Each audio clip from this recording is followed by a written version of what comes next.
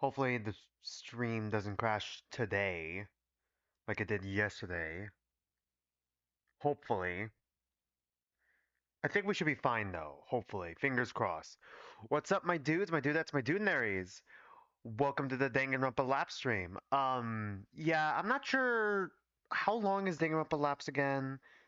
I was told that it was like 6-ish hours. I'm thinking maybe this will end up being like a two-parter stream. We'll do half of it tonight and then the other half next week. I'm not sure if we're gonna get all of it done in just one stream.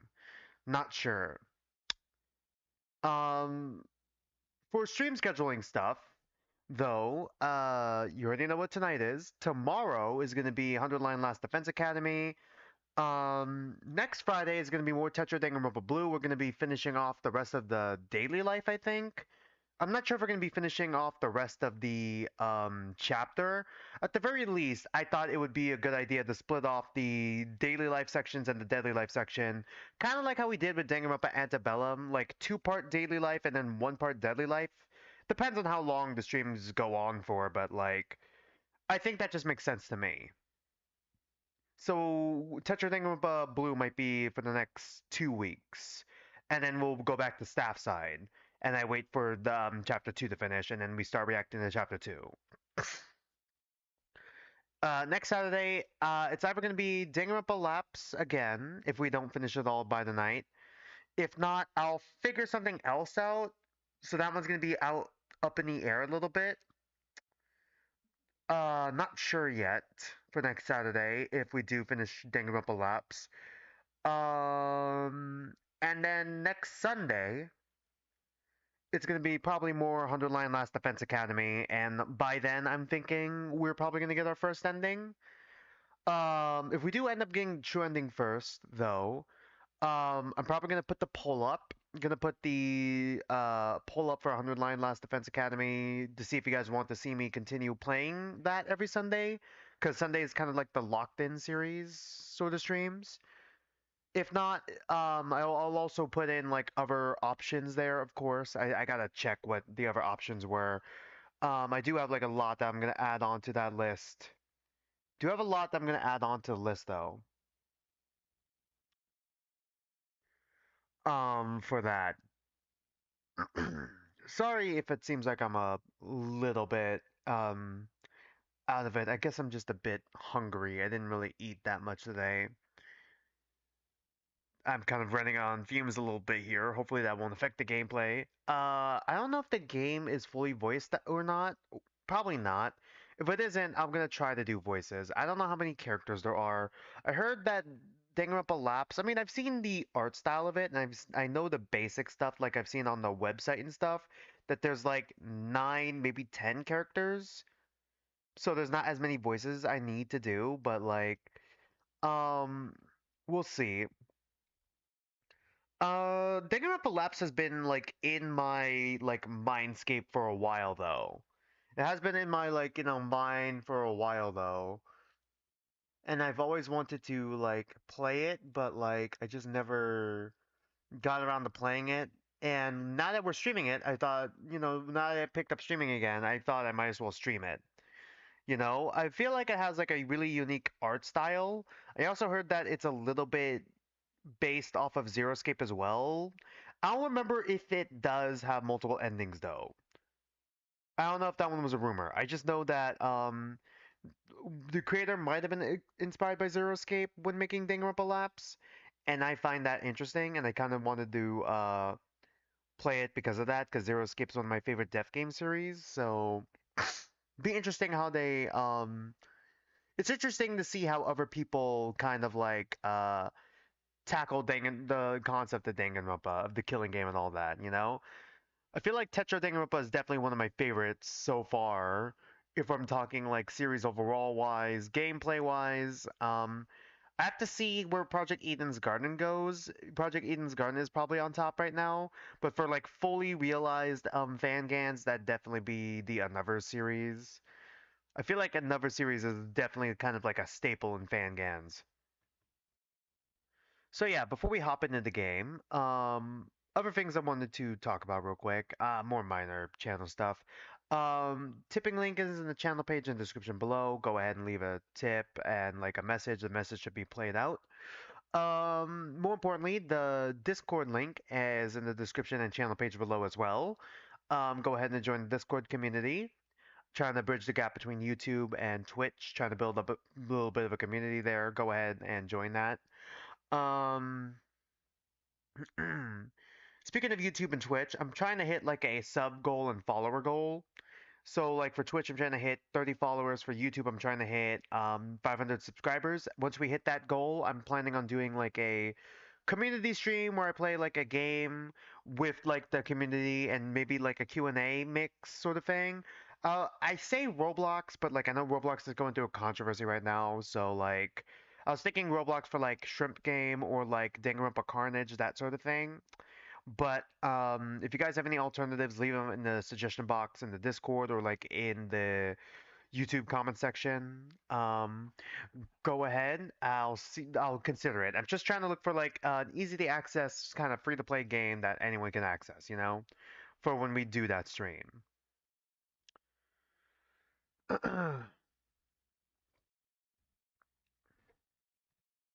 I never did get the double check because like I've seen that the release date trailer for what was it called? Why is it escaping me? Dispatch. There we go. Dispatch came out recently. I never checked what date that's coming out. I also heard Kumitante got delayed to 2026, which fair enough. I mean, at least for the early access for like chapter 1. Oh God, Birth Me Code, not Birth Me Code.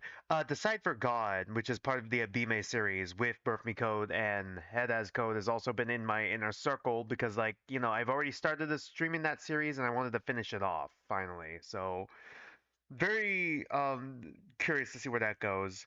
There was also the demo for yet another killing game that I also wanted to continue the whole game on. That kind of go feeds into like the polls. So like I'll probably add those to the polls and see if you guys want me to play that. But yeah, I'm gonna try to get the game running in the background real quick and get the window connected.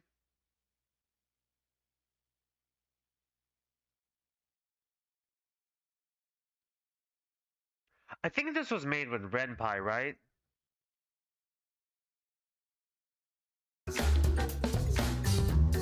Wow, that is loud, huh?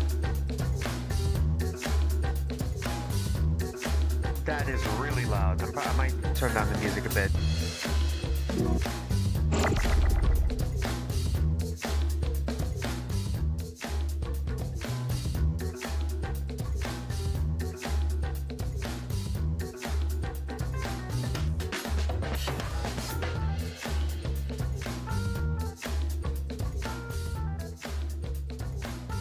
Just trying to do some sound mixing stuff. Or should I put it down? Maybe I can keep the music. Nah, that's loud even for me. Music at half volume? Is it really that loud? I feel like I'm gonna leave music at half volume if I don't know what sound is like. Well, I guess we're never gonna know. If I do full screen like this, will it still be connected to the audio? Yes. Okay, so it doesn't make a completely new one. Got it. Just making sure there. Controls. I feel like this is gonna be important here. Left click, advanced dialogue, activate interface, right click, access save menu. Okay. Enter advanced dialogue, yeah, and activate interface, right? Space, advanced dialogue without selecting choices, alright. Arrow keys, navigate the interface, okay. F, toggle full screen, L, toggle log history, okay, good to know. M, access the save menu, P, I kind of find it creative that they have it like the text like this, actually. That's actually kind of neat. A little bit weird to have it P instead of A. Toggle text autoplay, right? S, take a screenshot. We could take screenshots? Alright. Danganronpa Lapse. 10 students find themselves trapped in a luxurious mansion and soon discover there is only one requirement for escape: to kill each other. Follow the story through Echo Pine's eyes. Echo Pine? I forgot that was the protagonist's name. Unraveling the secrets of their enclosure and the secrets of their fellow students. Yeah, developed by mythridate, made with Renpai, alright? Danganronpa Lapse is a non-profit fan game based on the series Danganronpa by Kazutaka Kodaka, sorry, and bears no affiliation with Spike Chunsoft. My throat's a little bit sore. I think we can just jump into the new game now. It's 3 o'clock. Notice the many. Oh, okay. The heart of man is very much like the sea. It has its storms, it has its tides, and has its depths and fuck, it's Van Gogh.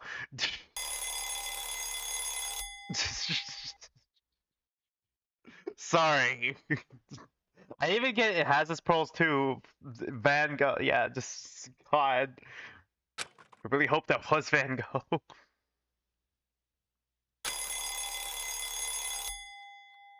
Alright, opening with phone ringing? Are we already in the mansion then? Alright. What is that sound?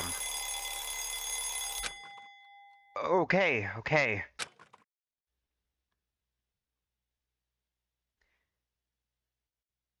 Yeah, we're definitely in the mansion. Backgrounds look really nice, actually. I open my heavy eyelids to an unfamiliar room. Oh, guess I was asleep, but where am I? This isn't my room. I turn my head the right.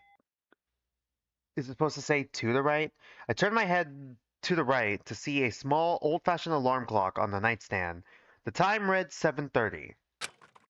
7:30 in the morning or evening? I reached over the top, oh God, to stop the alarm when suddenly I felt a dull pain in the back of my head. Ow! I sat up from the bed to rub my head and shut off the alarm. The pain subsided quickly, and it was then did I fully take in my surroundings. I found myself in a comfortable room. Soft lighting rested against the warm-colored walls. The furniture was devoid of any dust or dirt, and the bed itself was extremely plush. An unassuming painting hung just above my head. I scooted from the center of the bed, kicked my feet out from under the covers, and began perusing the room of its amenities: a roomy closet, a small writing desk in the corner, and a single bathroom. It was overall a rather luxurious room without seemingly overly elegant in its design. Alright, that's a lot of pros. The room is comfortable enough, but how on earth did I get here? Am I imagining this? I hope I didn't hit my head. Hope? I went to the bathroom, turned the cold tap, and let my cupped hands fill with the crisp water before splashing on my face. Sorry. Why am I not able to read? Alright, so this is our protagonist, right? Yeah. The chill snapped my senses awake as I took a moment to collect myself. Well, as far as I could tell, at least I'm in one piece. The One Piece is real. I noticed my everyday coat was on a hanger behind me. I pulled the coat on and adjusted myself. He wears 3 layers. It wouldn't hurt to recall the basics. Is this a tutorial? Were we sleeping in our shoes? Were we in our shoes while we were in bed? My name is Echo Pine. I'm a student at Calm Mind Institute, coming toward the end of my final year. My best friend is Ashley. Ashley! The last thing I remember was seeing my best friend Ashley off for the day as she went to take care of her horses. Ashley. I wonder if she made it home all right. I admit I was a little less thorough in making sure she made it into her house that late afternoon, but I'm sure she's all right. Or I hope. Hope? I racked my brain thinking about that evening. Okay, the art in this game is really pretty. It's mostly with the backgrounds. The character designs are nice and like I kind of like the style of it. It's nice and simple. Ashley Westbridge. Okay, so the can I just is it safe to assume that this is like a Western fangan taking place in like the West? I don't know. All right, thanks for the lift. And be careful with your ankle. I can't believe you insisted on driving even though it's sprained. It's no problem at all. Besides, my ankle is almost done healing, so it's no big deal. It's not like I drive it with that foot anyway. I'm just worried since I can't walk you to the door. I wanted to see if Applejack was in a petting mood tonight. Okay, I wasn't expecting the My Little Pony reference. So, is our ankle still sprained, or is that going to be important? My house is right there. You don't need to worry. And if she is, I'm sure to give that kitty a good scratching for you. So it's a cat, not the horse. Alright, thanks. Night, Ash. Good night, Echo. Hello, BLC Bray 14. What up, dude? D Daps Bray Bray up. What's up?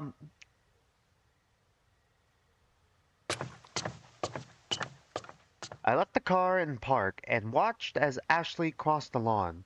I declined putting any more strain on my left ankle since it was still recovering from a sprain, but I remained vigilant. Is the ankle going to play a part in the story?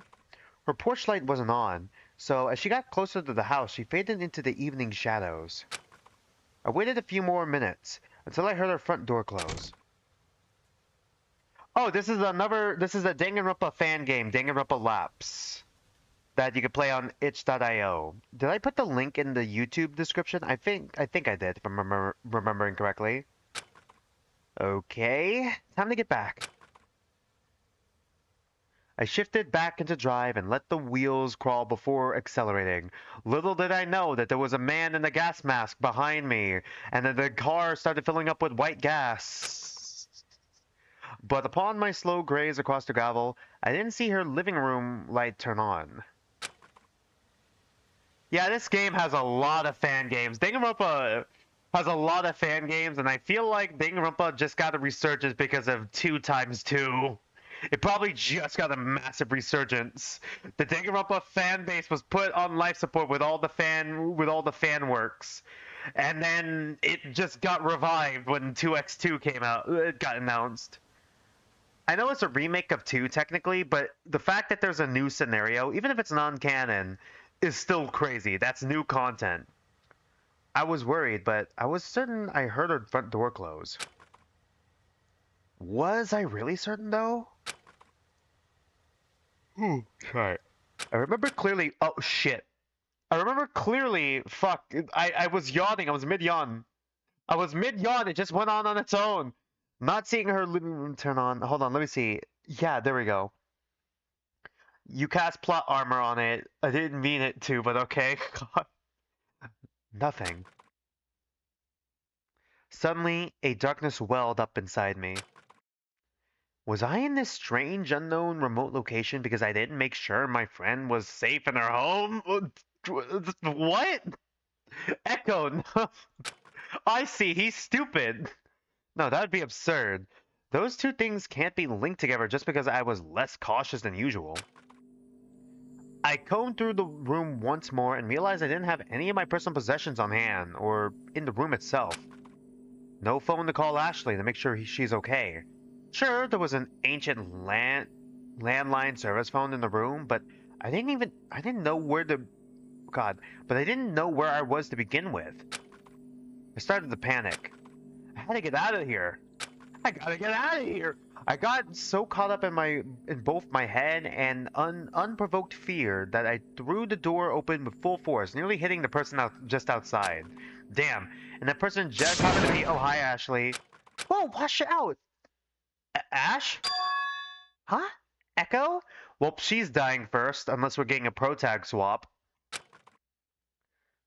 Either that or she could. I mean, it is Zero Escape base. She's either going to be a very important character or she's going to die off immediately. Me when I like not backhandedly, offhandedly spoil DR1 slash Zero Escape in like one sentence. It was strange. The very friend I thought I suffered a consequence for not making sure they made it home safe was standing right in front of me for some inexplicable reason. You're okay. So how would you feel if it was this was you in this situation? Very confused, very anxious, but like I wouldn't be worried about. I'm not sure if I would be worried about my friend. I would be like a little bit concerned about my friend, but I wouldn't be expecting them to be here. I mean, I try to ground myself, I guess. I try to ground myself and try to like take in the situation and how I ended up here. Try to figure out try to trace back my steps, how I possibly could have gotten here. What was my last memory before trying to like carefully investigate like around the area. Ashley Westbridge, a dear old friend of mine. She's what some people would call a horse girl, which seems like a vague thing to call someone who just so happens to tend to equines. So a horse girl. That irreverent thought aside, okay, this is the second character, third actually, because Danganronpa the Spare Time. I haven't reacted to Danganronpa the Spare Time. It was like one of those series I started off stream, unfortunately. I might get back into it when the new chapter comes out, though. I might like react to Danganronpa the Spare Time again, just as a reminder of like where we're at with the story, because it has been a while since that story has continued. Same thing with Danganronpa F, Shattered Hope. I might react to it on stream as well. That irreverent thought aside. Yeah, of course, I'm okay. But what about you? You're pale as a ghost. I just got a little worked up is all. I woke up in this unknown place and I thought it was because I didn't see your lights go on in your house before I drove off. That was the reason. Ah, thanks, man. Thanks for that. I wonder if that's good, if that comment is gonna show up on the restream. Yep, it did. I'm very curious actually right now about what like Enneagram type personality type Echo is. I don't know what he is. I rattled off the thoughts that stirred my fears just moments ago. Echo, it's okay. You don't have to worry about a thing. I mean, we woke up in a mysterious mansion. Chunky rat. I made it home to take care of Hyperion all in one piece. Is this another reference I'm not getting? I was just a little tired is all, so I went straight to the stables behind the house and took the back door entrance. Sorry I worried you. Did you? Because we heard the front door open, unless that wasn't the front door, but the back door, but that's still... would the door be too far away for us to hear? Ashley wrapped me in a big familiar hug and immediately felt calm. Thanks, Ash. I know I shouldn't get so worked up about stuff like that, but sometimes I can't help it. How is the sound mixing, by the way? I know the game music is a little loud. You know, one thought led to another, and I just jumped to the worst possible conclusion. I wonder if this could be a Type 6 thing, because he does have, like, a lot of anxiety, clearly. Oh, Echo, you needn't fret so much. You'll make yourself sick with worry. However, I could totally understand where your worry might come from, especially in this scenario. Yeah? Yeah, just where are we? I mean, we just woke up in a mysterious mansion and don't know how we got here. How are you only a little worried? Yes, that is the question.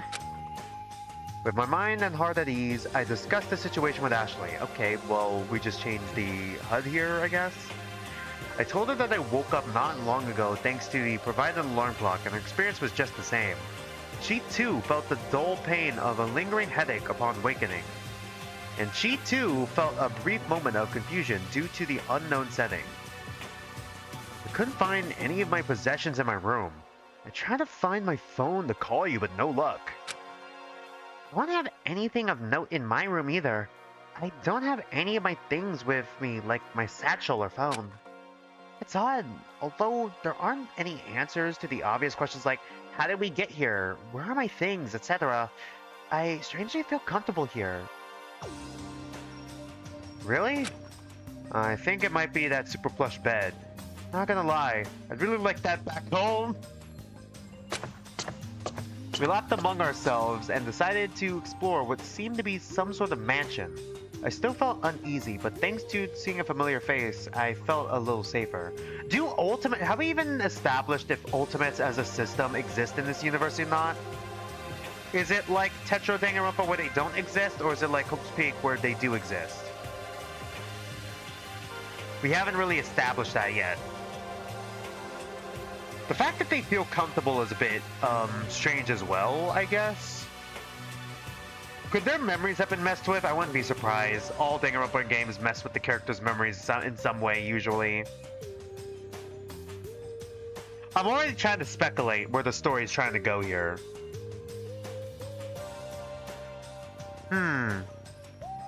Why would they feel comfortable here? Is it like... Okay, I'm just spoiling Danganronpa. Is it like the outside world is already destroyed? Is this not a mansion? It's a bunker, underground bunker? I closed my room door behind me, noticing there was a plaque that was adorned with a symbol of my high school. Looking further down the hall, the various other doors' plaques shared the same features. Oh, okay, so it's like... all of us come from different high schools then, I guess. So what do the high schools have to do with it then? With like... I mean, there has to be a reason they put the symbol of the high school on the door. I spotted Ashley's right away as well. It seems her room was just adjacent to mine across the hall. Looks like there were other students here as well. Other plaques with school... Oh god, sorry. Other plaques with school emblems, I'm assuming. Seems that way, although I haven't run into anyone yet. Not literally like you, of course. Very funny. The whole interior was all very ornate, with the dark wood lining the walls and candle... sconces? Sconces? I don't know how to pronounce this. Lighting the path. The dark wood floor was covered in a thick woven rug that created a path toward an opening in the hallway. Thick. I think I can hear some others down the hall. Ashley took the lead as we cautiously walked through the hall, taking in the ambiance as we gazed at the miscellaneous paintings of nature that hung on the wall. The sound of lively conversation grew louder as we approached the connecting room. Alright, that's a pretty neat transition there.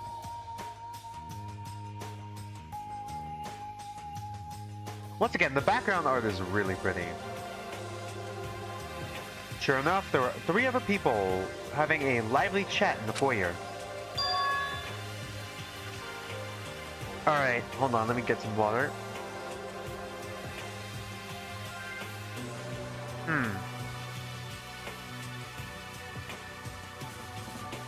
I'm getting Marco vibes from you. Hey, you two! Good of you to make it. I was wondering how many other people were going to come around. You could just count how many doors with plaques there are in the living quarters hallway. No, I'm not attending enough for something like that.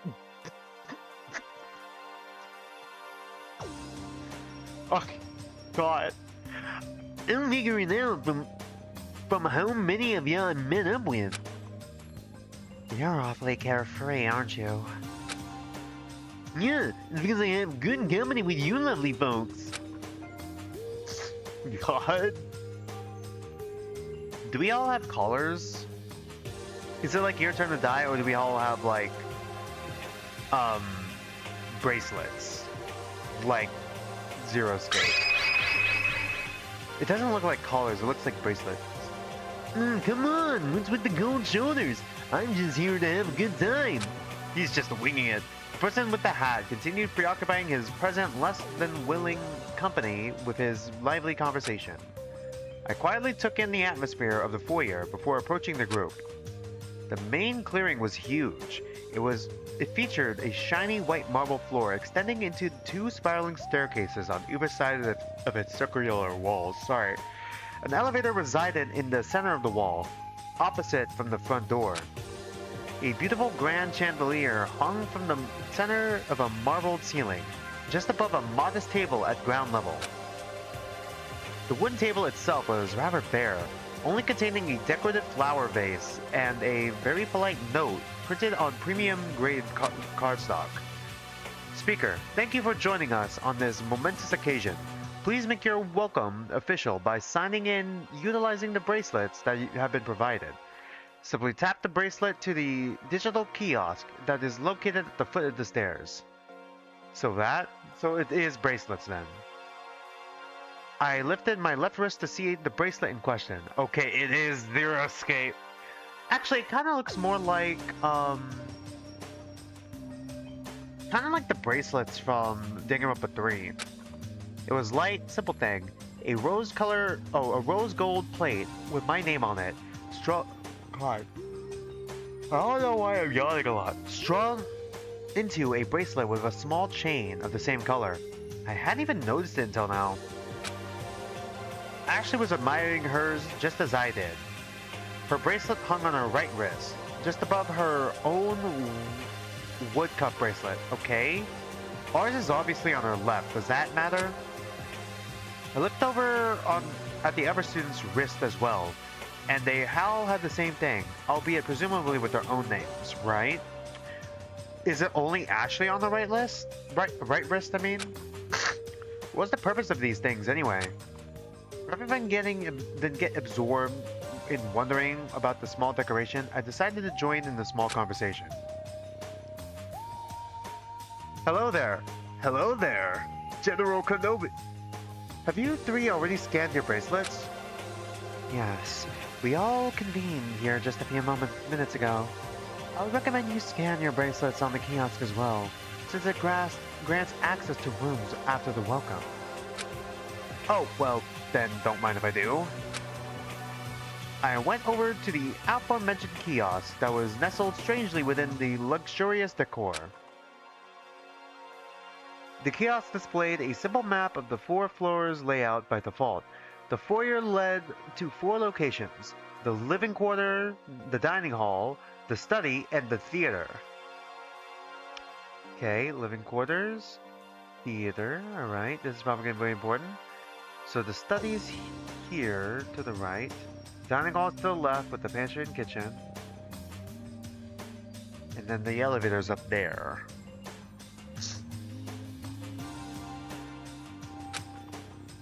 I held up my wrist close to the screen and it quickly detected my bracelet, displaying a sparse summary of information, my name and a profile picture.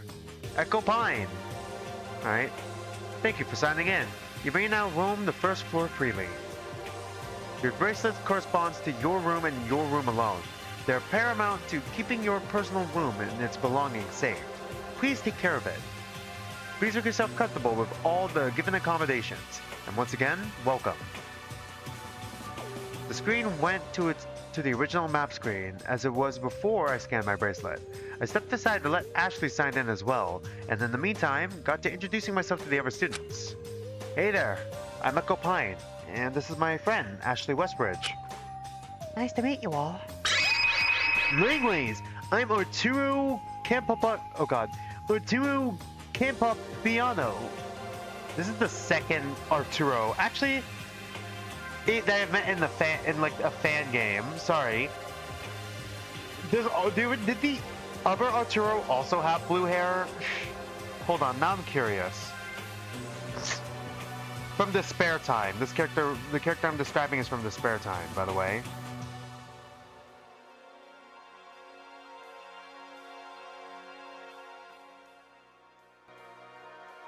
Arturo Giles from the Spare Time. Yeah, he has blue hair.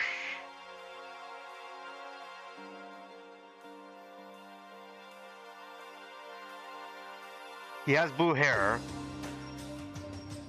But Jin's art is perfectly fine. Missy Vesper, the pleasure is all mine. Canon Ocha. Have you all met before? That would be a negative. Nothing like making new friends though, right? Kanan said nothing, instead letting out a loud sigh with absolutely no subtlety and hiding her annoyance toward Art's enthusiasm. I see. That said, you mentioned you two are acquainted. Oh yeah, we were pen pals the summer before high school started, and we just became close over time. That's quite endearing. I like her nails actually. That's really interesting that she has like most of them all black, but then like one lime green one. Why does she have a collar though? Like this collar looks like it was added, like a your turn to die collar. Oh, thank you? I didn't expect that kind of answer from Missy. Maybe she's the type to secretly cry at romantic movies. If we're all signed in, why don't we visit the dining hall? I don't know about the rest of you, but I feel tea is in order after waking up. I'm in favor of that idea. I'd like to explore afterwards as well. Yeah, I wonder who else we're gonna run into. This is exciting. Missy walked briskly toward the dining hall, which was just opposite of the living quarters hall where we entered the foyer. Art followed quickly after, which just left Cannon back in the giant clearing. It seems like Cannon is the only maybe Japanese student? Everyone else seems to have like a Western name. I'll explore at my own pace, thank you. Oh, okay. I suppose we'll see you later? With a cut definitive statement, Cannon made her case stating that she was going to stay put in the foyer. Ashley and I followed the other two into the dining hall, leaving Cannon to her business. Are there going to be free time events? It's been like kind of linear so far. Or like free roam almost. It is Renpai, so I'm not expecting it to be like 2.5D we're walking around like Eden's Garden. But I mean like tapping around to get from room to room. I think like yet another killing game almost. The dining hall was rather small and intimate. A simple long wood craft table and a modest chandelier created the centerpiece. A black marble fireplace with a natural painting hanging just above the decorated the far wall. Sorry, I was counting the chairs. 1, 2, 3, 4, 5, 6, 7, 8. So we're missing 2? We're missing 2 chairs then. I'm saying that because there's supposed to be 10 participants, right? The table set... Oh, never mind. I guess it's 16 chairs. Even though it looks like fucking 8. Table setting, board 16 chairs, 14 on each side and 2 at the heads of the table. The table was already decorated with light accessories, candelabra, small vases of flowers, and an encyclopedia about chips. Sorry, I don't understand why I'm laughing. That's like a Danganronpa 2 reference with Izuru Kamakura. 16 chairs is interesting though, because there's supposed to be 16 participants, and yet there's like, and usually in Danganronpa there's 16 participants, but this game has like 10. The room itself was connected to a small kitchen, one with the usual kitchen staple appliances, an oven, a refrigerator, a large dishwashing sink, a gas range, and all the utensils and tools one might need. A small storehouse pantry was off to the side, with nothing of edible interest to the common person. Whoa, this place is super loaded, huh? Art made a beeline for the 2 side rooms, poking in and out of the dining hall between the pantry and the kitchen. Oops, sorry. Missy, on the other hand, gazed slowly around the dining hall itself. It's a very fine setting, but not so much that it feels oppressively high-end. Yep, everything looks to be in order for a good meal. Art finally stopped pacing around and sat at one of the seats, kicking his feet up on the table as he looked around the room. Missy noticeably shook her head at the action. Does he have like ADHD? Because he feels like he's bouncing off the wall. But, where is everyone? This place seats like a bunch of people. But there were only 5 of us. He doesn't know how to count. I wonder if no one else woke up yet. Maybe others ignored their alarms? Some people like to sleep in and all. I approached the natural painting above the fireplace, admiring the soft colors and brushwork. As I stood in front of it, the painting faded out to reveal what looked to be an emblem. What? Oh, was it a display then? Following the display of the emblem screen, an announcement came from the overhead speakers within the room, the voice silvery and modulated. Do I do zero escape? Hold on, I need to yawn real quick.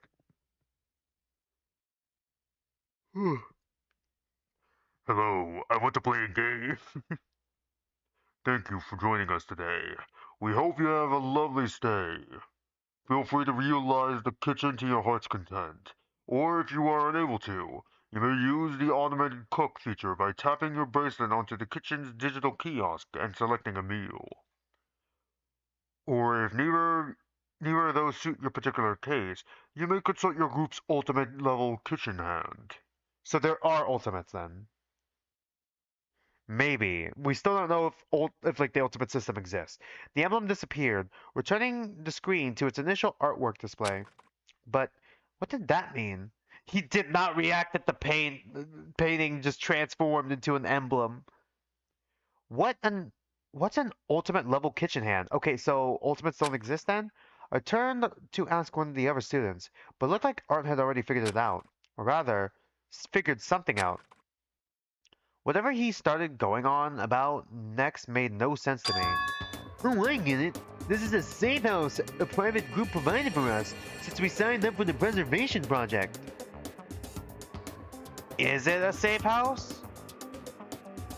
I literally was saying that this could be like a bunker preservation project, huh? You signed up to be here? Yeah, of course. If I guessed correctly, we all seem to be ultimate students. There are some serious ultimate vibes in this room, don't you think? Sure. Yes, that seems to be the case. What's an ultimate student? Don't tell me you don't know. Oh man, what are you even doing here? Ultimate students are typically high school students that super excelled in their field of expertise.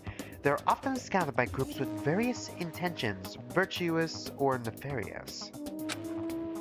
They will often have a focused set of skills that make their abilities desirable to certain people, and with good reason. They're autistic.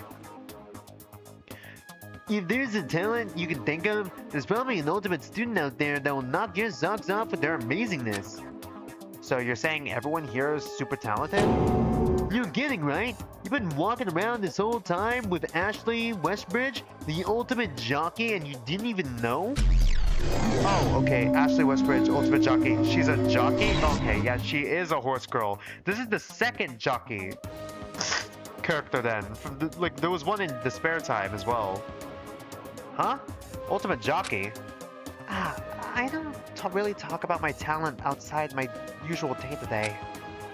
I've heard of Ashley Westbridge's accomplishments.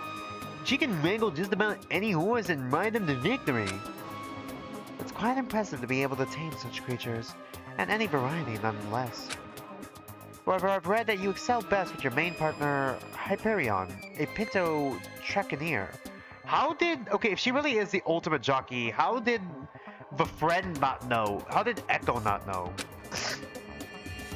Did we just get our memories erased about what our talent is then, maybe?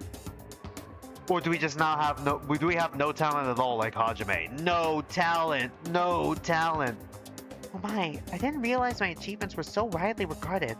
It's a little embarrassing hearing others remark about them. Wow, even so. I looked over to Ashley, who, despite the sudden grandeur, looked as modest as ever. Honestly, I just thought you were your typical horse girl. I don't know whether to find that humbling or insulting to my talent. So Ashley held the title of Ultimate Jockey, huh? I was curious to know what that implied. I never knew her to be particularly eccentric when it came to her lifestyle at the stables. For how long during our friendship did she have that title? Enough about me. What about you two? I admit, I can't really put a talent to either of your names. With this newfound knowledge of the situation, I was curious to learn about the other students here. Alright, well, I guess we're doing art first.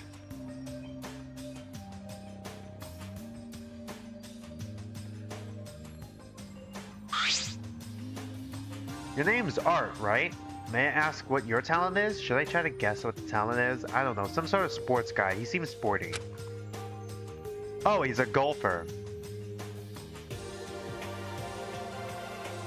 Sure, I'm the ultimate golfer.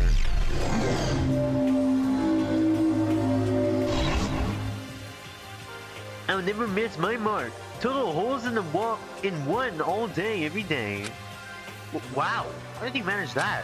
I don't know. I can't stand having to put more energy into extra strokes, so I make the first and last one count. That's what she said. So this is the third ultimate golfer we know. What kind of reasoning was that to become a pro golfer? That's an interesting way to go about it.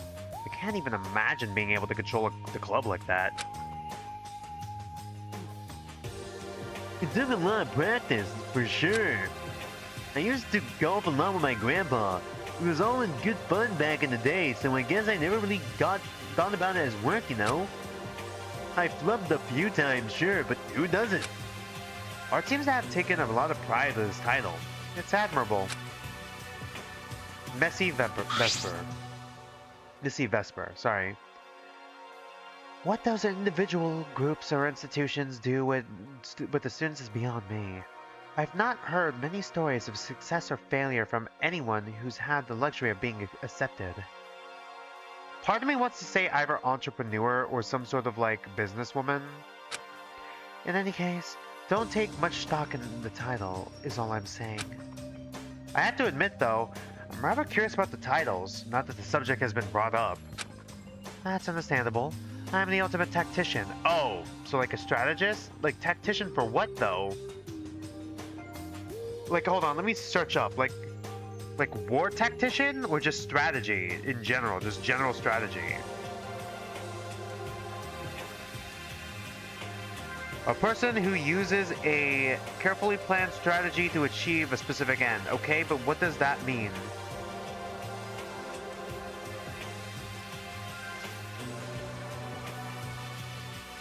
Someone who uses a carefully planned strategy to achieve an end, okay? Hold on. I'm just trying to see. I'm trying to understand.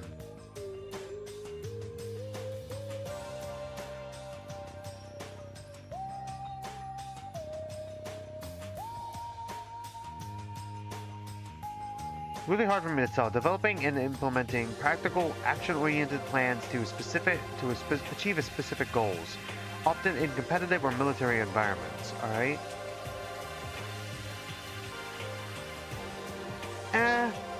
It could kind of go anywhere, I guess, with that.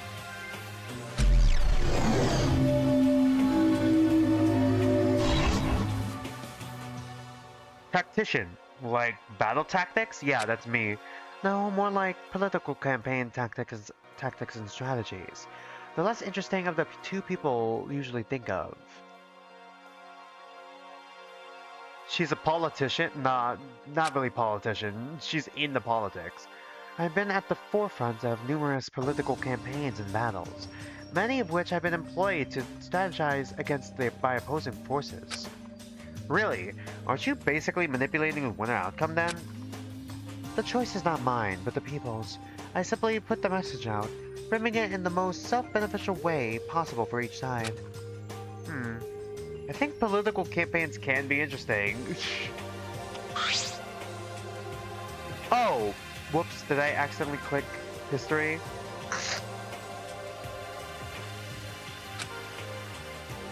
But wouldn't Ultimate Campaign Manager be a more appropriate title? Yeah. Well, I'm not the one who came up with the title. I see. Missy seems to be a very self-assured person who doesn't seem to care much for the extravagance of an ultimate title implies. Such captivating talents. I'd love to watch one of your games, Art. Oh, it's nothing. I meant horse racing is much more interesting.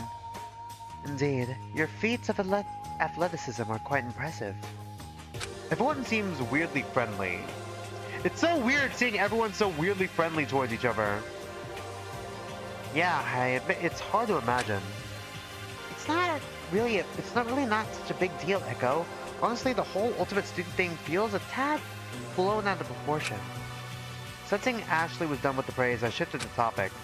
Well, now that we're all acquainted, why don't we look around some more? Looks like there's more to be seen upstairs. Oh yes, it was a pleasure talking to you two. Don't be a stranger. We can explore together. Together! Art's echoing voice sounded through the dining hall. Oh man, the kitchen features are cool. What's this? Clunk. Yeah, you should probably go keep an eye on him. On second thought, I might keep an eye on Art for a little. I'm not sure he would mind the company. God. Alright, we'll see you around.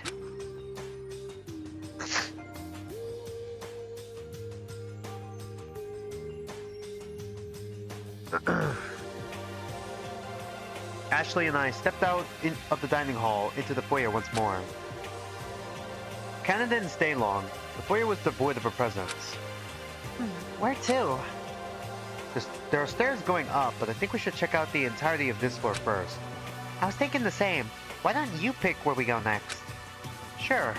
The other locations are the study and theater. I thought the theater was on the second floor.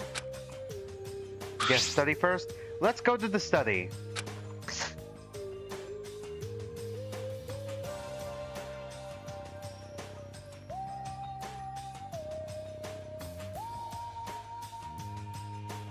Is this a fake window?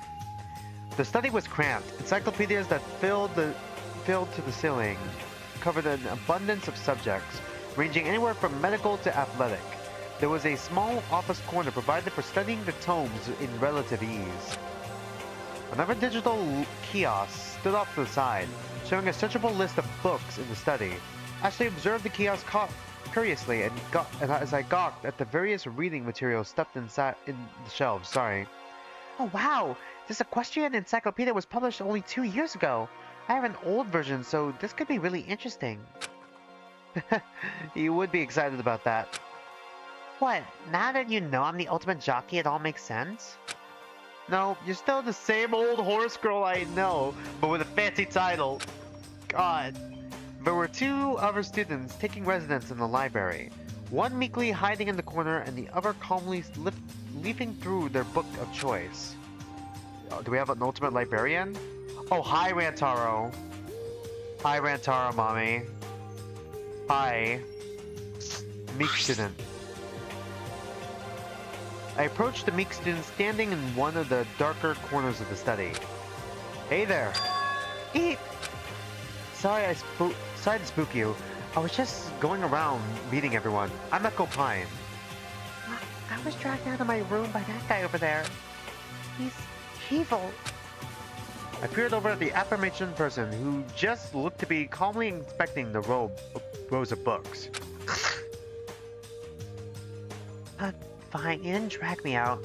I ran into him when I was wandering around. Just wanted to be alone in the study. She shot me a troubled glance after admitting her lie. God. Can you tell me about yourself? Me? I'm Kono. I'm a watchmaker. Ultimate watchmaker or just a watchmaker? Would you by chance be called the ultimate watchmaker? Eh, I guess you could say that. You guess? I just tinker with watches and stuff. This is technically the second time.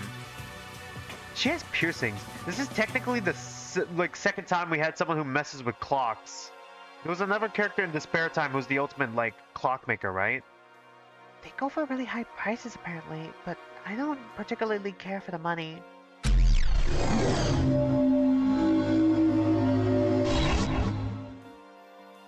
Someone once offered me 3 luxury cars for a single watch. Excuse me? You must have some very well-admired craftsmanship. Guess so, but I can't even drive. What's I gonna do with 3 cars? You know what? That's fair. She climbed up and awkwardly turned back around to face the bookshelf corner. I didn't want to pry, so I just left her alone. Guess I'll leave her be. Calm student. Hi, Rantaro. I got nothing. Ultimate E-boy, ultimate, like, I don't know, influencer?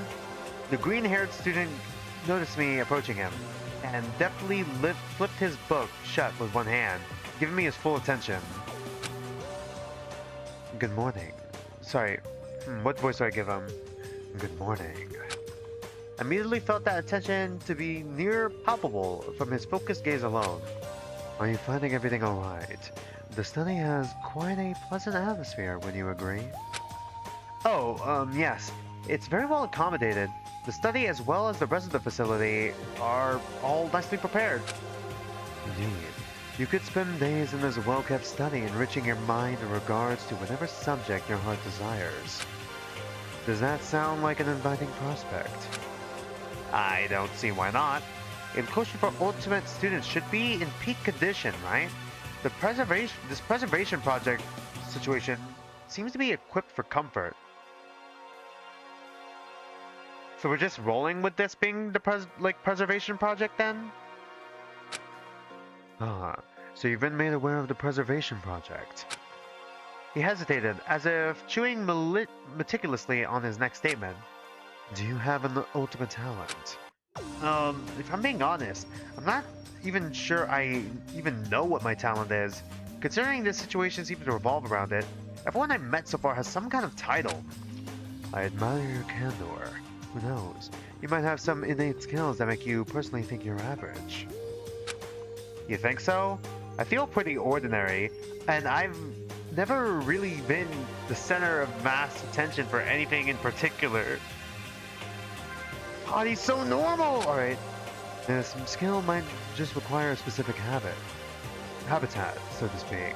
Luckily, this appears to be the ideal place and social environment for expanding upon such hidden abilities. However, I wouldn't worry much about it.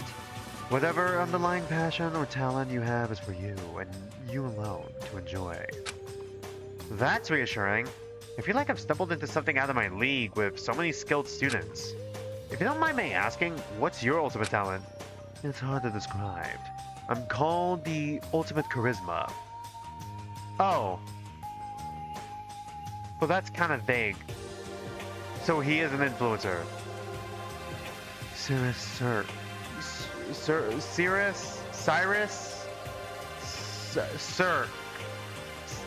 Cyric, I don't know. Cyrus Cyric. Is it? Hold on. Is it Stanley Yelnats? Did they Stanley Yelnats his fucking name? Yeah, they did. I'm calling you Stanley Yelnats, by the way. Cyrus Cyric. Nice to meet you. Is it a fake name? Back at you. A pleasure. I didn't really understand the implication of his title, but I could sort of feel an alluring presence to him. I suppose that's what charisma is. He rizzed us up. After meeting with the two others in the study, Ashley and I chatted about the other students. So we met Say and Cyrus. A watchmaker and a charismatic person, respectively. Just charismatic person. Even she's like questioning it.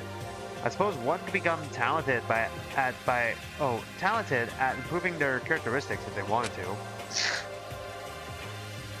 Could be similar to managing a brand, perhaps? Maybe. Regardless, they seem nice enough. Yeah, Say seems sweet, if not a little shy. Let's go to the theater next.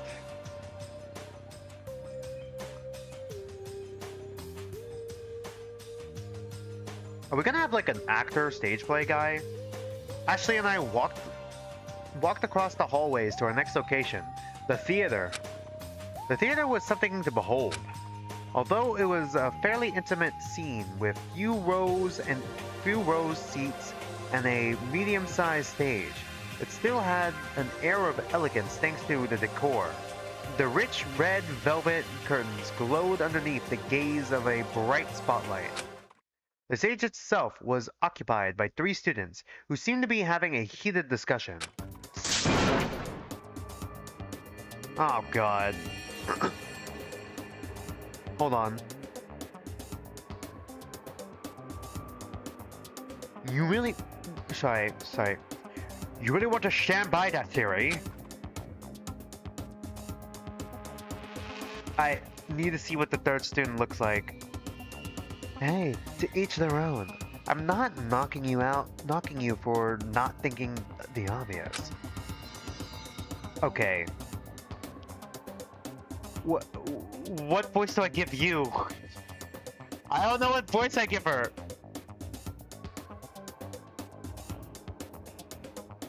Let's shut. Sorry, I got nothing for you. I got nothing for you right now. Let's settle down, please. Absolutely not. I have no intention of changing my view for this scoundrel. Jeez, scoundrel. That's cold, especially to a stranger. I got nothing. I don't know what voice to give you yet. Maybe I could give him suave. Just normal suave without going deep. Jeez, scoundrel, that's cold. Especially to a stranger. You two don't need to get so heated about something like this. It's an important matter between two strongly opinionated people. But we agree on that matter. Maybe I should cut in? Or what's going on here? The three turned around, surprised, presumably from not being able to see me at the unlit floor of the stage. Need you ask such a foolish question? Foolishness, Echo. We are discussing the dire and apparently questionable existence of Dish. The white-haired student crouched down to reveal a painting that was turned away from the audience. It was a framed picture of what looked like incomplete art.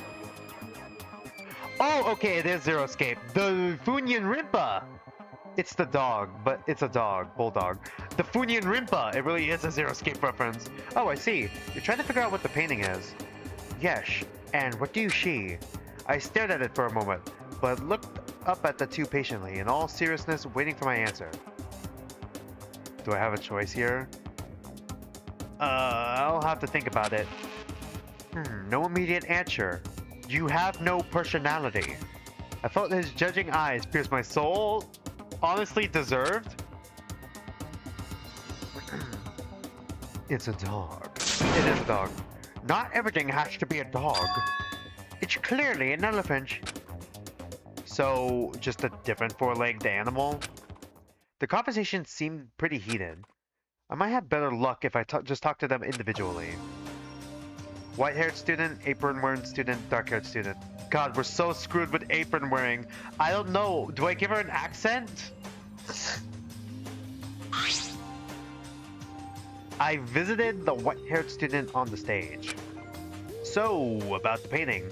I think I do see the elephant. No need to feign understanding. I am quite self-assured that the painter's intention was to illustrate an elephant, as abstract as it appears. Uh-huh. I stared at the painting a little bit longer. The more I look at it, the more I willed it into being what he claimed was the true subject. It is a dog, though. Because this is a Zero Escape reference. I know it's a dog. No, it's the Funyan Rimpa! Despite being told what the subject was, I couldn't make out anything within the shapes. God. So, do you have an eye for this kind of thing? An eye for abstract art? Ahime, my friend. I am not an artist. I am the ultimate opera singer. Oh, okay, that's interesting. Oh boy. Yeah, there he goes. I'm not gonna be able to stop him. He rambled on about something a bit further before stopping himself. Right. But where are my manners? Forte solo. Charmed, I'm sure. Is he related to Han Solo? Whoops. He gave a deep bow as he introduced himself, slowly rose, and went to look at the painting some more, indicating an end to the conversation. Hugh sure has some interestingly paced, dramatic moments. I guess apron-wearing student. We're just gonna go left to right. The girl who was caught in the middle of the quarrel stepped down from the stage and left the other two to glare at each other in silence. Pandora Esper, nice to meet you. Likewise, I'm Echo Pine. Copine, I hope we get along. Hope? So, I was informed that this little group of students is composed of ultimate students that have ultimate talents. Do you happen to have a title of some sort? I didn't even guess the previous guy. I thought he was an actor. She has an apron, so I'm guessing maybe she's the chef? Maybe ultimate kitchen hand? Either she's the chef or she's a gardener. Oh yes, I'm known as the ultimate baker. Close enough.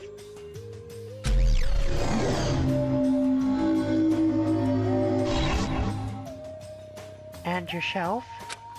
About that, I don't seem to know. I don't think I have one if I'm being honest. That's no matter. It doesn't make you any more or less of a person. Does it? It probably makes me look, it's gonna make me look suspicious when we learn this is a killing game. So, what do you think the painting is? I'm not really sure myself. For something... Sorry. But for something as ambiguous as that, it could be whatever the viewer wants it to be.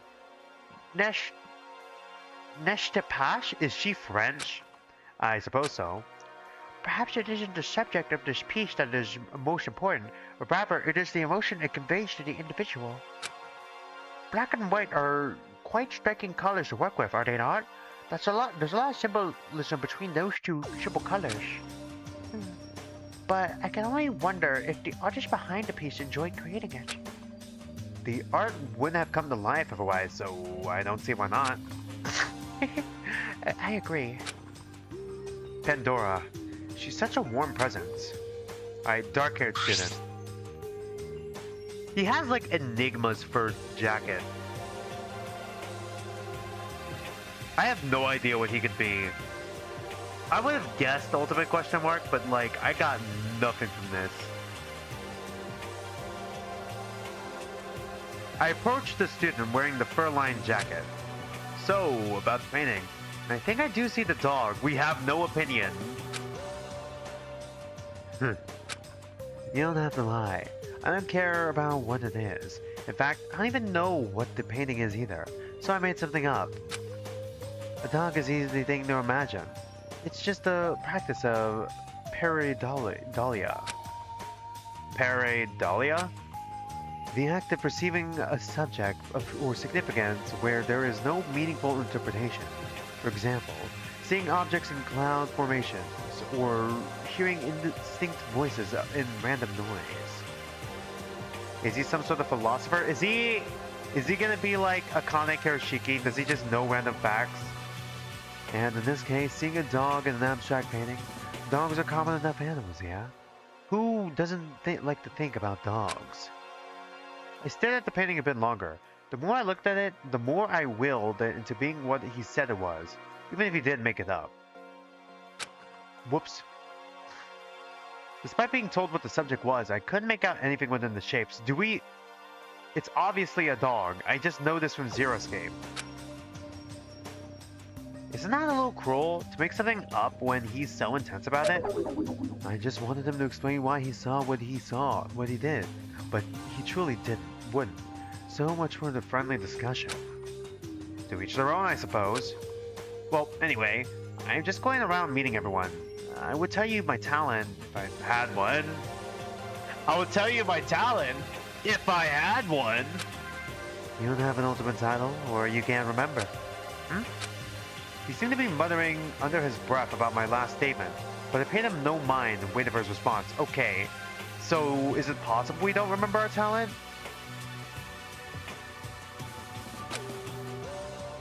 I'm Lyle Termina, the ultimate puzzle master. Of course you would be the ultimate puzzle master. A connoisseur of word puzzles, block puzzles, escape room puzzles, the like. Lyle Termina, ultimate puzzle master. Now if you don't mind. Lyle turned back to the painting, ending our conversation abruptly. Puzzles, huh? Maybe he was trying to unscramble the shapes in that painting. Ashley and I left Forte and Lau to have their spat in peace. Pandora stayed behind, trying to settle the two down. Phew. Forte and Lyle were kind of intense, huh?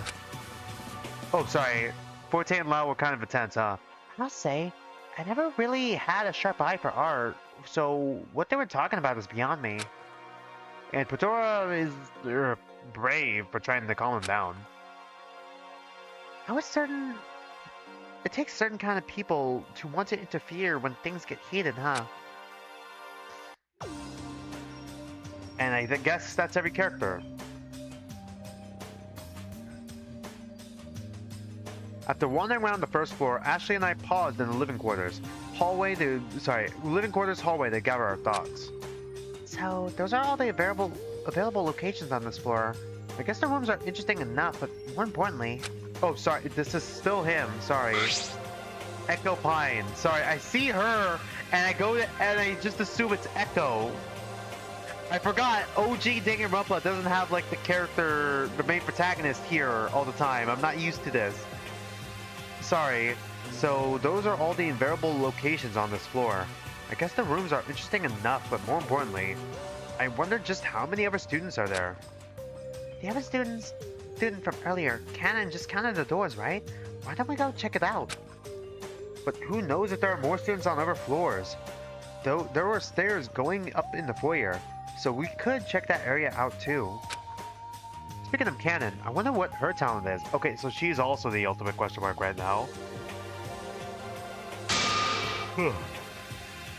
Wait, that aside, how did I never know you had a super talent in horse racing? Huh? Well, it just never came up. You never asked. I knew a lot of people before you who didn't particularly care for how much time I spend at the stables and racetrack, so I just stopped bringing it up. Besides, it's just easier to tell people I tend to horses. So, what does being an ultimate level jockey imply? Does that mean you win a lot? Come on, Echo. I don't want to bore you with superficial numbers. I'll just say my win percentage is 44%, and top 3 is 84%. That is pretty high, actually. I don't know what those numbers are supposed to mean. Anyway, I'm not just a horse girl. I have other pets too. Yeah, like your cat, Applejack? Of course you'd remember Applejack. How could I not? She clawed up all my school vests. Uh-oh. The deep ringing of a school bell rang across the halls, echoing through the building. Echo just bouncing off the walls. Then an announcement came over what seemed to be hidden overhead speakers in the ceiling. It is now 9 a.m. The second floor amenities are now open and will stay open until 7 p.m. So daytime, nighttime? So now we can go up to the second floor, right? Second floor? After the announcement, we saw Pandora filter out of one of the first floor rooms and into the halls.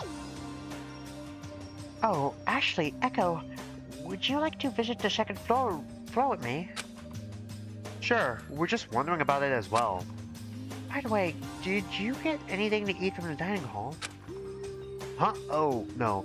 I was a little distracted by the whole Ultimate Students thing. You're in luck. I made some croissants earlier. Here, help yourself. How much earlier? She produced 2 items folded in cloth from her apron pocket.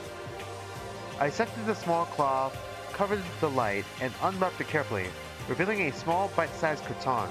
A heavenly warm aroma filled the halls. From the fragrance alone, I was enveloped in the comfort of feeling the sun's rays on my skin. Ashley and I took one bite each and bit into the flaky, buttery dough. Sorry. A piece of chocolate inside melted as soon as it hit my tongue. It was smooth and rich, contrasting the light and sweet crumb of the dough housing it. Oh, we're getting CGs already. Well, now I'm starting to get worried for Pandora. That's the ultimate baker for you. Chef Delicious. I don't speak French. Are these people French? Is this a French Danganronpa game? Yeah, it is, motherfucker. Merci, but it's nothing at all. I just really enjoy baking. She's gonna murder someone with a baguette. The look on people's faces when they smell delectable fresh breadcrumbs coming fresh bread coming out of the oven. The warm fuzzy feeling you get when you eat your favorite food. Such a feeling is priceless. Pandora was right. After enjoying the croissant, I felt an intense nostalgia from my younger days, when I would spend summers running around outside, basking in the fresh afternoon sun. Sorry, my phone just went off. I need to... What's the notification here? Is it important?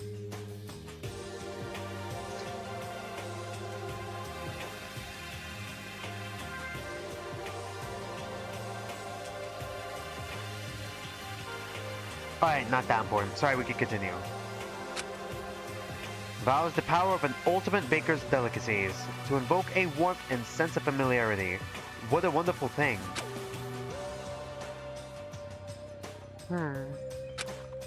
Forgive me if I'm wrong, but I noticed you two are quite close. Have you met before? Are they roommates? Echo's my best friend. We've known each other for 4 years now. Ah, c'est très mimi. A long friendship is something to cherish. Definitely, Echo's always been there for me, even if they are a little worrisome. Worrywart? No, it is worrisome. Hey, how can you say that? I'm just looking out for you. I kid, of course. Really appreciate your concern, but you should think about yourself sometimes too. That feels like a type 2 thing, but I could be wrong. Fedora smiled sweetly as we had our little back and forth. Sorry, why don't we get going? No worries, shall we?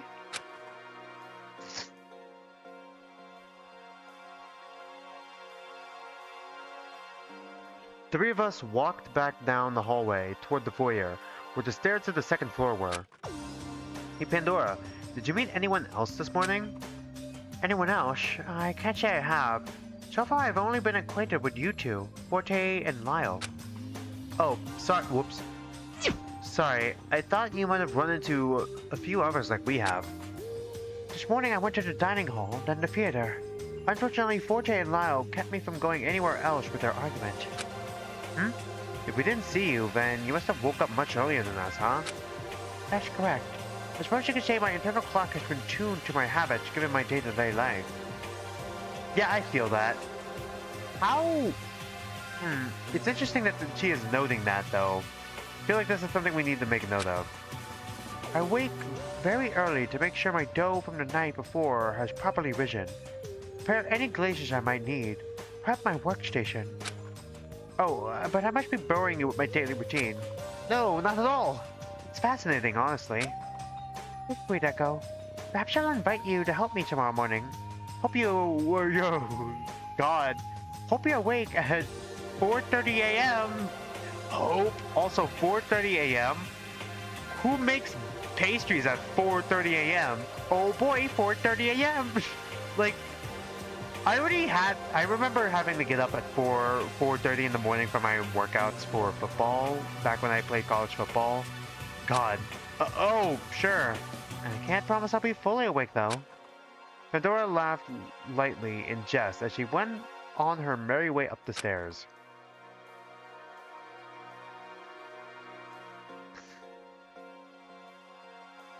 Ashley and I followed suit, and we were met with another digital kiosk at the top of the staircase. Are there going to be more than just the 2 floors? Probably.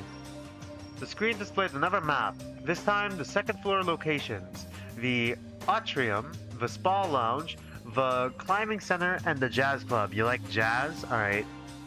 So there are more stairs, another elevator, atrium, spa lounge, climbing center. Do we have a mountain climber then? Why is there... Climbing center seems weird that be in a mansion. It's a fucking mansion. Rich people are weird. Jazz club. What the? What kind of mansion is a climbing center in it? Yeah, me and Echo, man. Maybe the owner is a eccentric rock climber? I think the assortment of activities is presented to cater to the unique talents of various students. I guess, but like, we haven't met a jazz person yet, or a mountain climber. In fact, the kitchen pantry has a wealth of resources. I was quite surprised to find such fresh and rare ingredients. I imagine other ultimate chefs would be pleased with the selection as well. Do we have more ultimate chefs? I mean, possibly. They said chef helper, so it might not be the same as baker. That's a good point. There was a theater on the first floor after all. Within other ultimate performers probably utilize the room as a place to further hone their skills. The preservation project. It seemed like this group wanted to accommodate a myriad of intense, unique students. I wondered what kind of group had the ability to provide such a vast selection of activities and resources. That's going to be important. Where to first? I'm curious about the climbing center. The mansion must be huge if it can house something exciting like that here. That's a good question. I'd like to see the spa lounge. It must be a lovely, relaxing place. Echo, why don't you decide? What? Okay. Sure, let's just go one at a time, I guess. I guess we're going to the spa first. Let's explore the spa lounge. We inspected the map for a route to the spa and made our way there in no time at all.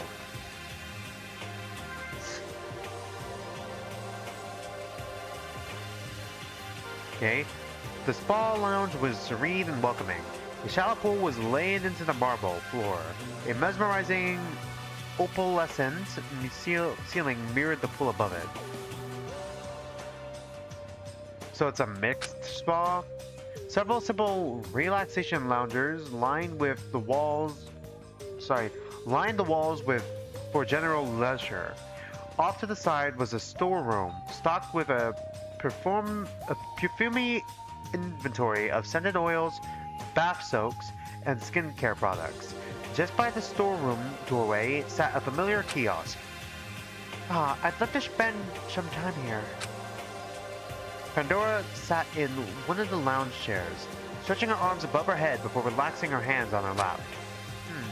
But now that I think about it, are the facilities like this meant to be self-run by the residing students? Good question. Pandora brought up an interesting observation. The kitchen offered fully automated meals, but they still provided the option of having the student utilize the kitchen and tools. True? Peeking into the storeroom, I saw a separate hallway of individual private rooms labeled for certain services. Facial, massage, aromatherapy. Okay, I see. Hey, you might be right. There are all these little specialized rooms with all sorts of specific equipment. If you consider my talent in arts, there might be a racetrack or golf course outside, along with other outdoor recreation talents like angling or skiing. Bold of you to assume we're going to be able to go outside. Ouch, that would be a very exciting prospect. That could mean all the other facilities and activities have features that are tuned accordingly to certain talents. Yeah, just from a glance, I figured the study was just a library, but I suppose there are resources there as well that are fitted for talents that require research or writing. To think such an extraordinary place existed to benefit the many pursuits of equally extraordinary people, yeah? And we're just extraordinary. So, do either of you... Oh god, sorry. So do either of you do anything special to train for being an ultimate student? Jene Pash... Oh god, Pench Pash. Although some could say I bake too much, I simply suspect my pastries have ended up in the right hands for me to be considered. I don't really do anything special either. I also race quite a bit, but most of my time is spent plainly practicing. Like Pandora, there may have been a scout in the audience, I couldn't honestly say. I see. Just putting in the hours, so to speak, huh? Perhaps we're just lucky enough to have been selected for this opportunity to meet others Ours cut the same cloth, right? Sorry. This is interesting world building they're doing right now, actually. So it seems like they're not like, I want to say super talented. Like they just, I guess like Echo said, put in the hours and were probably scouted or seen by like Ultimate Talent Scouter or whatever, and then given the title. It doesn't seem as in-depth as how Hope's Peak Academy does it or Project Eden's Garden does the Ultimate system. It's interesting. I couldn't agree more. I'm very charmed to be in such delightful company. Neither of them seemed to do anything particularly intensive there in their title. I wondered about the others, whether or not they were trained, or if they too were just lucky enough to be selected. Are we the ultimate lucky student again? After taking a beat to relax in the spa lounge, we made our way to the climbing center next. Okay. This is a pretty long prologue. The climbing center was a vibrant, spacious place. The artificial rock and arc formations that carved the walls reached upwards of what looked to be 3 stories high toward a bright, naturally lit ceiling. Someone's gonna fall. Off the side was a preparation locker room full of ropes and harnesses, as well as a small vending machine full of energy drinks and water bottles. Whoa! This place is huge. I can't imagine how anyone gets up there. I craned my neck up, inspecting the array of colorful grips that dotted the sprawling ascending surface. The hanging ropes disappeared into the distance of the light. The world is certainly full of interesting people and talents. Where there's a will, there's a way. Pandora poked out from under one of the arc formations, just as taken with the incredible height as I was. That's for sure. I'm an athlete, but I can't say I excel here. I don't really have a good tolerance for heights. If you don't mind my asking, how did you two discover your talents anyway? Okay, so we're getting the discovery of talents now. Actually pondered the question for a second. I was raised in the countryside on a farm, so it probably came to me like second nature. As a child, going to the racetrack with my father was honestly just another errand. That is, until he let me ride the horses myself. I felt a love for the exhilarating competition at that point. I was homeschooled by my mothers, one a teacher and one a prolific baker. Oh, okay, so 2 moms. They taught me everything I know about baking. I also cherished the enjoyment people felt when tasting my baked goods. Eventually, I too felt a love for the task at hand. Wow, 2 are truly incredible. Echo, you're an incredible person too. Don't let labels deter you from speaking to us as anything but your peers. Huh? I don't know about all that. Yeah, Echo, don't think about it too much. About the title stuff. We're still people, you know. Yeah, we were able to talk with her and we didn't even know about the Ultimate Talent. Don't worry about it. Don't think too much about the title stuff.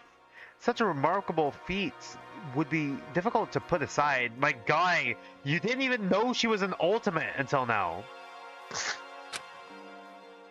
They were so humble when talking about their ultimate titles. I wonder if I could ever measure up.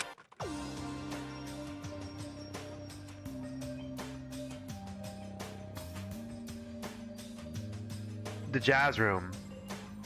Wandering to our last destination, we finally came across the Jazz Club. You like jazz? It was a welcoming venue. Warm furniture and lighting gave the room an air of casual elegance. Table settings for the audience occupied the majority of the space, with a small stage in the corner for the performers.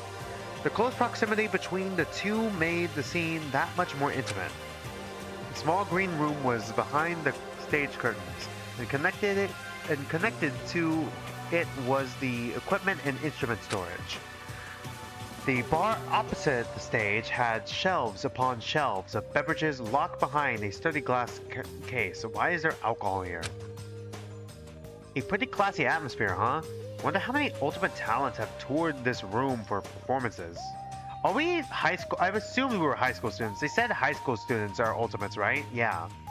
So we're all high schoolers. Many, I'm sure. It's well kept among the rest of the rooms. so it would be no surprise one would feel comfortable here. Then a thought crossed my mind. Do you think I could be some kind of ultimate jazz performer or ultimate bartender? Have you ever handled an instrument before, or mixed beverages?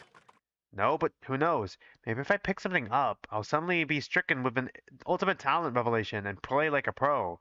Cyrus said maybe it's an innate trait waiting to be discovered. Oh god, you're really hooked onto this, huh, Echo? It just occurred to me that perhaps these rooms aren't just for students with existing skills, but they could also be a sandbox for budding talents.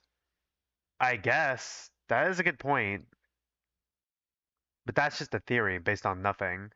What if Echo's talent is the ability, like, what if he's just a polymath? He's just really good at, like, picking up information and picking up other people's talents. And it's just head as code again. We're just picking up every talent of the student who died. Like if Pandora died, we pick up being the ultimate baker or something. We were able to pick up on stuff fast, maybe. I'm just going based off his name though. I don't know. What do pine trees mean? I mean, pine trees symbolize, not mean. I know echo, obviously, could be the symbol for that, but pine tree symbolism. Longevity, strength, perseverance, and immortality. Okay. I wonder if it is that. I suppose there's no harm in trying. Why not? I'd like to see the moment a talent has been realized. Relieved that they supported my odd idea, I felt a strange confidence rising. Cheerfully, I went behind the stage and picked an instrument I thought would suit me. Ashley and Pandora both this is going to be a disaster. Both took a seat in the front row and watched in anticipation. I felt like a kid going through a toy box with how many options there were. How about this cello? Go for it.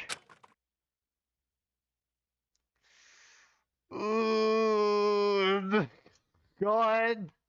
Bracing myself, Pandora gleefully cheered me on as I gripped the bow and placed my fingers on the strings across the neck. I laid the bow across the strings. I was nervous, but if what Cyrus says was true, that my talent was waiting to be discovered, I couldn't wait to realize it. I took a deep breath and drew the bow. And then... Squeak. Yeah. The sound I created tore through the air like a giant rubber duck being unceremoniously stepped on. It looks like Pandora is trying not to laugh right now. It was awful. I saw Ashley and Pandora flinch from the sound, but they still put on a brave face for my sake. I chuckled nervously and gently placed the instrument back where it originally was. I guess that's not it, huh? I wobbled off the stage and plopped down wearily at the table with Ashley and Pandora. I was beyond embarrassed. Don't despair. Despair? You haven't found it yet. Yeah, Echo, not just anyone can handle an instrument. I mean, I thought that thing was supposed to be played like a giant guitar. Surprised you even know how to approach holding it. I've seen performers before, so I just imitated what I saw. Okay, well, there goes my ultimate polymath theory. I mean, it could not just be like watching. Maybe it's doing it. No, it still would be bad, though.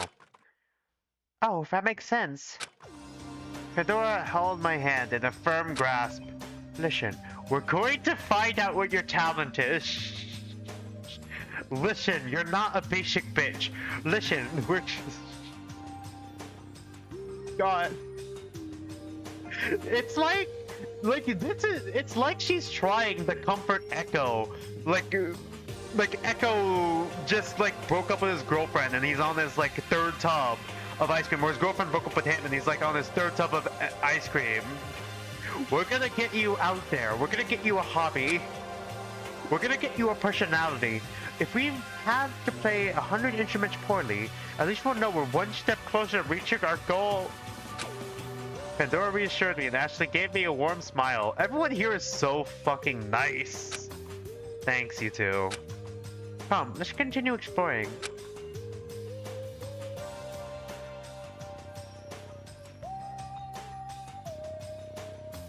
We left the jazz club. You like jazz? Outside the room, we ran into a unperturbed Cyrus and Lyle in the hallway at the foot of the entryway. Fuck. I gave you both the same voice. Hello there. Having a fulfilling time exploring? Yeah, totally. I still felt a little exasperated from the cello mishap, but tried to play it off as best as I could. What's up with you? Don't tell me you're already tired. You're already tired. There's still a lot to explore. Lyle, please. It isn't a race to make ourselves familiar with all the different rooms. No, we were actually just about done over here anyway. It was just my luck that the room appeared to be soundproof. Based on their lack of adverse reaction, oh god, that's gonna be important. Are we gonna find a weapons arsenal? Is there gonna be something that happens in the jazz room and we're not gonna hear it? So the jazz room is fucking soundproof. Based on their lack of adverse reaction, it seemed neither Cyrus nor Lyle heard the disastrous sounds of a cello being poorly utilized. Then the sound of ringing and a voice came through the speakers. Your attention, please. All students assemble in the second floor atrium for a special welcome ceremony. The five of us collectively made our way to the requested location, chatting about our discoveries along the way.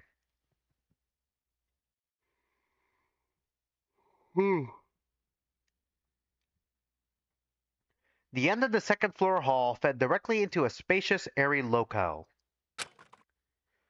Light naturally poured in from the high glass ceiling. The lush trees that framed the circular lobby reached toward the sky, well past the ring of decorative plants that occupied the second floor. Small shrubbery lined the base of the trees in a circular fashion, following and framing the ellipse shape of the room. A well-maintained living wall lined the first floor's foundation. A bronze globe at the very center of the atrium drew the room together. Light and warmth flooded my body, filling me with serenity. Whoa! A familiar, excitable voice cut through the air, disturbing that serenity. Check this place out! Dang! Wouldn't it be awesome if they had a mini golf set up in here? How cute would that be? Plenty cute. Yeah, sure, whatever. Art and Missy entered the atrium from the foyer stairway entrance. I was surprised to see Missy still hanging with Art, along with a timid Sei trailing behind them no less. Sorry. Slowly, our populace gathered in the center of the atrium hall. Canon and Forte leisurely made their way in much later than the rest of us, but arrived regardless. I saw all the students I had previously met, but afterwards no one else came. Kind of a tiny class, huh? I was kind of expecting there to be 16 students instead of like 10. Are there 10?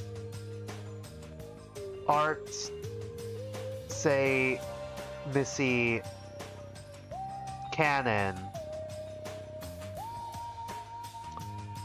Charisma Guy, Rantaro, Opera Singer, Puzzle Master,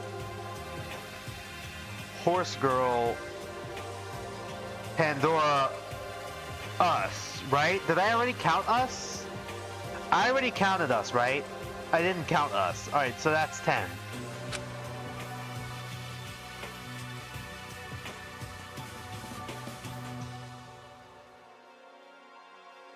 Okay, yeah.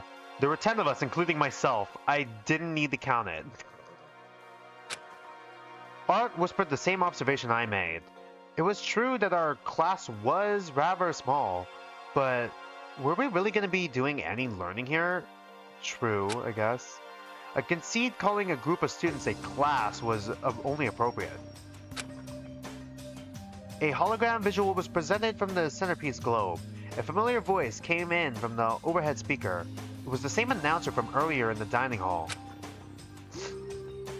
Should I play unfinished Danganronpa projects or cancelled ones? I heard there were some that are cancelled or like, whatever, you know. Just for fun, I guess. I don't know. Even if it's unfinished. Just to play them. This is a special announcement indicating the welcome of all the present students. The Preservation Project Group would like to humbly welcome you all to the provided safe house. So it is the Preservation Project. As you are well aware, the safe house has been sequestered off from the growing concerns of disaster. You need not worry any longer of those concerns here. Disaster? Oh my god. Is there actually a tragedy outside, or is this a bait?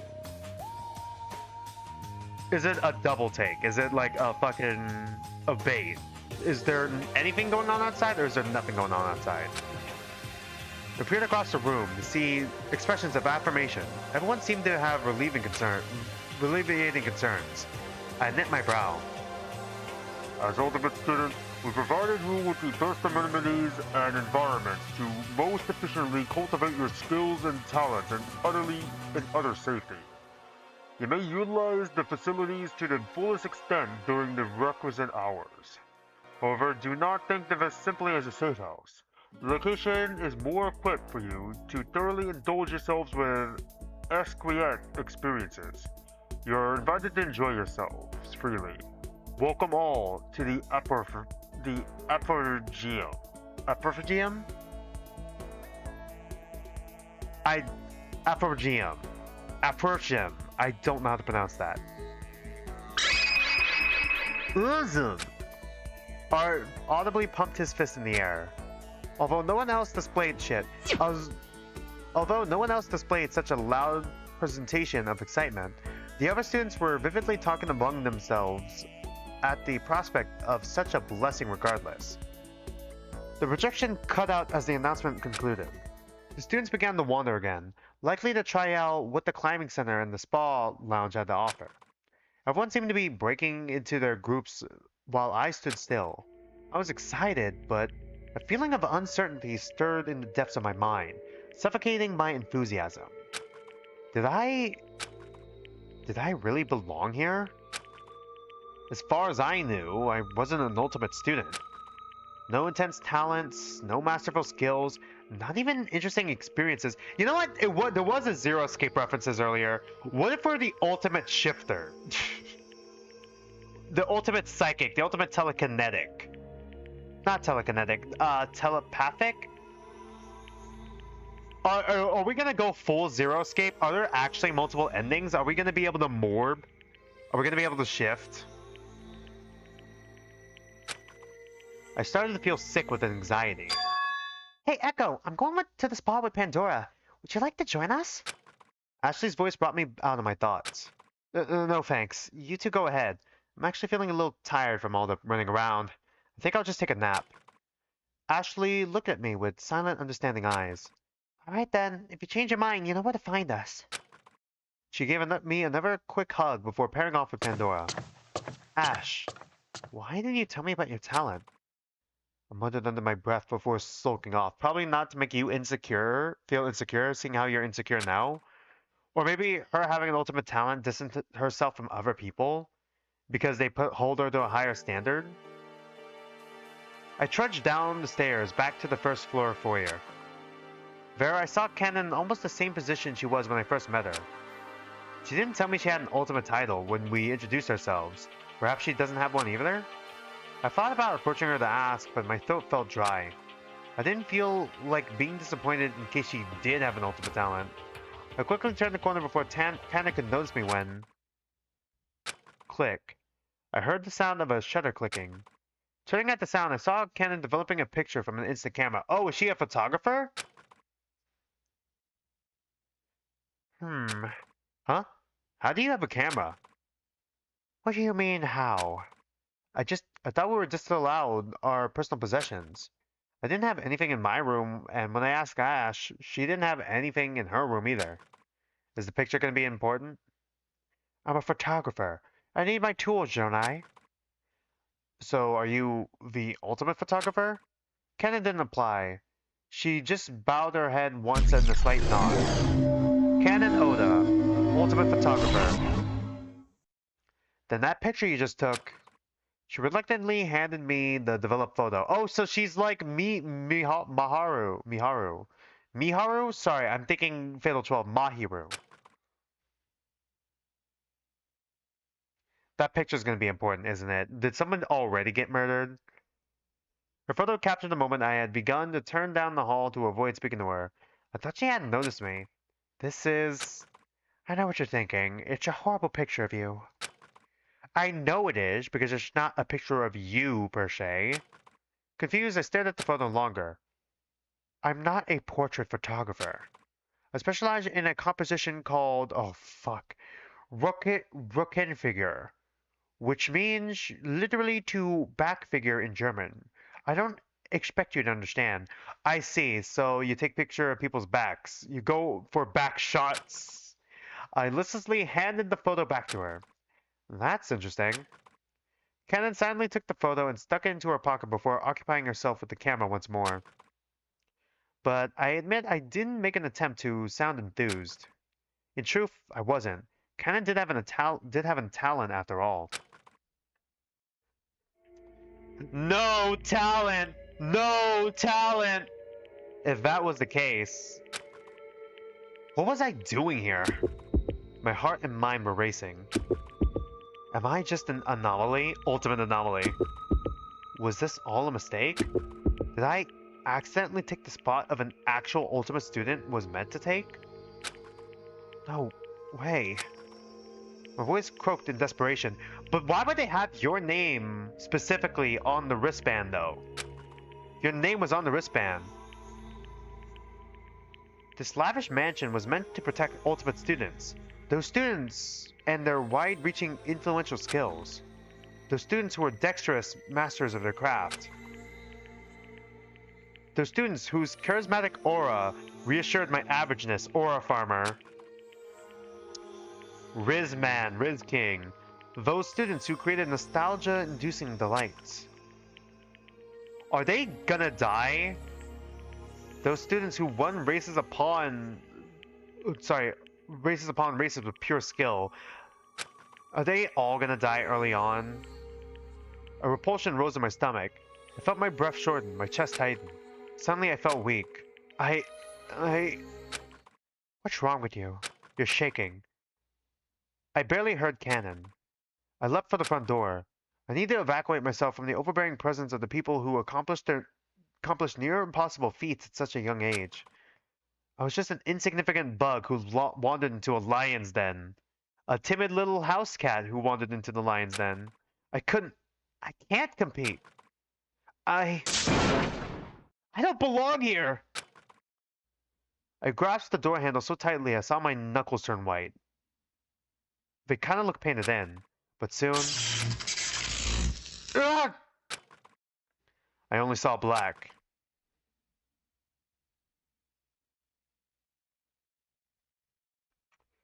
Okay, so yeah, we're locked in the mansion, aren't we? Is it the wristband, the bracelet? I wearily opened my eyes. I was in bed, back in my personal room. Or so I thought. Forte was reclining in a love seat at the corner of his room, combing over what looked like sheets of music. I was in Forte's room. Really? Sure you're awake. You guys took me to Forte's room and not just my room? Surely you guys could have opened my room with my wristband. Where's your wristband? Is it under the glove? No, it's over it. That's gotta suck, having it above the glove. You're never gonna be able to wash that hand. Because I don't think he could take the bracelet off. He set the leaflet down before approaching me with an offering of water. I graciously accepted the cup and gathered my thoughts. My right hand was tingling. After gaining my composure, I managed to croak out a question. Forte, what happened to me? Curious. That's what I would like to know. Huh? What do you mean? Well, after the welcome announcement, I inspected the jazz club, but was quickly uninterested in the venue. I went downstairs to retreat to my personal quarters for the afternoon, but was promptly stopped at the foot of the stairs by Cannon. She said you collapsed at the foot of the foyer's front doors. Cannon told me to keep an eye on you and quickly left. She just left? I scoffed. How considerate of her to have someone else take care of me. Yeah, God. But why you collapsed, she did not say. Came back to me. I wasn't behaving clearly. Yeah, I remember now. I was talking to Cannon in the foyer, but I I felt a need to escape, and was electrocuted when I grabbed the foyer door handle. Electrocuted? Forte was appalled. I, on the other hand, felt nothing. I took another sip of water and closed my eyes. I felt weirdly fatigued. Forte looked at me with a concerning silence for a minute. Echo, it might not be my place to shave, but you shouldn't feel a need to escape. We're all being generously treated with a safe location to relax in, away from danger. No, you don't understand. I don't have an ultimate talent like the rest of you. My head drooped in shame, regret, humiliation. I don't have any skills or talents to offer the world. No talent. No talent. He fell silent again. Be that as you may, you are still a peer who shouldn't feel outcast from the rest of us, for the rest of the group. You must be with us for a reason. I gazed into the water cup blankly. Come, the rest of the group is in the dining hall. I believe they are just starting dinner. Forte placed a firm hand on my shoulder before offering his hand to help me out of bed. I complied quietly. This is a long prologue. Not that long, though, but like, I'm surprised how long this setup is. The dining hall was fully occupied by our small class. Hey there, you two! Art waved at me from the end of the table as I entered the dining hall, causing everyone's heads to turn. Okay, Art, you're getting a lot of screen time and it's starting to concern me. Right now, Art, Ashley, and Pandora are like concerning me the most because they are getting a lot of screen time. What happened to you? Are you okay? Folks, please, allow Echo to have a seat before bombarding any questions. The rest of the class paused their dinner as Forte helped me to an open seat by Ashley. Cannon wasn't at the table. Rather, she was standing next to the entryway. She must have noticed me looking at her and turned away once more. Before I could confront her about what happened in the foyer, Missy placed a pork cutlet meal before me. Okay, you know what? She looks like fucking... I forgot his name. David Chen or Chime? David. She looks like David. She has the suspenders, she has the tie, she has the same hair color as David. Are her eye colors the same as David? She looks like David Chime from Despair Time as well. Ashley wouldn't stop fretting and concerns to your well-being, so I took the liberty of getting a meal ready for you whenever you decided to come down. This is just what I needed. How did you know? I didn't. Perhaps I was just lucky. Missy shrugged indifferently, but I saw her mouth turn a small grin. She seemed satisfied with having pleased me. I gave her a small smile back and helped myself to a small portion to regain my energy. Our little community had dinner together. Conversation lightly touched on everyone's mutual awareness of the Preservation Project. It was a project in which ultimate students who signed up would be placed under protective custody to preserve their skills to benefit the future. Similar stories of talents discovery arose. Certain students grew up in an environment where all they knew was that particular skill, yet they still rose to super excel beyond wildest expectations. I, of course, had no place in the dialogue, because I had no talent. I paid no specific attention to the chat hand tightly. Ash.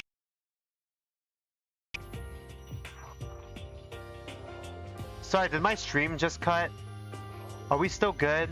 I think my stream just cut for a second. What's the... God, not again, really? Are we good? I think my stream just crashed for a second. Ash, if you're feeling up to it, would you mind talking about what happened?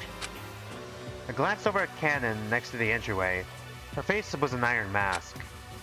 Well, I was feeling tired from running around the mansion exploring, so after the welcome announcement in the second floor atrium, I decided to go back to my personal room for a nap. Going down to the foyer, I was curious about the front door. Okay, not even panicking about the talent thing, so we're lying. I wanted to go outside, so naturally I grabbed the door handle, but was electrocuted by it. Forte found me collapsed and carried me back to his room to rest, so we're covering for Cannon too. You were electrocuted by the door handle? Perhaps we should investigate. What, and get electrocuted ourselves? Of course not. A simply want to inspect the door handle for any suspicious mechanisms. We should also check the floor maps again to see if there are any other similarly rigged exits. And what would that dish accomplish? Would ensure our safety so that nothing like this happens again. But our safety as ultimate students, the Preservation Project safe houses has already been compromised by the existence of such a trap. Yeah, exactly. God, my throat's sore. The group fell silent. Cyrus was right. It seemed as if we had already fallen into some kind of trap the moment we woke. So are we just going to do nothing? Cannon's indifferent voice broke the silence. Cannon's right. We shouldn't sit idly by after our friend Echo was put in danger. We ought to investigate, if not, oh god,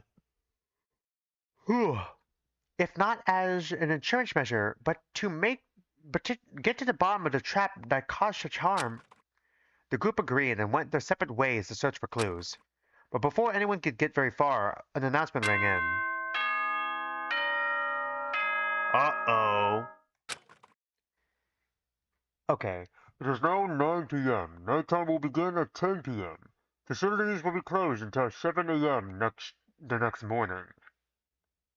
Okay. I think my throat's a little sore, so my voices are a bit off. So is it closed already, or is it going to close at 9? At 10?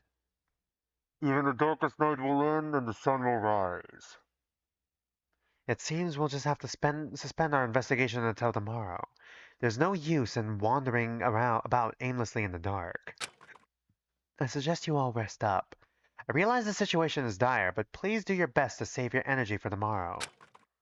Sounds like a plan. Alright. Sorry. Sounds like a plan. Shall we meet here tomorrow morning for breakfast and discussion? Yeesh, some first day, huh? One by one, everyone filtered out of the dining hall, low concerned murmurs filling the corridors. Ashley stopped me back in the dining hall as the last few left.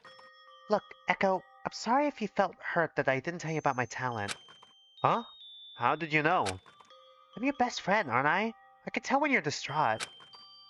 It was after that special welcome announcement I noticed you were off. It must have been difficult, feeling like you don't belong. I admit, it's all been awfully overwhelming. I never meant to keep it from you. It's just, I feel like being involved with me could only ever cause trouble. Not the horse racing aspect, but the ultimate student status aspect. To get tied up with such intense people could only amount to ultimate levels of trouble. Ultimate trouble! Ash, you know I'm your friend through and through. I don't think being friends with Ashley Westbridge, sorry, I saw Horse Girl and my brain glitched. Horse Girl is any trouble at all. Ashley giggled. I love you, Echo. You really are a good friend. Of course. I love you too, as a friend.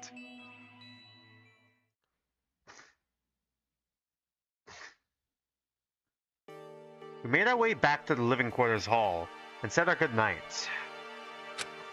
Before entering my room, I saw Art and Lyle lingering in the halls. Hey, you two. Is something wrong? No. In fact, we're having a strategy meeting. Strategy meeting? Art asked me if perhaps our being locked in the mansion situation is a big puzzle. Think about it. Escape rooms exist, so maybe this mansion is just one giant escape room. I admit it's not impossible, and it does sound interesting. Zero escape again. Right? So, what do you think? I'm not sure yet. I have a feeling it's some convoluted ARG scheme. ARG? Alternate reality game. Yeah, there we go. Alternate reality game. It's a type of game that is interacted with through different media experiences, whether it be online or real life. Tasks range from decrypting audio logs on a website to doing some odd, like cleaning up local cemeteries. I see. Given those examples, it's plausible that defuse an electrocuting door could be added to a list of tasks, right? Well, we're typically employed to the public to boost public attention for our product. What the product is in our scenario, I'm not certain. If this is an ARG, there must be a puppet master that's setting these things up, much like an escape room's game master. An escape room and an ARG sound pretty similar in terms of involvement in puzzle solving. God, imagine if Lyle dies first, because he's like the ultimate puzzle solver. God. I suppose they're not entirely different entities. He's either dying first, or he's gonna be a very important character. Very useful in trials. Wow, you got it all figured out already. Puzzles are my strong suit. I said goodnight and left Art and Lyle to conclude their strategy meeting as I returned to my personal room.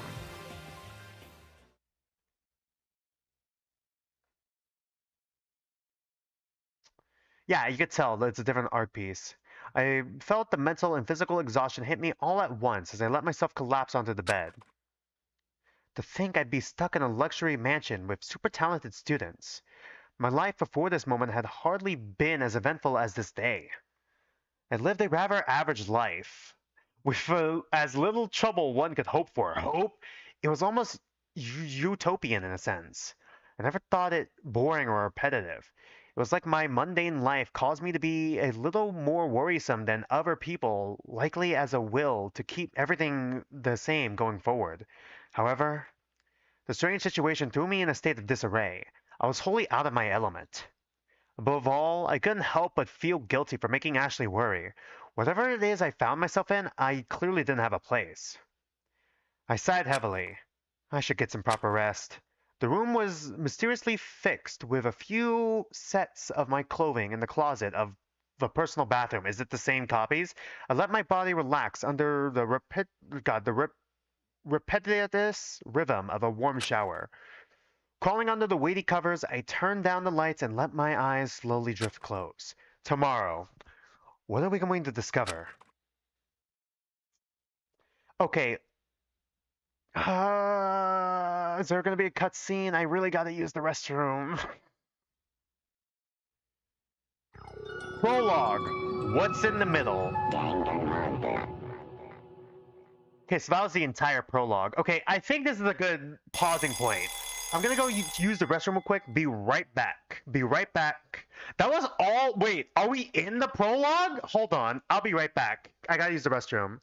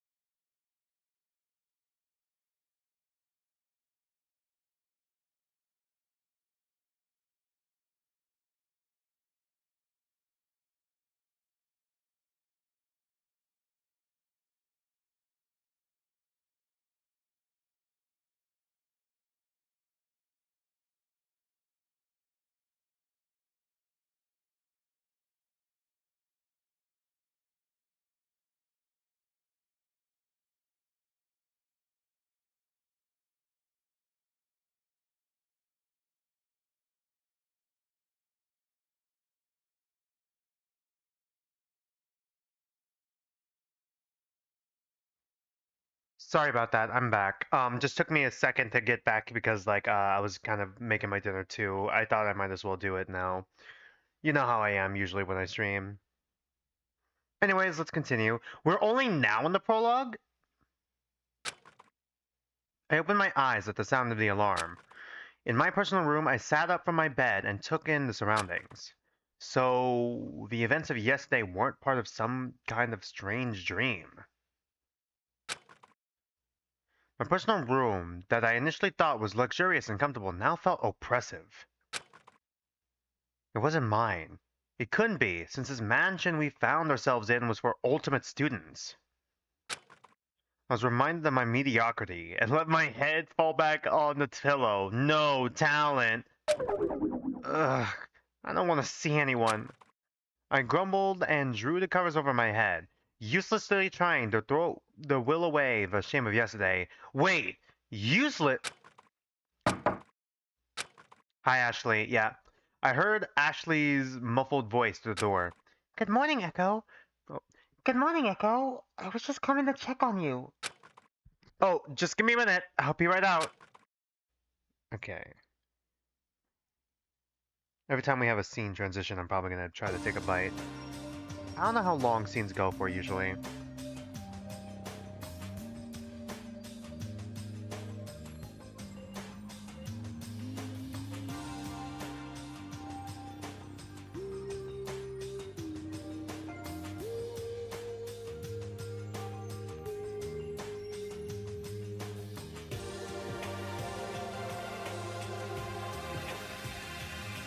After getting properly dressed, I met Ashley outside my door in the living quarters hallway.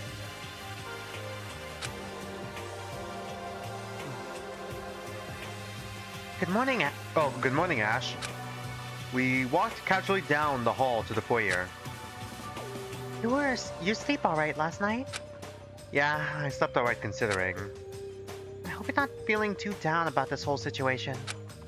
I'm still coming to terms with it, but I'm feeling a little better after getting rest. And besides, everyone has been really nice.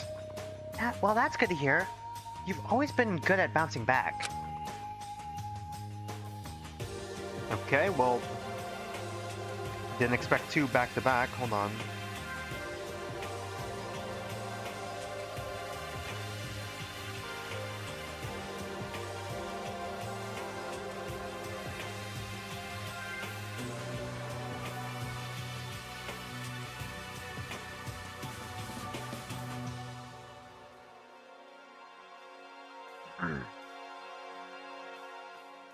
In the foyer, we met with two other students loitering outside the dining hall.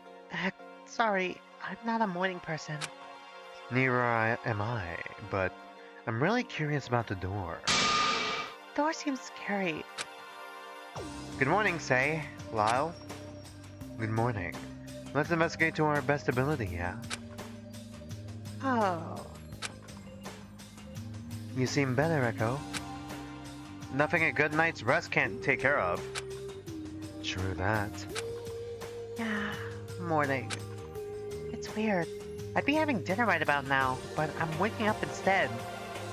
What? Huh? What do you mean? Oh, are you from another country then? Oh, or that. One of my watches is set to my hometown, town time, and it says it's 7:43 p.m., Sunday, 6th of December. Really? 7:43 p.m.? That's a 12-hour difference from now, yeah. Oh, the day checks out.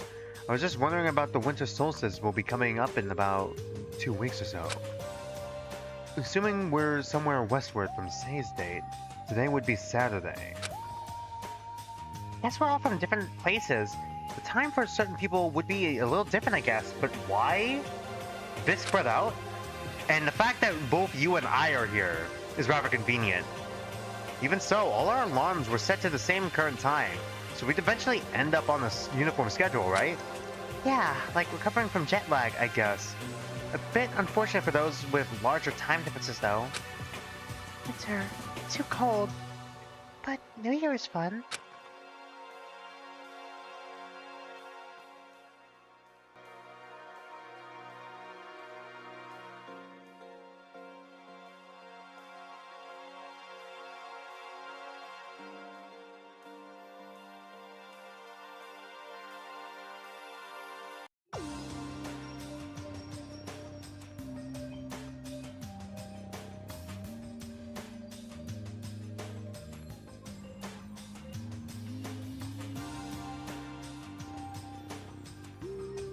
Sorry you had to see that, chat.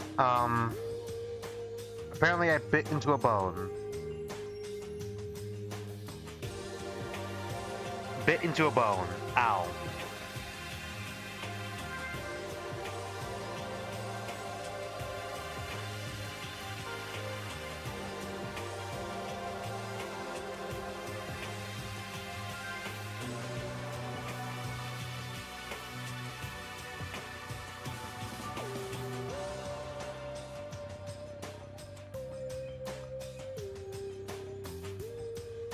In the dining hall, the familiar warm aroma of fresh bread wafted through the room.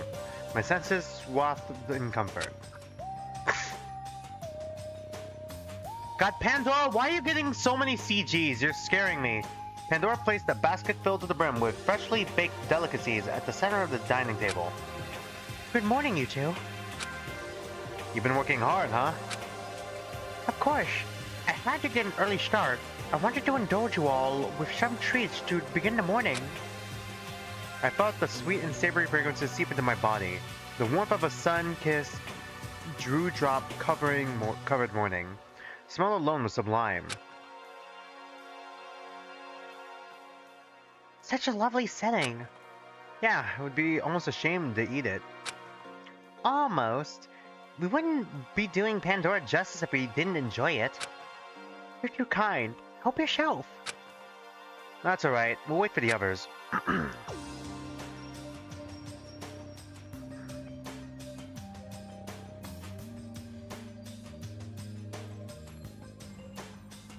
Oh, sorry. I sat at the dining table with Ashley and waited patiently for the rest of the class to arrive. The rest of the class filtered in, and we began to help ourselves to Pandora's treats, as well as beverages provided by the automated menu. So we just had pastries for breakfast? Alright. After we all settled, Missy stood at the head of the table and to begin the discussion. Good morning, all. I trust you all had a good night's rest. Our topic this morning will consist primarily of the problematic nature of the foyer's front doors. We will also be investigating the rest of the mansion for any other exits that might have a similar mechanism keeping us from going outside. We may split into groups or investigate as individuals, but if you find anything at all, please utilize the digital kiosk found in the room you're in to relay a message. We're able to do that? Relay a message? Yeah, me and Echo, the digital kiosk can do that? Yes, I discovered it with Cyrus before we retired to our rooms last night. As it turns out, the digital screens are not just for displaying maps, but the specified functions it provides in its residence or home. It functions as a remote messaging system between all the digital kiosks in the mansion. Well, that's going to be important. For example, it can be used to communicate between the first floor to the second floor, and we can assume further floors if we gain access to them. Right? It's a rather rudimentary feature, though. One would scan their bracelet on all screens across the mansion to unlock the feature and type using the on-screen keyboard. You cannot send to specific recipients, however. Once you complete the message and send that message, it will show up on the screen for about 2 minutes before deleting itself. Okay, this is going to be very important. For the most part, the messaging system is used to translate the voice announcements to text for those who are hard of hearing. Right. This mansion truly is all-encompassing in its endeavors to accommodate all. And that is precisely why we must investigate the reason the mansion itself would cause its residents harm. The group unanimously agreed. The meeting concluded as we finished breakfast. Everyone decided to split up and search one room by themselves, alright?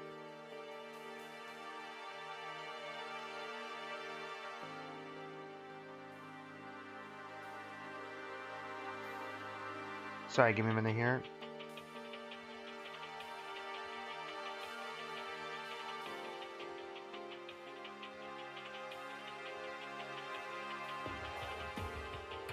Somehow I keep finding bones.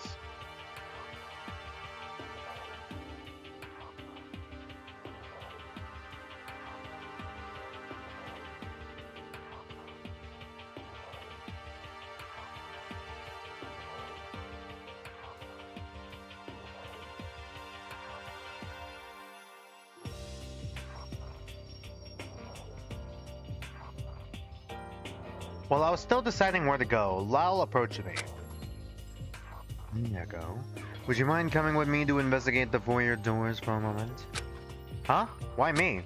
Because you were the one who experienced the shock firsthand. I was wondering if we could go back and retrace your steps to find clues along the way. I guess we could, but in all honesty, there's not that much to retrace, I don't think. Nonsense. There's no harm in a second look with a fresh pair of eyes, yeah? You might see something different this time around. Oh. Turns around transition? Yeah.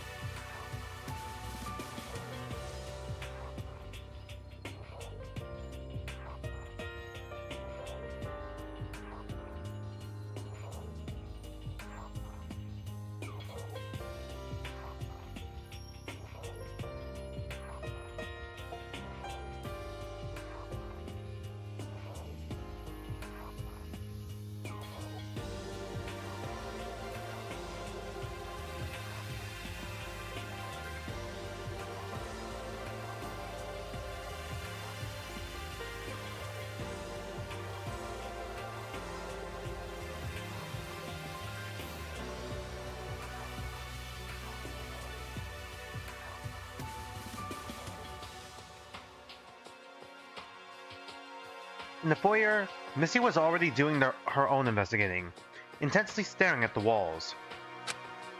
So what exactly were you doing yesterday?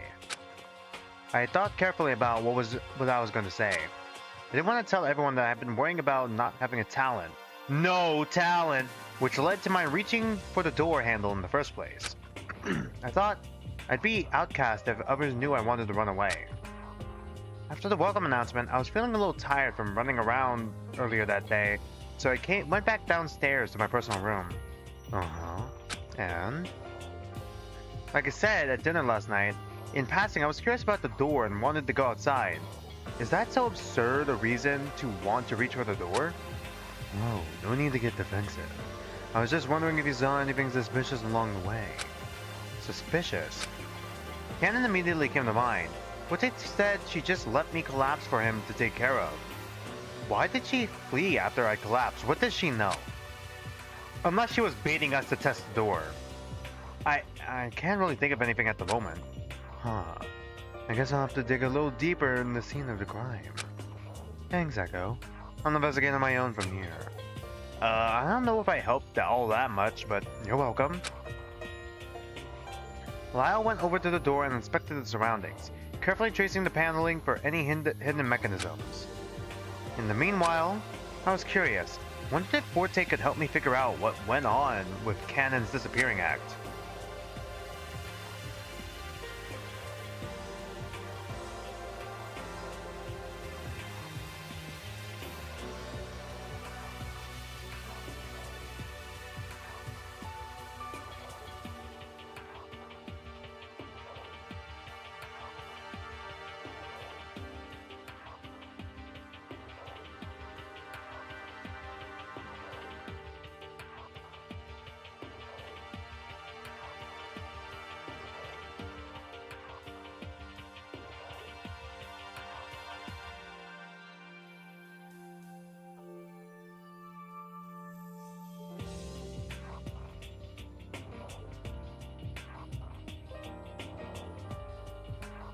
Forte was, unsurprisingly, in the theater, inspecting the backstage area. Hello, Echo. Doing well, I hope. Hope? I was a little worried about the electrocuting door, but fine nonetheless. Excellent. I wish for you to keep your spirits high. Despite the scare, should you need any assistance, I shall offer my services. Yeah, about that. I wanted to talk to you about yesterday. I thought you might want to know more. However, the truth is what I told you yesterday is all the information I have. I see. I admit, I didn't expect much more than what he told me. The story seems straightforward enough, especially considering the emergency. Maybe you could tell me if you noticed anything odd? Forte paused. I suppose there was the trifling fact that Cannon fled up to the second floor right away. It's strange. Had I been so startled by such an event, I might have retreated back to my quarters on the first floor instead. Exactly, so she ran upstairs. That is weird. Upstairs, huh? Other than Ken and fleeing the Sheen, I can't particularly think of anything to note. I suppose the whole ordeal was quite frightening. I'm sorry, Echo. I know it's a dire situation, but honestly, I'm not particularly equipped for this sort of thing. The mental hoops and note-taking required of an investigation are much too overwhelming. Is it? God, you're gonna be useless in trials. Could she have tased us? Did the door not even do anything? How do you get the symbol to line up perfectly? That's okay. I appreciate the thought, and actually that little tidbit helps. Does it now? For figuring something out. Whoop.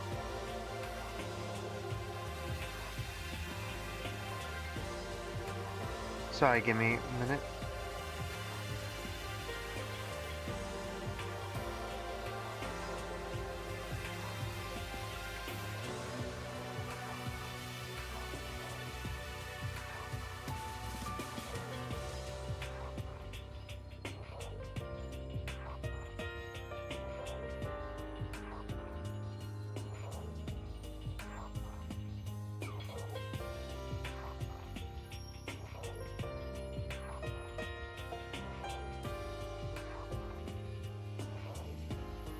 Hold on.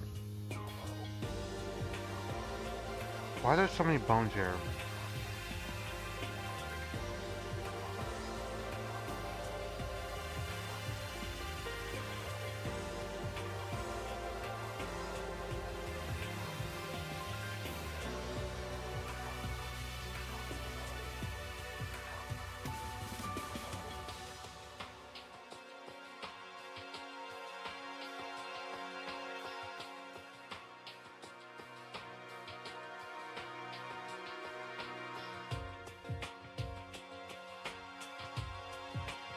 Hold on, I need to pop out for a second.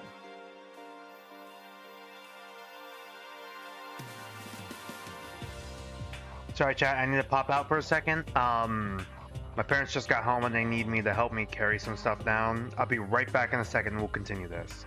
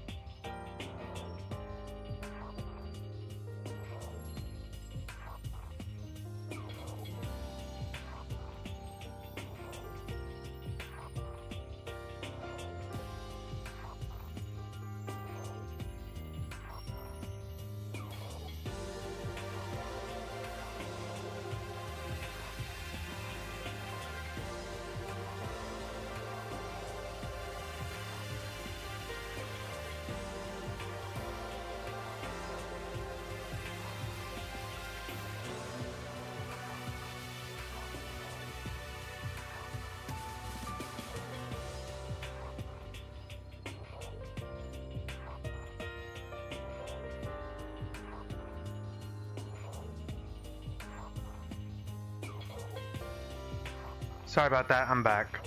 Let's continue. I made my way through the foyer, past an intensely focused Lyle and Missy, and up the stairs to the second floor. At the top of the stairs, I saw the digital kiosk light up, displaying a message on the screen. Hi, Climbing Center. So that's art. Just the emoticon. Well, it's certainly working. I paid no further attention to the message and continued on. What could she be? I toured down the hall past the jazz club, climbing center, and spa. However, my search came up short. Can we just use the elevator to go up to the third floor? Upon entering the atrium, I saw her sitting by her lonesome in the center. Cannon? Yep, Cannon. But before I could confront her again, a ringing sound played and an announcement followed.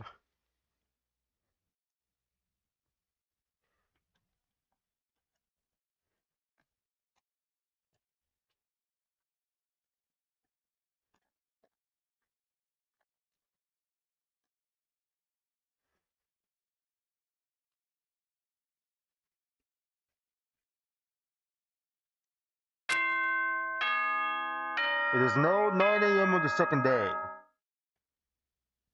Please make your way to the second floor atrium for a special announcement. What now? The few students that were already on the second floor made their way over quickly. Ashley, Art, and Cyrus. Hey, did you all see my message? Yes, hello right back to you. Cool, it works.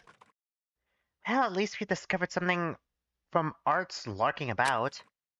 The rest of the students from downstairs arrived shortly after. That's going to be important, isn't it? The messaging system. Lyle, Missy, Forte, and Say, and Pandora. Now, what could this be? Maybe some third floor opened up. That might prove helpful. I haven't found much on my end. Whatever it is, can't they just use the message system thing instead of making us walk all the way up here? With all the students gathered in the atrium once again, the bronze globe projected an emblem. But this emblem was different. Was it the same one as before? And the voice that announced the following was different. Technically,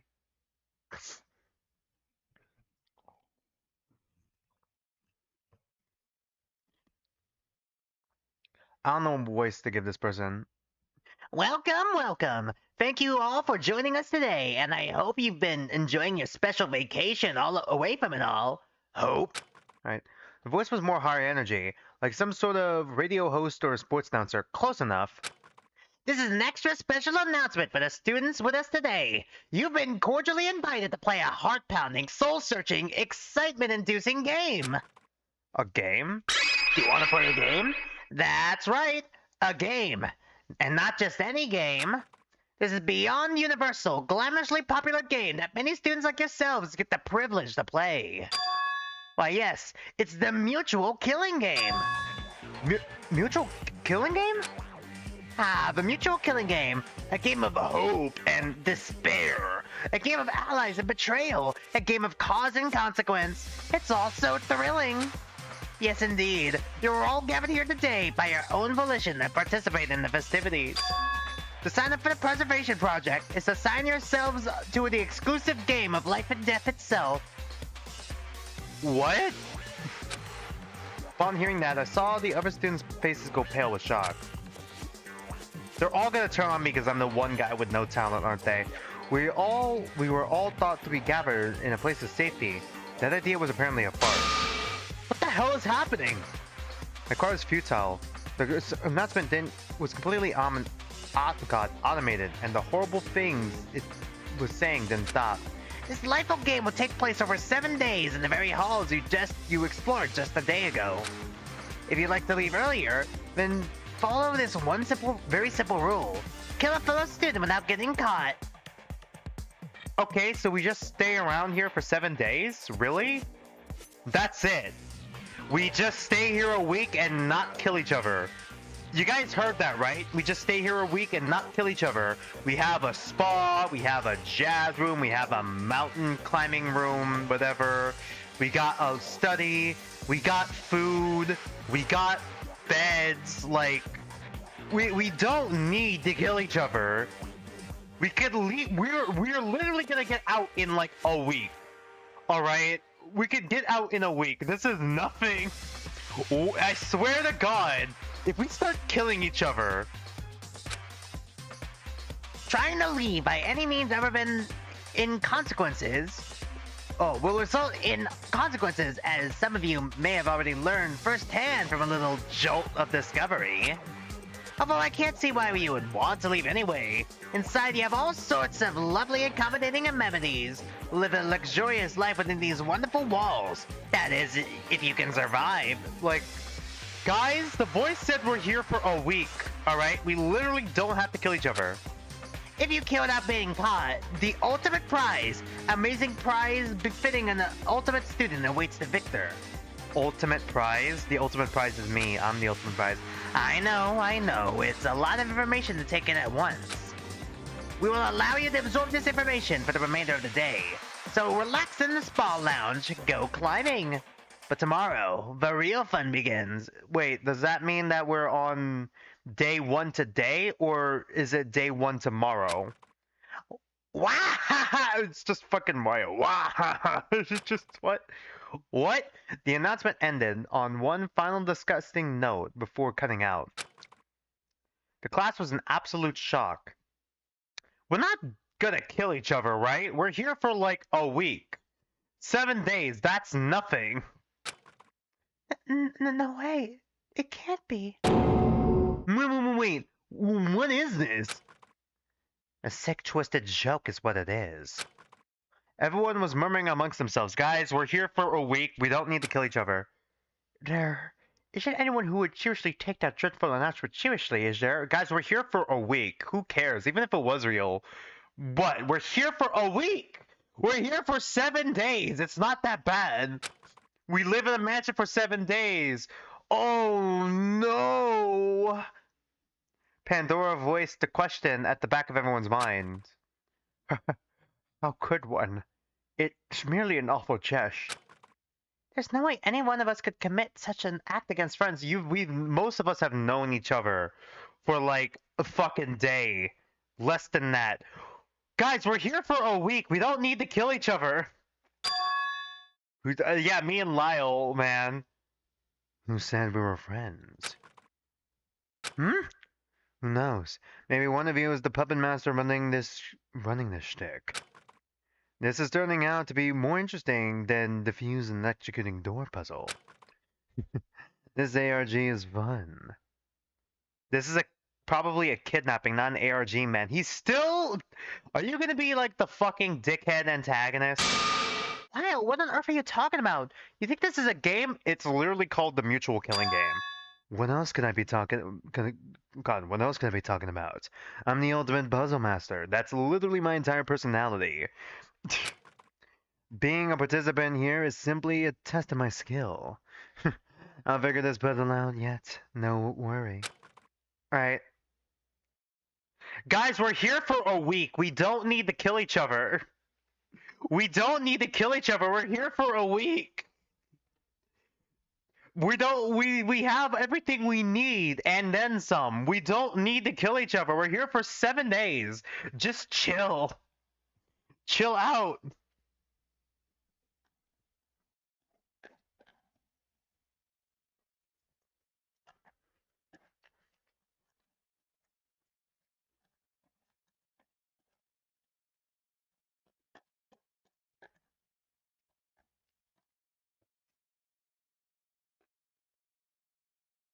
The rest of us were paralyzed in the atrium. The immense gravity of the situation was oppressive. No one said a word. Eyes were anxiously darting around the room to see who took the announcement seriously and who didn't. Guys, we're here for a week. Even if we are trapped here, kind of same face syndrome with some of the designs. Danganronpa kind of has that issue. Like, we're here for a week. We don't need to kill each other. We don't need to kill each other. How do I take a screenshot again? Hold on. Kind of want to take a screenshot of that. Okay, it is S.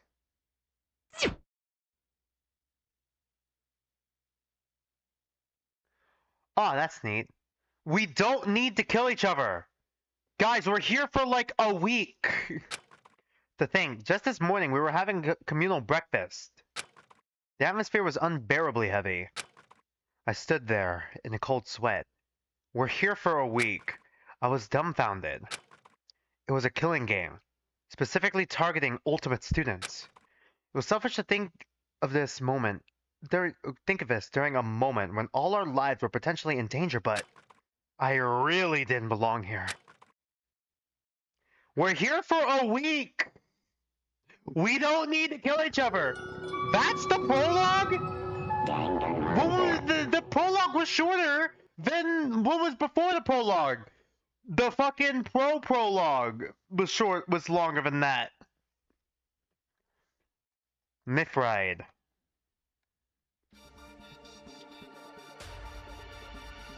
Oh, we're getting an intro, alright. Oh my god.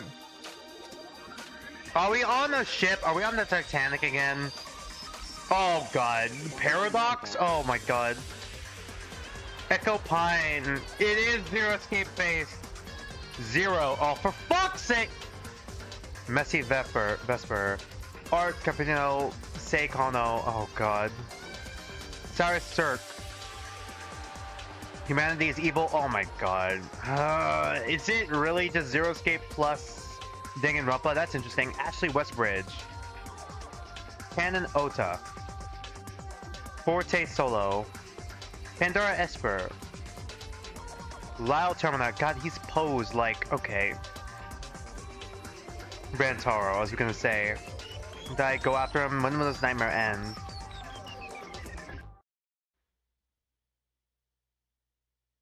Alright. Neat little intro there. You may now view the student roster from the main menu. Okay, cool, nice.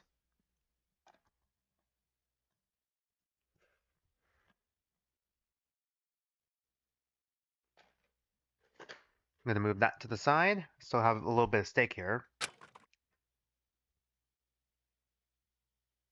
Oh, is it not? Is it still prologue? Undeterred by the horrifying announcement, Lyle left the atrium in an almost giddy manner, a smirk painted on his face, in stark contrast to our own astonished expressions. So, we're stuck in this weird luxury mansion for 7 days, huh? Yeah, just 7 days! Oh no, we're stuck in a mansion where we have everything we need and then some for 7 days! Oh no! What's 7 days anyway? Yeah, please, Art, please don't kill anyone. Don't kill anyone immediately, God. It shouldn't be too hard to not kill anyone during that time, right? We made it this far. I mean, if you don't... Oh God. Art chuckled nervously, but the fact that such an inexplicable requirement like that existed in the first place was difficult to come to terms with. Okay, what are the motives gonna be like, then?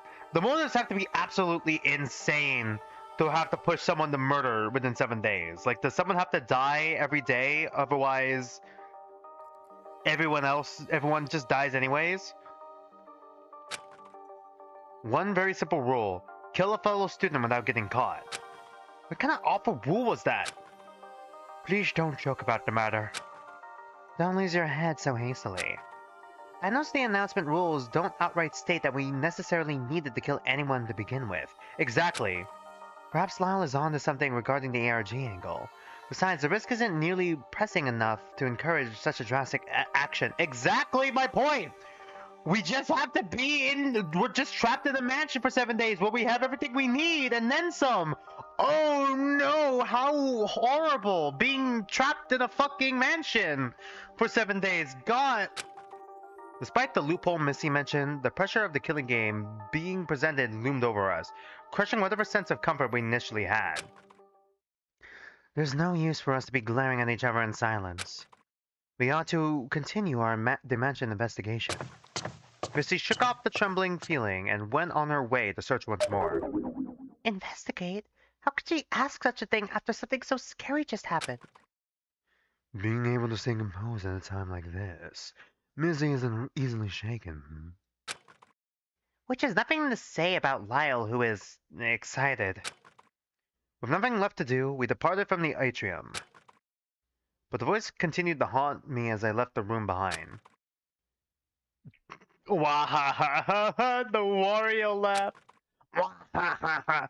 That awful crackle in my ears, filling me with dread. Upon leaving the atrium, the others dissolved into their own disoriented thoughts. With the foyer door barring any chance of exit, all we could do was wait. Wait. All we could do is wait for tomorrow, wherein tomorrow the real fun begins. The so-called game with an odd emphasis on ultimate students. You're in the Danganronpa game. What horrible thing could possibly be in store for us? I felt like I was being suffocated by the decorated walls and furniture, the decorated students and their achievements. What had I got myself into? Are we still in the prologue or are we in chapter 1?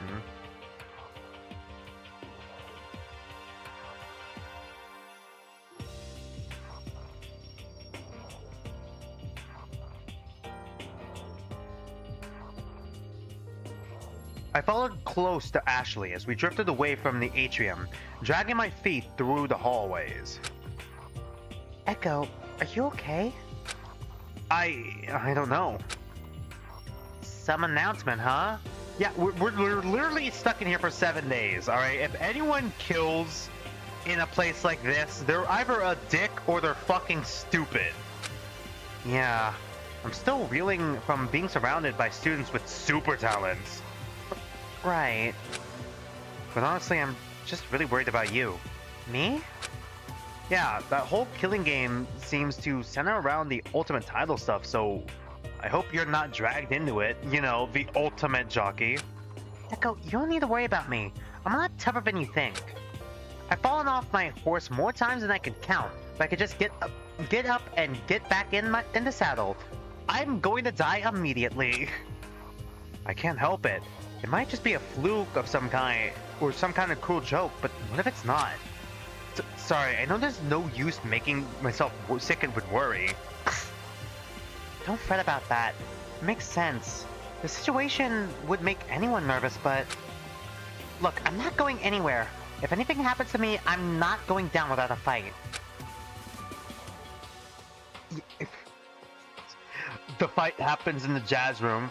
And you're my best friend. I don't think being friends with a little warrior is any trouble at all. Ashley tried to reassure me multiple times that she wasn't going to get wrapped up in this absurd killing game, but... Despite her stubbornness, my health sank further and further into darkness. Into despair, if you will. Knowing such a game was thrust upon us in the first place was too awful to bear. Like Monokuma. I didn't want Ashley to reassure me that she wasn't going to die. She was. I wanted to hear that the killing game wasn't real at all. It was. Ash, would you mind if I had some time alone? I'm still feeling overwhelmed. Oh, of course. I understand.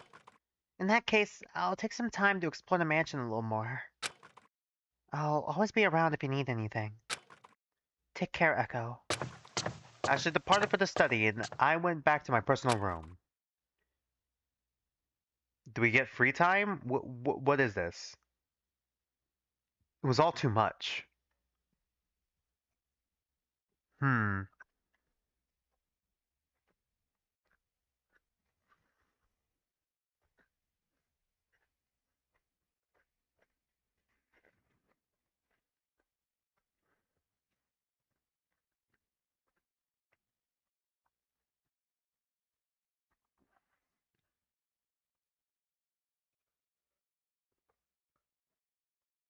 It was all too much. Sorry.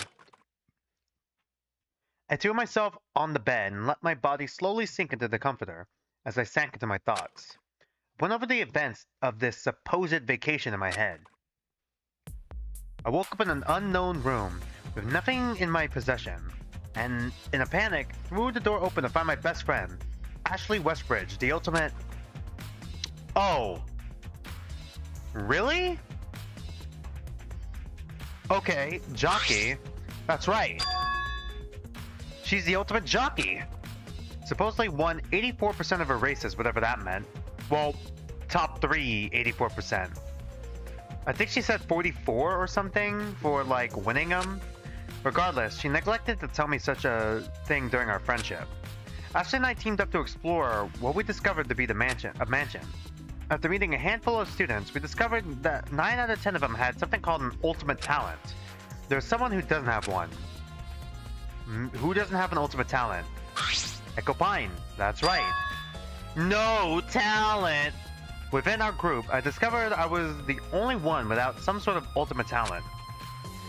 I wanted to speculate that perhaps I had no memory of such a thing, but in all honesty, I wasn't even able to list any interesting memories pertaining to an ultimate talent. I was in a state of disarray. After being overwhelmed by an immense talent everyone encompassed, I felt an urge to escape, but there was zero escape. I ran to the foyer's main doors and was electrocuted. In the foyer, I was electrocuted. That's right. Upon grabbing the door handle, a shock was sent through me, causing me to pass out. I lost consciousness and woke up in some time later in Forte's room. Okay, either we're like secretly the ultimate detective or like we're the ultimate telepath or something. I feel like there's a lot of Zero Escape references here. So if we start shifting around, it'd be interesting actually, wouldn't it? It kind of reminds me of the Abime series a little bit as well, at least with Head As Code, with how its death game works. Okay, for Head As Code's death game, it's based off of like Zero Escape, of course, but for Birth Me Code specifically, basically there's a bunch of escape rooms that we all go to, and we have like limited time to solve them. We get like, I think it's 9 minutes per participant that's in there, and at most you can have 3. You get key cards. You take those key cards to like a voting machine, and then you gotta vote one of the participants to die off. All right. But the thing is, which is, you know, kind of like the voting game from Danganronpa almost. But the thing is, since it's a Zero Escape based game, there are story locks that you only get through by going through other parts of the timeline and voting for specific people at specific times. Right? Okay. But like in order to do that, you're like shifting through different timelines, or like one timeline after the other. I think that's how the story works. Basically, you go through a specific set of events, go through until like the big collapse happens, which is the opposite of the Big Bang, and then the Big Bang happens again, and then it's a new timeline. That's how it works technically in the universe with the alternate timelines. But the only person who's able to interact with the different timelines are basically the ex machinas, which are robots that are able to like get possessed by the observer or God, us basically, and basically be able to make decisions that are able to alter the timelines. I wonder if it's going to be like that, or like Zero Escape, I guess, where we're just shifting through different timelines, getting information through the morphogenetic field from other timelines, and that will lead us to like the golden ending that might be in this game. I'm not sure how it works. I heard this game was technically short, so I was expecting it to be 2 or 3 streams, but I could be wrong. After the shock, the rest of the students became concerned. Our group split up in the next morning and searched the mansion for any signs of a trap. In the middle of the search, we were summoned to the 2nd floor atrium. Then we heard some horrific news. The horrible news was we're part of a killing gang, yeah? That's right. Why are we having a recap like this? A strange announcement informed us that we were to be trapped here for 7 days, and the means of escape was to kill someone. God, we're here for 7 days, not to mention but that the real fun would begin tomorrow. It was all so strange, almost unreal. Fictional even. No, I wish it were unreal. I just wanted to go back home. I wanted to go back to the comfort of complacency and knowing my place. Trash. It's not real. It's not real. It's not real. Before I knew it, I had fallen asleep, lost in my thoughts. Okay, chapter 1. Je ne peux réussir. I don't speak French. Chapter 1, day 2.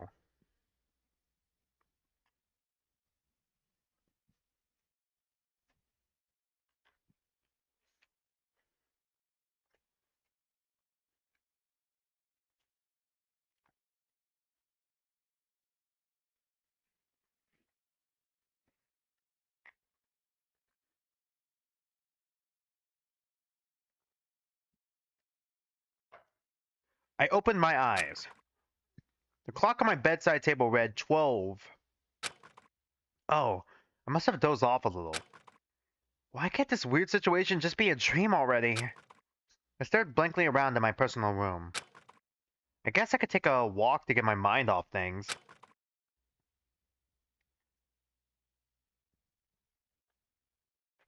I swear to God, if someone's dead on day fucking 2.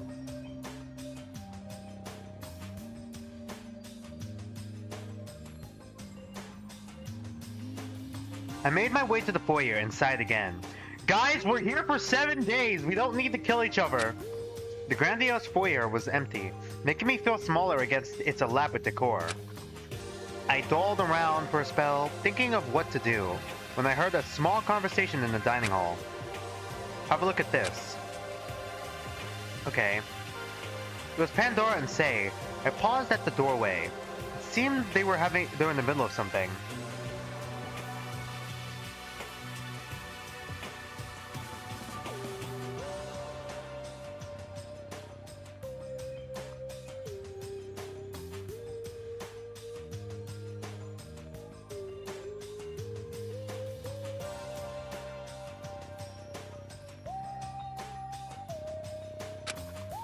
Beautiful, isn't it? Oh, it's lovely. The engraving is just immaculate. My sister gave it to me ages ago. I was wondering if you would like it. What? Uh-huh. Why me? Were you wanting something in return? Not to go too short. I was just thinking, as a watchmaker, you must have a rich eye for detail. I believe you could give this piece the care it needs. Is it a watch? I don't know. If it's a gift from your sister, wouldn't you want to keep it? Yeah, exactly. I'm afraid I can't quite put it to good enough use. I cherish it, but if someone else can appreciate more than I, who am I to keep it away from her?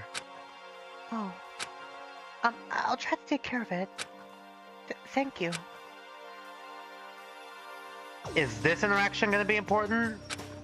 Even after a pressing situation made itself known, it seemed like Pandora still wanted to get along with everyone, even the most timid person some way or another. I left them alone.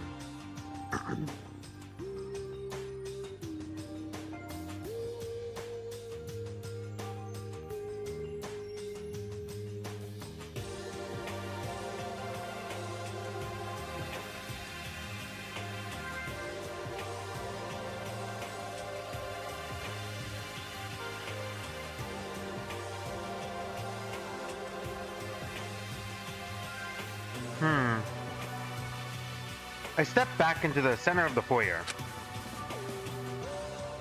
I wonder how everyone else is doing. Oh! Free time! Alright.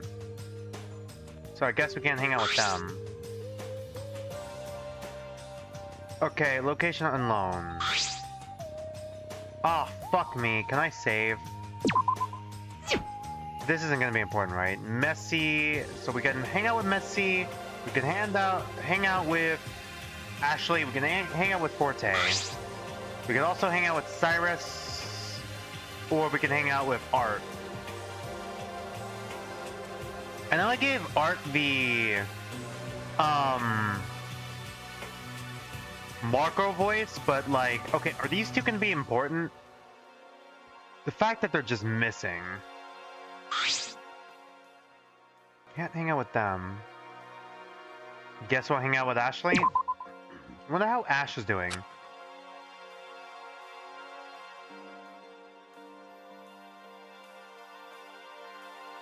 Hey, Echo. I was just reading about this painter named Martial Oysterzone. Apparently, people think very highly of their work. Would you like to see? I learned about a Renaissance painter thanks to Ashley. Is this important? Or is this just normal free time stuff? So, how are you feeling? I'm feeling a bit better. I took a walk to clear my head a little. Glad to hear it. The last thing I would want for you is for you to get all worked up. Ash, I'm curious. How did you hear about the preservation project? I heard about it by word of mouth. I had some Ultimate Talent colleagues who were talking about the preservation project, so I signed up along with my friend, the Ultimate Race Car Driver. Is that us? There's a race car driver? Wow, jockey and race car driver? That's a pretty high-stakes tag team. Well, you know how it goes. Birds of a feather flock together. I guess you're both racers, but it's different. But I can't help but wonder whether he made it in or not. Whether or not he made it in. I'm sure he did. He's probably just in a different group. Maybe. It's just, last I spoke to him, we got in a huge fight. Ashley didn't seem to want to talk anymore. Sorry if I brought up something painful. No, it's okay. Fights happen when people are close. It's just a fact of life, I suppose. We had our fair share of spats, but usually work through them. Remember when I dropped your mug? I still have that mug. Worked pretty hard to mend it together in that kintsugi fashion. Although it's a little too awkward to drink out of. I knew it was your favorite, so I did my best. Thanks, Echo. I appreciate what you're trying to say. Don't worry about my silly fight, I'll get over it. I said goodbye and let her have some time alone. Oh, okay, we're just hanging out with all of them, I guess. Are we hanging out with all of them, or do I only have... Okay.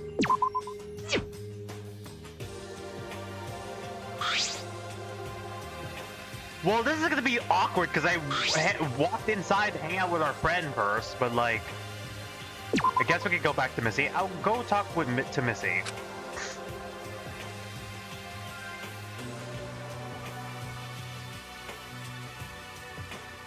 I still can't sit knowing there's still questions being answered. Would you like to join me in investigation? I helped Missy search every corner of the foyer. To no avail.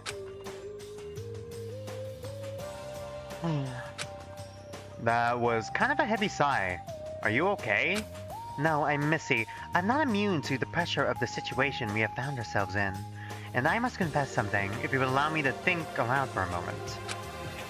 I intended to join the preservation project as part of their operating group once I heard about it. I thought my skills could prove useful. Really? What are you thinking about it now? I'm convinced the group has been infiltrated. The group is known for bringing in many talents from around the world. For starters, I know the Preservation Project's safe house was a large building with many wings for each group of Ultimate students.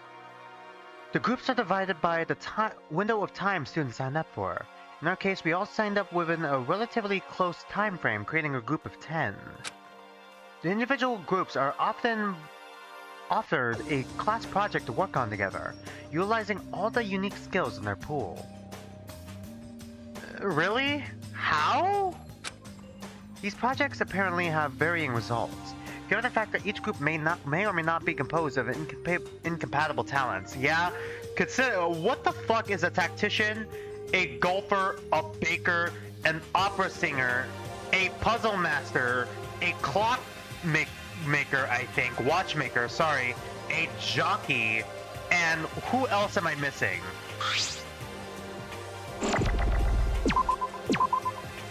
Oh shit! We gotta read all these now. Photographer and Riz King over here supposed to have in common. Eh?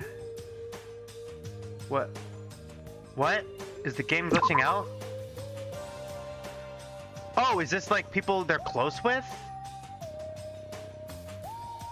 Or people they like? I don't know what the fuck this is to the right. Arturo Capipiano, ultimate golfer, height.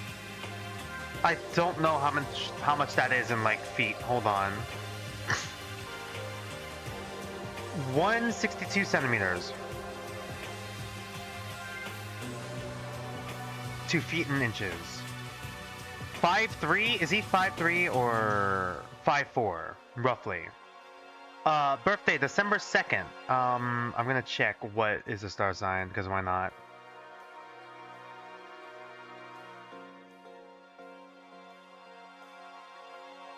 Sagittarius. Likes frog sci-fi movies, dislikes swimming road trips. Previously, AA Academy Bordova. Oh, we got like fucking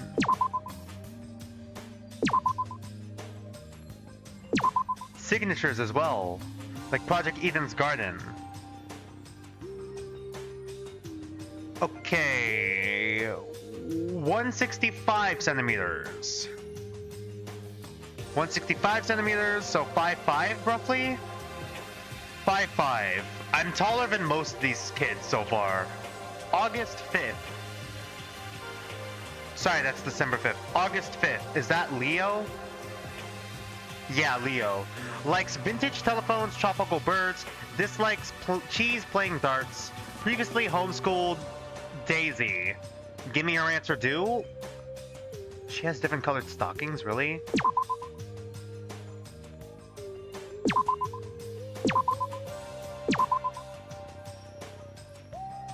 I guess that's people who they're close to, maybe. Seikono, Ultimate Watchmaker, another 5'5" student, June 12th.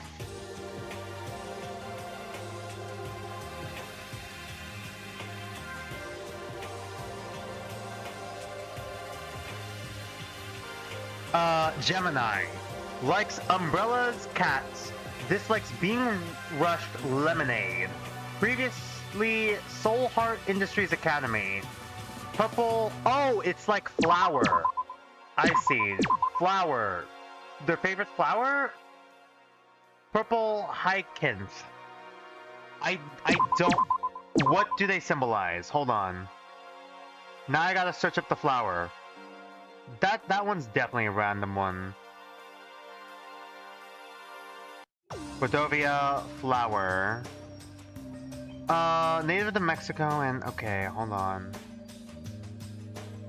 Fuck, no, I meant to click meaning. Meaning! What do they symbolize? Symbolism. Enthusiasm, positive energy, zest for life. Alright. Daisy. Innocence, purity, and new beginnings. Okay.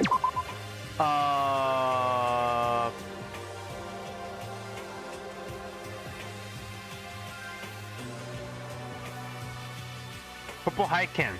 Sorrow, a desire for forgiveness, a deep sense of regret. How tall is 160 centimeters? These kids are so short. 5'3", roughly.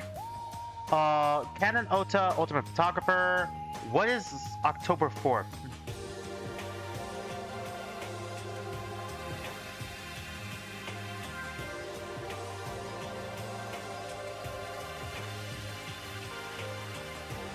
Libra. Likes jazz music. Oh, okay. Botanical gardens. Dislikes humid weather, dust. Previously, Black Mist Girls Institute.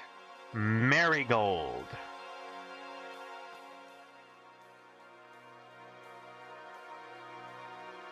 Marigold. Positive emotions like joy, passion, but also grief and remembrance. Okay. Echo Pine. Ultimate question mark, question mark, question mark. God, we're tiny! We're baby! Whoa, God. 170... 157. We're probably not the shortest one here, but God. Shortest one so far. We're 5'2", roughly. February 15th. We're shorter than Makoto. Isn't Makoto like 5'3"?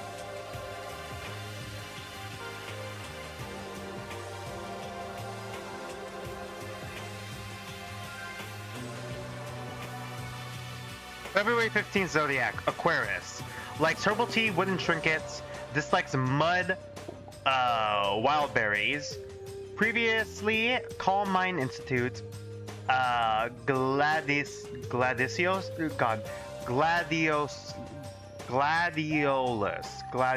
I've never heard of that flower before. Gladiolus. Strength, integrity, and remembrance. So people we're close to, I guess? We're close to him, really? Forte Solo. Ultimate opera singer. Okay. Tallest character so far.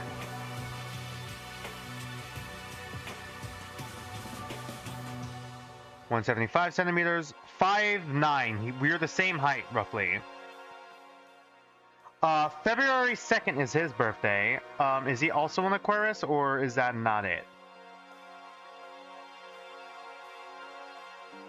Yeah, he's also an Aquarius. Likes crocuses, I probably pronounced that wrong, skiing. Dislikes castles and parties. Previously, Relic Song High School. Calla Lily.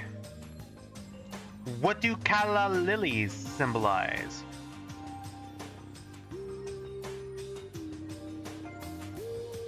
Symbolism. Innocence, rebirth, new beginnings, purity. Innocence, elegance. Got it. Next. Cyrus Circe. Oh my god. Cyrus Cyric. Rantaro Mommy. 180. Okay, now he's taller than me. I think. I'm like 5'9", 5'10". Yeah, he's taller than me, like 5'11" almost. March 27th. March 27th. What star sign is that?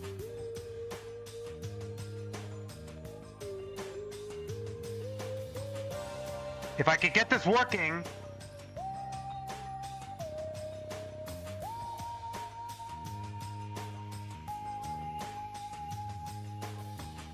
March 27, Aries. There we go. Likes fresh laundry, journaling. Dislikes candy, seashells. Previously, White Marsh High School. Snapdragon.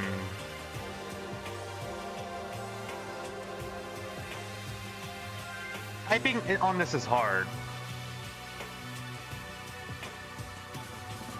Deception. Oh my god. Deception, strength, and grace. Oh, great.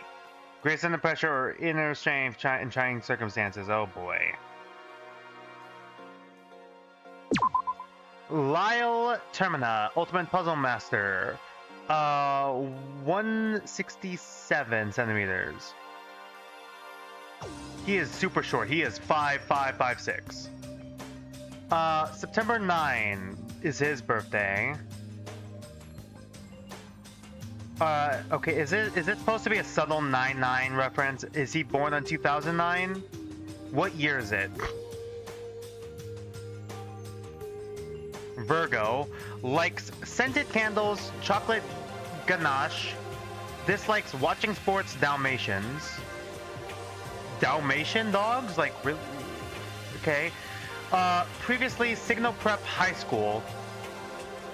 Ausphidilis. I don't know my flowers, I'm sorry.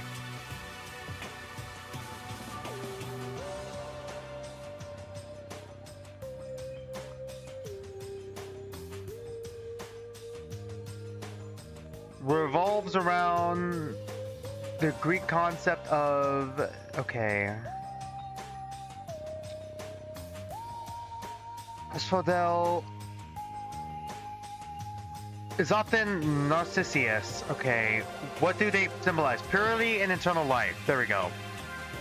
Next, Missy Vesper, 170 centimeters. Is that also? I'm confused. 5'6" roughly, 5'7". November 13th. November 13th. 13 November Zodiac, out of curiosity. Scorpio. Like a good part of my family, I guess. Magic tricks, honeybees. Dislikes trains and needles. What's wrong with trains? Previously, Bellum Academy. Geranium is their flower. Her flower choice, I guess.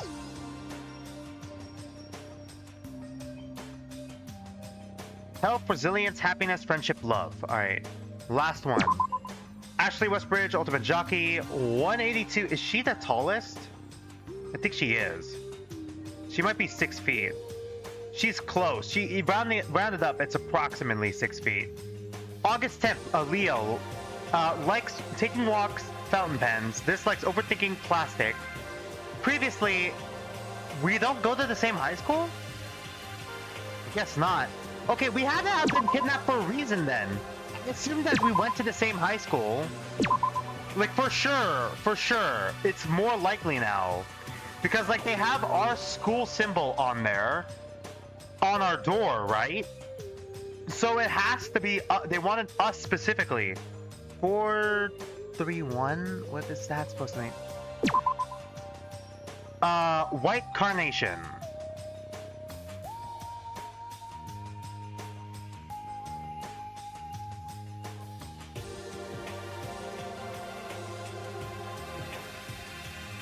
White Carnation.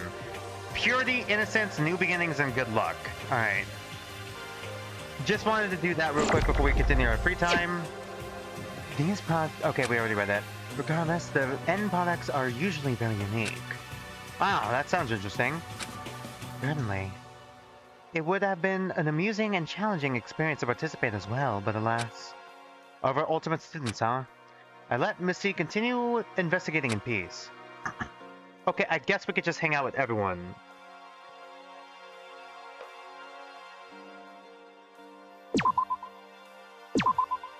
Forte's probably in the theater.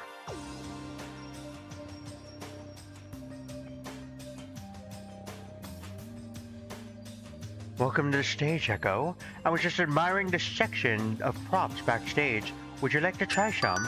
I awkwardly tried on some hats and masks with Forte. This killing game. It can't be a reality, can it? Excuse me, just thinking out loud. That's okay. I was wondering the same thing. I mean, the preservation project. What am I saying? They can't be related. Clearly the group has been infiltrated and is pulling some horrible prank. Well, I can't say I enjoy the perpetrator's flavor of humor. What is the preservation project anyway? It's a group that provides safe housing for ultimate students, protecting them from extreme natural disasters. They had a reputation for taking in small groups of students at a time, since the news of it was passed along solely by word of mouth. By word of mouth, so it's not on the news. Alright. Once enough students signed up, a number of them were let in. In our case, it seems the message got to 10 of us. Right? The fact that there are, like, class projects that are given means that for sure they were working together, right?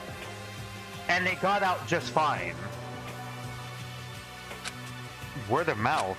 Yes, a lot of ultimate students often flock together in small communities within their area, since they're often outcast by average people. Okay, so there's a dichotomy between the is it classism? Not really. So, we're the outcast, ironically, in, like, the minority that is the ultimate students. I personally heard it when they acquired an ultimate radio host to help spread the message to my community. Recall with clarity, his voice was boisterous and engaging, not unlike that strange announcer. Is he the strange announcer then? Despite that, it was a modest arrangement overall. There seemed to be a constrained effort to not spread the word far and wide. Just strange, considering the varying range of students and talents around the world. Wouldn't you think the group would extend this offer to more ultimates? So they're targeting specific ultimates then? I guess it does feel a little deliberate. Listen to me drawing away. Don't mind my pedantic thoughts. Just trying to make sense of all of this is all. Forte quieted down as soon as he continued to inspect the costumes backstage. Ultimate communities. I thank Forte for spending time with me and left the theater. Okay, are we just hanging out with everyone then? Alright, I don't think I need to save every time then.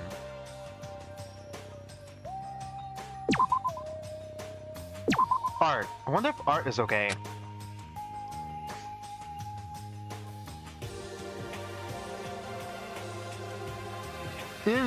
Wanna see how high I can climb? Safety first though, of course. I watched Art struggle with the ropes and the harness before giving up on the idea of climbing all together. But so weird. Whew. What's on your mind?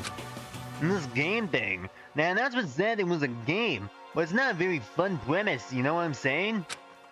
A huge mansion, whatever, just for the 10 of us to play a killing game. It seems, I don't know, expensive? What do you mean? This place is huge. I would have thought maybe more people would be involved by the looks of it. Yeah, that's a good point. Not that I want a lot of people to play a killing game. You say a lot of people, but are Ultimate students really so common? Yes and no. I'm familiar with Ashley's name only because I pay attention to the sport, but I know zilch about photography. I think you just have to be in the right circles. Alright, so Ultimates are like... common. They're known, but they're not like celebrities, necessarily. It's not like Danganronpa's universe. They're more mellow. And to put it in perspective, there are billions of people on the planet. It only seems like a lot of us are Ultimate students in this moment. Since we're all gathered up. I guess it's a good point. That's true. Well, at least you don't have to worry too much about all this Ultimate Talent stuff. It's tiring sometimes. Art fell unusually silent. What? God damn it. Art fell unusually silent for a spell. It just kind of went on its own. Anyway, don't look like I can figure out this climbing business. Catch you later. Art gave me a quick nod as he zipped out of the climbing center. Alright, Cyrus Cersei. I'll look for Cyrus. Cyrus says, I don't know. Cyric. Okay. Hold on. Hello, Echo. Have you come to relax or been in the spa? Feel free to join me. I settled with Cyrus for a relaxing moment. Cyrus, what do you know about the Preservation Project? Hey, Nani, welcome to the stream. Oh, just about as much as any other student who signed up. It's a group that protects Ultimate students from the extreme natural disaster. To preserve humanity's future, it's presumed that their goal that their goal, as the name implies. That's as much as I know too. It'd be unfortunate to lose people who would benefit the world, right? We're trapped here for 7 days. We literally don't have to kill each other. That makes sense. What do you think about all this? I sighed. This scenario we found ourselves in, it feels like the very opposite of saving Ultimate students. It's terrible. Building excitement and hopes of safety only to crush those feelings in a messed up game. I guess you could say we're in despair. I couldn't wrap my head around the idea. A more reasonable observation. It's cruel, isn't it? But most of all, I was so confused as to why and how I found myself here. In that case, what do you think of the others? Huh? What about them? Well, our associates all found their way here, for some reason or another. Isn't that right? No one would want to join a killing game voluntarily. That much is obvious. Tell that to the V3 cast. But saying that the former were true, that they that they joined to become part of humanity's future. Pandora seemed keen on the idea that our talents can induce worldly benefit and change. Do you think such a thing could happen? I suppose so. Why not? Cyrus chuckled faintly. Why not? How optimistic. Oh, yeah. I guess it might be a lot to hope for the scenario we're in. Hope? No, good. It's good for you to maintain the spirit of anything, that anything is possible. The impossible is possible. All you gotta do is make it so. Cyrus flashed a pleasant smile before reclining back on the spa chair in silence. After a beat, I saw myself out as Cyrus continued to enjoy his time in the spa. Really? We could still hang out with more people? But we don't know where they are. Let's see if Cannon's in any mood to talk. I guess. Location unknown. Do we really have to click on both of them? Yeah, I assumed as much. I looked up and down the halls, but I couldn't find Cannon anywhere. I guess she's in her personal room. Is she? I made my way over to her listed personal room in the living quarters and knocked lightly. Cannon? There was no response on the other end. Either she was being difficult to find or she didn't want to be bothered. Whatever the case, I moved on. Well, there's only like one other option, I guess. I wonder what Lyle is up to. The fact that everyone's kind of getting screen time is kind of confusing me a little bit with like who's gonna end up dying first. I'm guessing it's gonna be Pandora though. Cause it's either Pandora or Ashley. Ashley's our childhood friend. Pandora has a lot of CG. She's already had like 3 or 4. I wandered the first and second hallways in search of Lyle, but failed to find him. I guess he's off solving the killing game puzzle. Better let him get to it.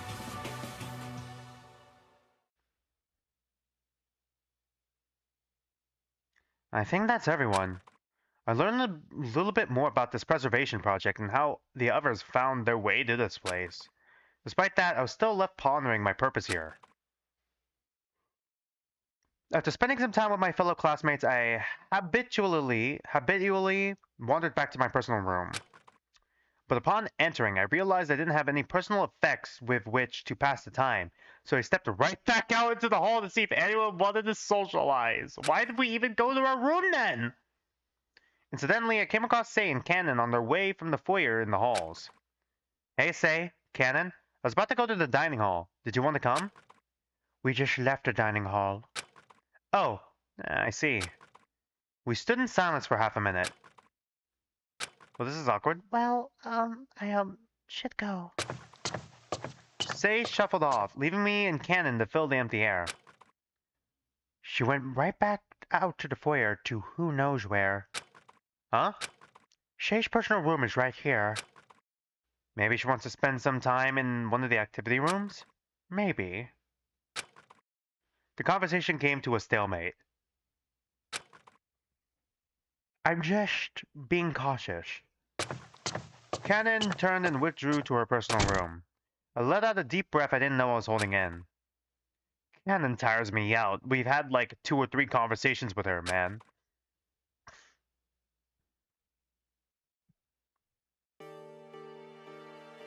I made my way to the dining hall, running into Ashley along the way. We greeted each other in a rather usual manner before sitting down with the other students who had already settled in for the meal. Ah, Echo and Ashley, feel free to join us. We were just starting. How have you been faring since this morning? I'm feeling much better, thank you. Pleased to hear it. Missy sat at the head of the table. Art and Cyrus sat across from each other, with Ashley sitting next to Cyrus. I shuffled in, sitting next to Art and across from Ashley. Man, what kind of class only has 5 students? One that's been disillusioned by a strange game, apparently. Whew. Sorry. Yes, it's a little disheartening to see only half of our group is gathered here. Well, it isn't strictly required that we all have dinner together. Together! I saw Sei and Cannon in passing. They must have had their share already when we were on their way, and were on their way out. Sei's a shy girl, so I can understand she didn't want to be around a large group of people. And Cannon, she's awfully mysterious. Well, there's no use worrying about them. They can do whatever they please, so we shouldn't question their actions. Even if they're suspicious? And for that matter, doesn't the killing game frighten any of you? Guys, we're on day 2. I've voiced a question that had been ruling my thoughts. I mean, there's really no one capable of that sort of thing, is there? My question was met with silence. Echo, I understand you might be afraid right now, but it won't do you any good to worry. You're only gonna run yourself ragged, thinking about the frightful possibilities. Yeah, Missy's right. It's just some dumb announcement out of nowhere, so what's the threat? Precisely. We shouldn't make ourselves sick with anxiety from something that hasn't invoked any consequences. Plus, if this were a killing game, why would they give us such nice amenities? Why not just throw us in a creepy locked building? Wouldn't that pressure us further into killing each other? To escape an unknown scary building? I wonder. Regardless, we shouldn't dwell on the specifics of something so mysterious and harmless. Let's just enjoy each other's company and the fixings of this mansion to its fullest. Thank you so much for the encouraging words, Missy. Missy won't get shook up. She's the definition of keeping it cool. With the atmosphere lightened up, we continued our dinner with lively chatter. I was thankful to have such positive energy surrounding me.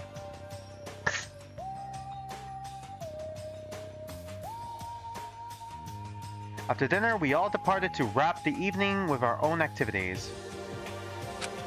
Ashley and I walked over to the living quarters to rest for the evening. But before we went to our respective rooms, Ashley pulled me over to the end of the living quarters hallway. Ash, what's up? Echo, I've been thinking. I don't know how to say this. This killing game, it really has me worried. An ultimate battle royale? Just saying that is ridiculous. It has to be some kind of themed ARG or weird elaborate prank. Echo, you were the one who was voicing this just a second ago. I was kidding around, but Ashley remained still with a serious demeanor. Well, you're here, aren't you? How else would you explain your high school plaque on your personal room door? That is a good point. Huh? Sure, it's a little strange, but that could mean anything. I was probably just mistaken for a different student at my high school. You know what I think it means? It means I was right. Echo, being involved with me only results in ultimate levels of trouble. Being an ultimate in the Danganronpa universe results in ultimate levels of trouble. Living in the Danganronpa universe just results in ultimate levels of trouble. If the tragedy is anything to go off on. This game that was specially created for ultimate students managed to gain a collateral student participant simply by association. Me. Ash, what are you saying? I don't want you to worry about me. Yes, I can protect myself, but it's more than that. I remember that night, the night you dropped me off after we had dinner. You couldn't walk me to my house. I did, in fact, make it to the house in one piece, but when I looked back out on the street, I noticed something strange. I saw smoke. Oh, for fuck's sake! Was there really a guy in a gas mask? I was making a fucking Zero Escape bit. What do you mean there was someone in a gas mask in the back seat? I saw smoke. It was coming from the direction you dropped me off, so I assumed the worst. I wanted to run out there and see what had happened, but the only thing I remembered after that was the sharp pain and then... Black. Right. Must have been a target or something. Someone must have been subdued and captured me, and at the same time, you as well. Whoever did this, it seems they wanted to cover all their bases, which meant if you saw anything that night, you had to also be taken also. I chuckled at the thought. The problem was I didn't see a thing happen that night. Yeah, but they know my name. They gave me a wristband with my name on it. They had this plan so that I would be here specifically. Echo, I can protect myself, but I want you to keep your distance so whatever happens to me doesn't come to harm you as well. No, you're going to die. How can you say that?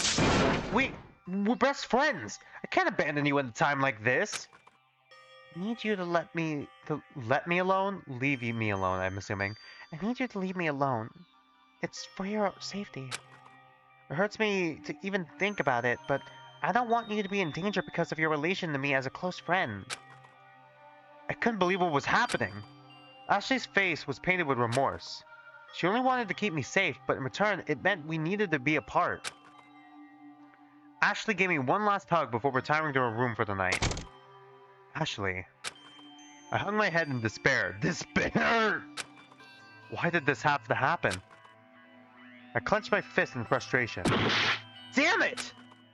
I pounded the wall, trying to process everything, when I heard a gentle voice. Sorry for what just happened. I don't know who it is. I twirled around to find the source of the voice, a few paces behind me. It was Pandora. The other character I was guessing was going to die this chapter. Her voice was barely a whisper. Pandora, you overheard our conversation? I apologize. I didn't mean to eavesdrop. I was only nearby because I wanted to talk to you privately. Me? Like me specifically? Yes. I was wondering. Oh shit. Does this message mean anything to you? It looked like Kuma. Pandora pulled a small piece of paper out of her apron pocket. The note had two small symbols on it, along with some text. Note, if you recognize one of the symbols depicted, then you have found me and are safe. Please do not speak of this note's existence. Trust no one but yourself. I guess they don't recognize the symbol then. Upon closer inspection, the symbols were similar to the ones the announcement showed. What? What does this mean? Do you recognize either of them? I can't say that I do. Oh, that's unfortunate. I was confused by the contents of the note, so I was hoping someone could help me. And you came to me specifically? Is it like the symbols of the school, then? In particular, I was wondering what the note meant by "you are shaped." Based on what's shown on the note itself, the two symbols could be of interest. It seems like there could be someone here who might be connected to whoever is controlling the announcements. Are there two masterminds then? Two separate symbols, two masterminds? Basically, there might be a spy, a traitor, among us, if you will. I thought the shame, but I wish the implications weren't so. Where did you find that? It was in my apron pocket since I woke. I don't know how it got there. I don't recall putting anything like this in my pockets. Well, probably don't tell anyone else because they're probably going to kill you. She tucked the note away back in her apron pocket. However, that wasn't really what I wanted to talk to you about. I wanted to say, I feel like you're a very special person. Says the person... You're talking to the person with no talent. I can't really explain it, but I feel a strong aura about you. Oh, thank you? She smiled and went on. Echo, you might think being an ultimate student is some kind of extravagant existence, but forget there's beauty in the ordinary as well. Just called us a basic bitch. Even if we do have ultimate talents, we're still regular people just like you. Waking up with bedheads, sometimes showing up late to our appointments. We're just a little more preoccupied with one particular thing than most others. Thank you, Pandora. Pandora managed to quell a bit of worry in my heart. But it is a pity between what happened between you and Ashley. I don't know what to think anymore. One moment Missy is telling me not to believe the word the announcement says, and another moment Ash is cutting ties with me in a firm belief of the dangers of the game. You also kind of fucking stoked the fire a little bit. What am I supposed to do? I felt my throat begin to choke. Oh, très désolé, Echo. I don't think it's my place to say, however. This is but a bump in the road. Ashley will always be your friend, no matter what. And it may be difficult to determine what's in store for us ahead, so we must keep our faith and live one moment at a time. She walks out of the hallway and dies immediately. The lights started to dim as Pandora smiled at me one last time. She stabs us.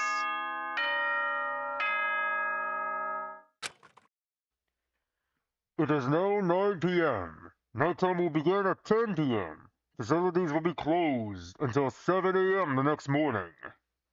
Even the darkest night will end and the sun will rise. Oh dear, it looks like nighttime has come. Well then, bonne nuit, Echo. And please don't tell anyone about this note. I don't want to cause any unnecessary trouble. I feel like this note is the key to the many mysteries of this place. I nodded. The note was odd, but I couldn't find it in me to outright doubt Pandora. Good night to you too, Pandora. We both returned to our personal rooms to pass over the night. Anyone know how many chapters are in Danganronpa Lapse, out of curiosity? Because the game is supposed to be 7 days long. Returning to my room, I made myself comfortable and slipped into bed. I stared blankly at the dim ceiling, letting my mind wander aimlessly through the news I learned today. But nothing really stuck. Words and conversations and thoughts flew by as I let my heavy eyes close. The one thought that pervaded the others was, what would be waiting for us tomorrow? A lot of ellipses. Before I knew it, I had fallen into a deep sleep. Day 3! Give it up for day 3! Good morning, Echo! It kinda is, actually. I opened my eyes to the now familiar colors of the room. I looked at the clock on my bedside table. 7:28. I turned off the alarm before it rang and steadily got out of bed. Only 2 days had passed, yet I found myself beginning to acclimate to the sleep schedule. We're here for 7 days. We're already on day 3. Guys, we literally don't need to kill each other. We don't need to do shit.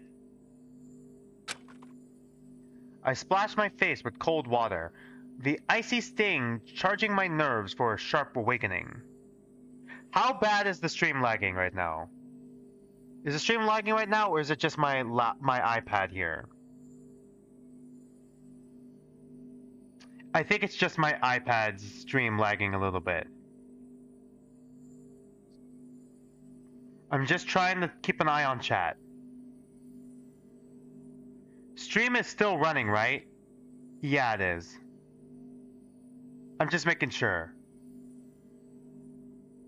I wonder if anyone else is in the dining hall for breakfast yet.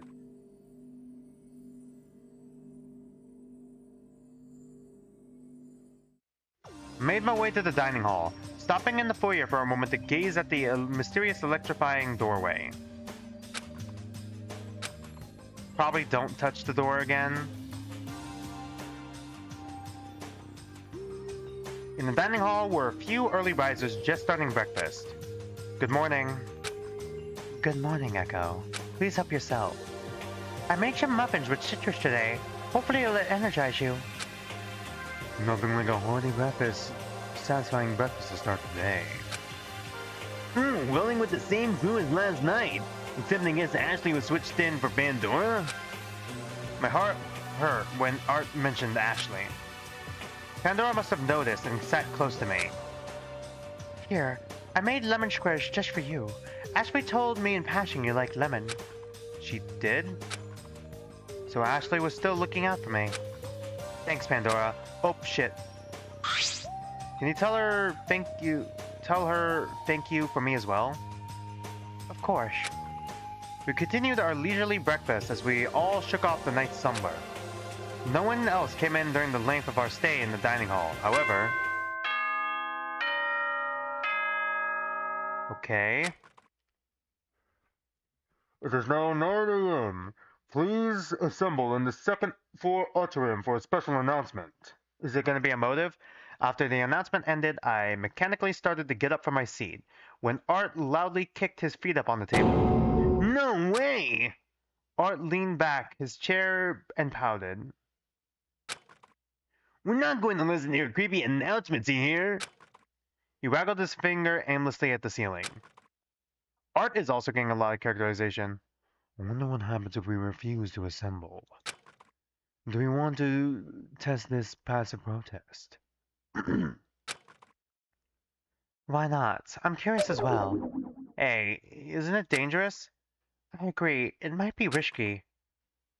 The only risk so far has been from when Echo actively tried to escape. The past 48 hours have been nothing but casual to us.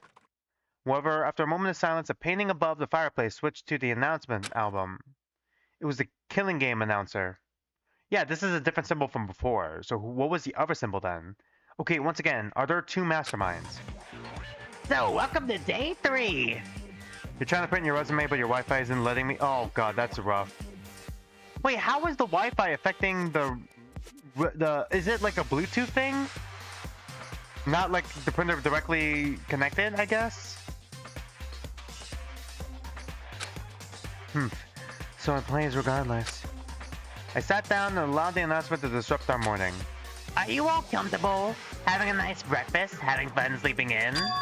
That's great to hear. Today we'll be reviewing some general rules relative to our lovely killing game. They are as follows. Students will enjoy an idyllic life within the Apogeium walls for a duration of 7 days. Oh, 1, sorry. 2. Okay, it is wireless. Okay, I see. That's probably where the issue is then. I see. I'm sorry that's happening to you, Nani. Rule 2. Activity amenities are open from 9 a.m. to 7 p.m. Rule 3. Breaking major assets, kitchen refrigerator, theater lights, etc. is strictly prohibited. Rules 4. Why are the rules being told to us on day fucking 3 of the killing game? 3 of 7, by the way. At the end of the 7 days, whoever survives is awarded the ultimate prize. We literally don't need to kill each other then. We all get the ultimate prize. To expedite the process toward the ultimate prize, one must kill a fellow student without getting caught. We literally don't need to kill each other, guys. And to get the ball rolling, each morning, a special music will be provided to exercise your mind. Today's forced motive question is... Okay, there we go. Are your talents a true representation of who you are? Who are you beyond your talent? Stew upon these brain-teasing inquiries as you all carry on with your communal lives. And whoever actually went to the atrium gets an additional special gift. Haha, yeah, I know. No one wants to go to the second floor just to hear an announcement. That's what speakers are for, after all. So whoever followed the rules got a little something something, if you know what I mean.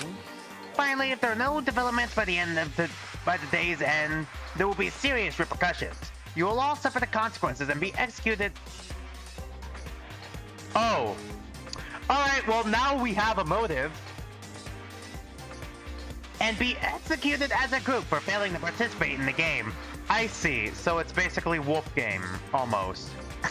Actually, it's kind of what Rewritten is like, a little bit, yeah? Someone has to kill someone else, otherwise we all die? No.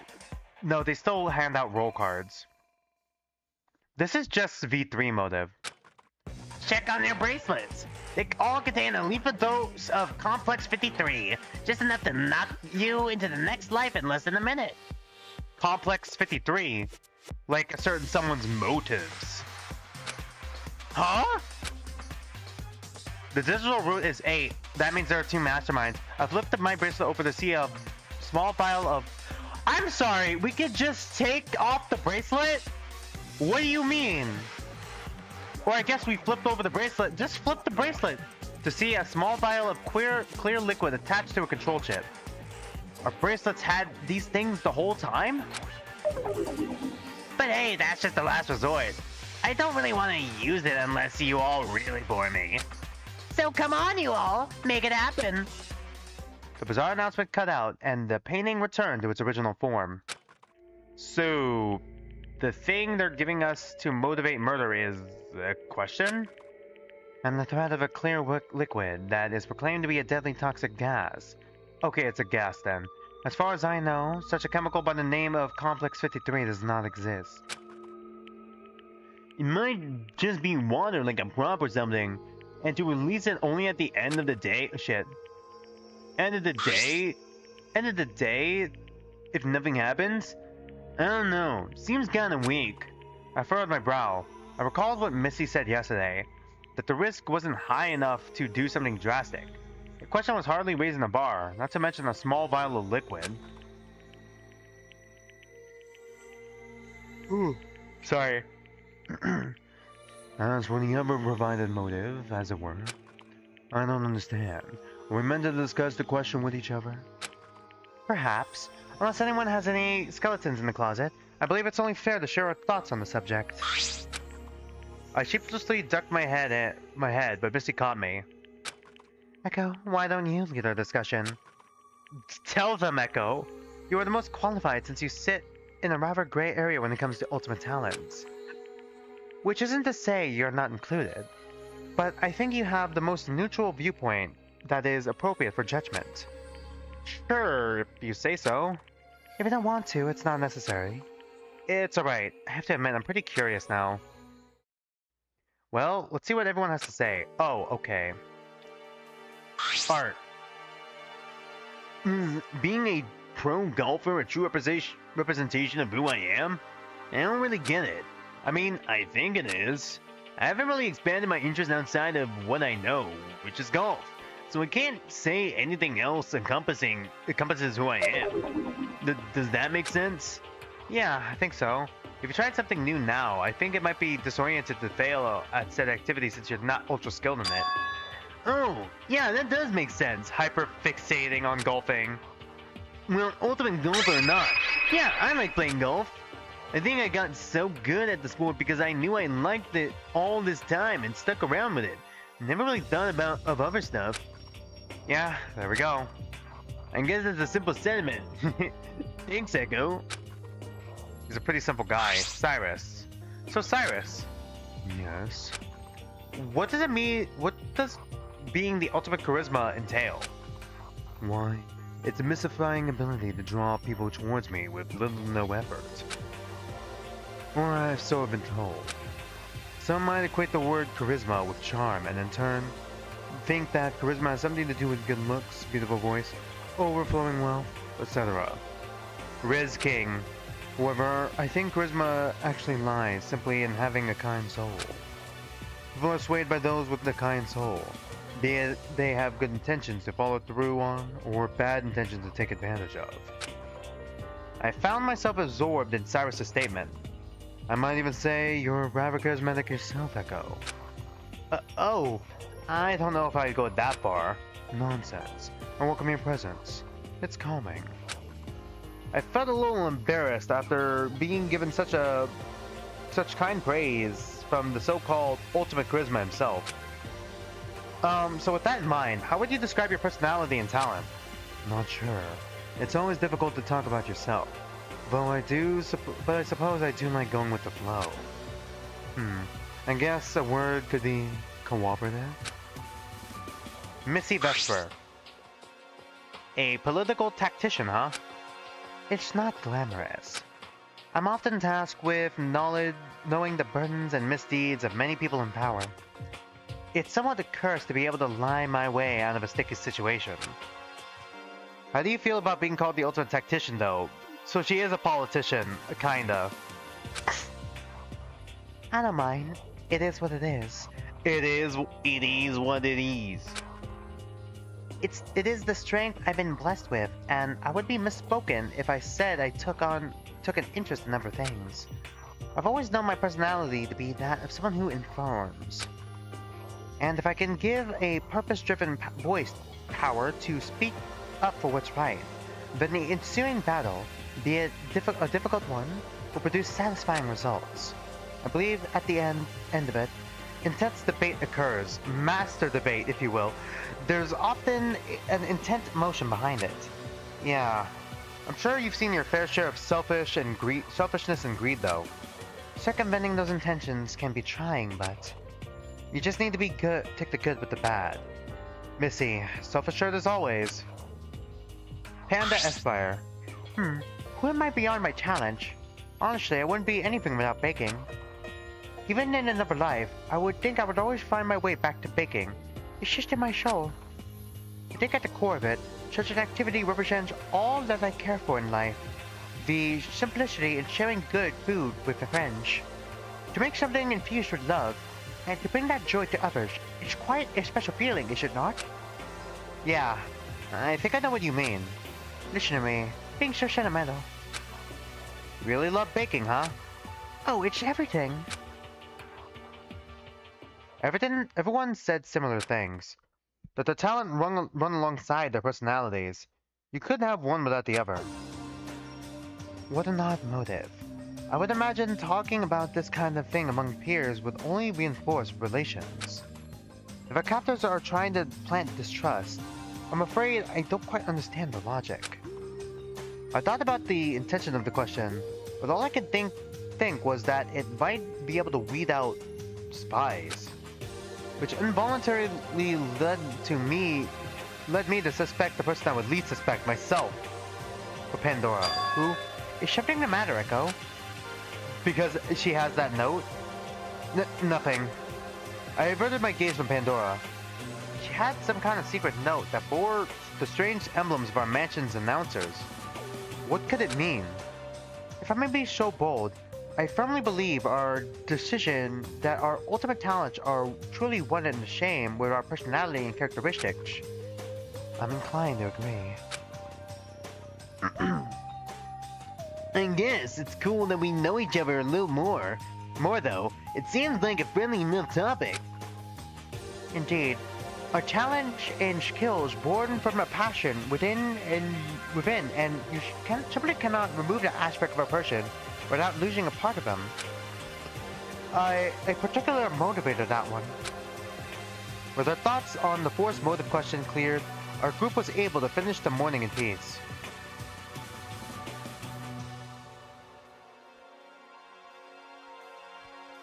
The Breakfast Club wrapped up, and with no other announcements to interrupt us, the afternoon was completely available for our individual activities. I didn't have anything in particular planned today, so I idled in the foyer before deciding what to do next. Hey, Echo! Who is it? That familiar voice erupted from behind me. Okay, Art, you're getting a concerning amount of screen time now. What's up, Art? This might be weird to ask, but do you mind if I hang out with you today? I'm kinda curious about other students' talent stories, but I didn't want to go running around the mansion alone. Why didn't you ask one of the others from breakfast? Huh? Oh, 'cause you're cool. What? I mean, you're easy to talk to. I thought about asking Missy, but Missy's kind of imposing, you know? I feel like I have to walk all nice like I'm balancing books in my hand or something. I don't think she's strict on how others walk or anything like that. That aside, she stuck around with you on the first day, didn't she? Oh yeah, you're right. Well, I'm asking you now since I'm here. Besides, I can't find Lyle. I wanted to get another strategy meeting started today, and maybe even help him with solving some stuff, but... So I was a second choice, so I always seemed disappointed. Sure, I'll tag along. I didn't really have anything planned today, anyway. I trailed off, thinking about Ashley. We could probably cut down one visit right here, since you and Ashley are best friends. Do you know anything about her talent? Ugh. Honestly, I can't say that I do. This is the first time I even heard about such a thing, like ultimate talents. I guess they're really underground then.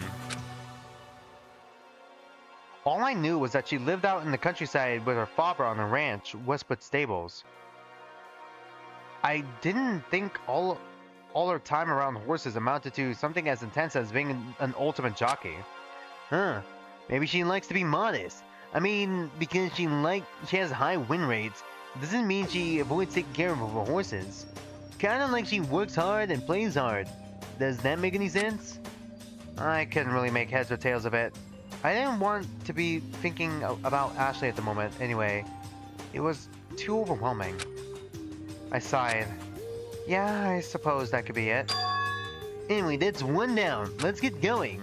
Seems I got roped into exploring other students' opinions on the forced motive question with Art. Not that I was opposed to the idea of learning about the others. There are a handful of people we haven't heard from. Alright, well...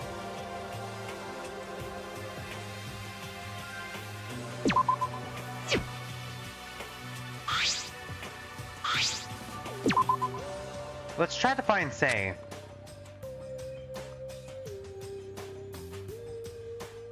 Sei, hey.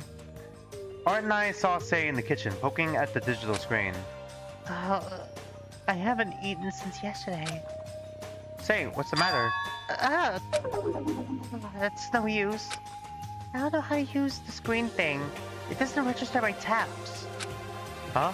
You need to tap your bracelet to the screen first, and then you could choose a meal. What? She raised her right arm and scanned her bracelet to the screen, activating the display. Oh. This is embarrassing. I'm not right-handed, so I didn't think about it. Oh, so she's left-handed. Is that going to be important? Glad I could help. Sei poked at the digital screen, ordering a rice porridge with pickled vegetables. You know what I'm saying? Echo, let's go. Let's get something too, so she doesn't have to eat alone. Didn't we already eat breakfast? Art, Sei, and I shared a meal together. Okay, now Art is starting to scare me a little bit with the screen time he's getting.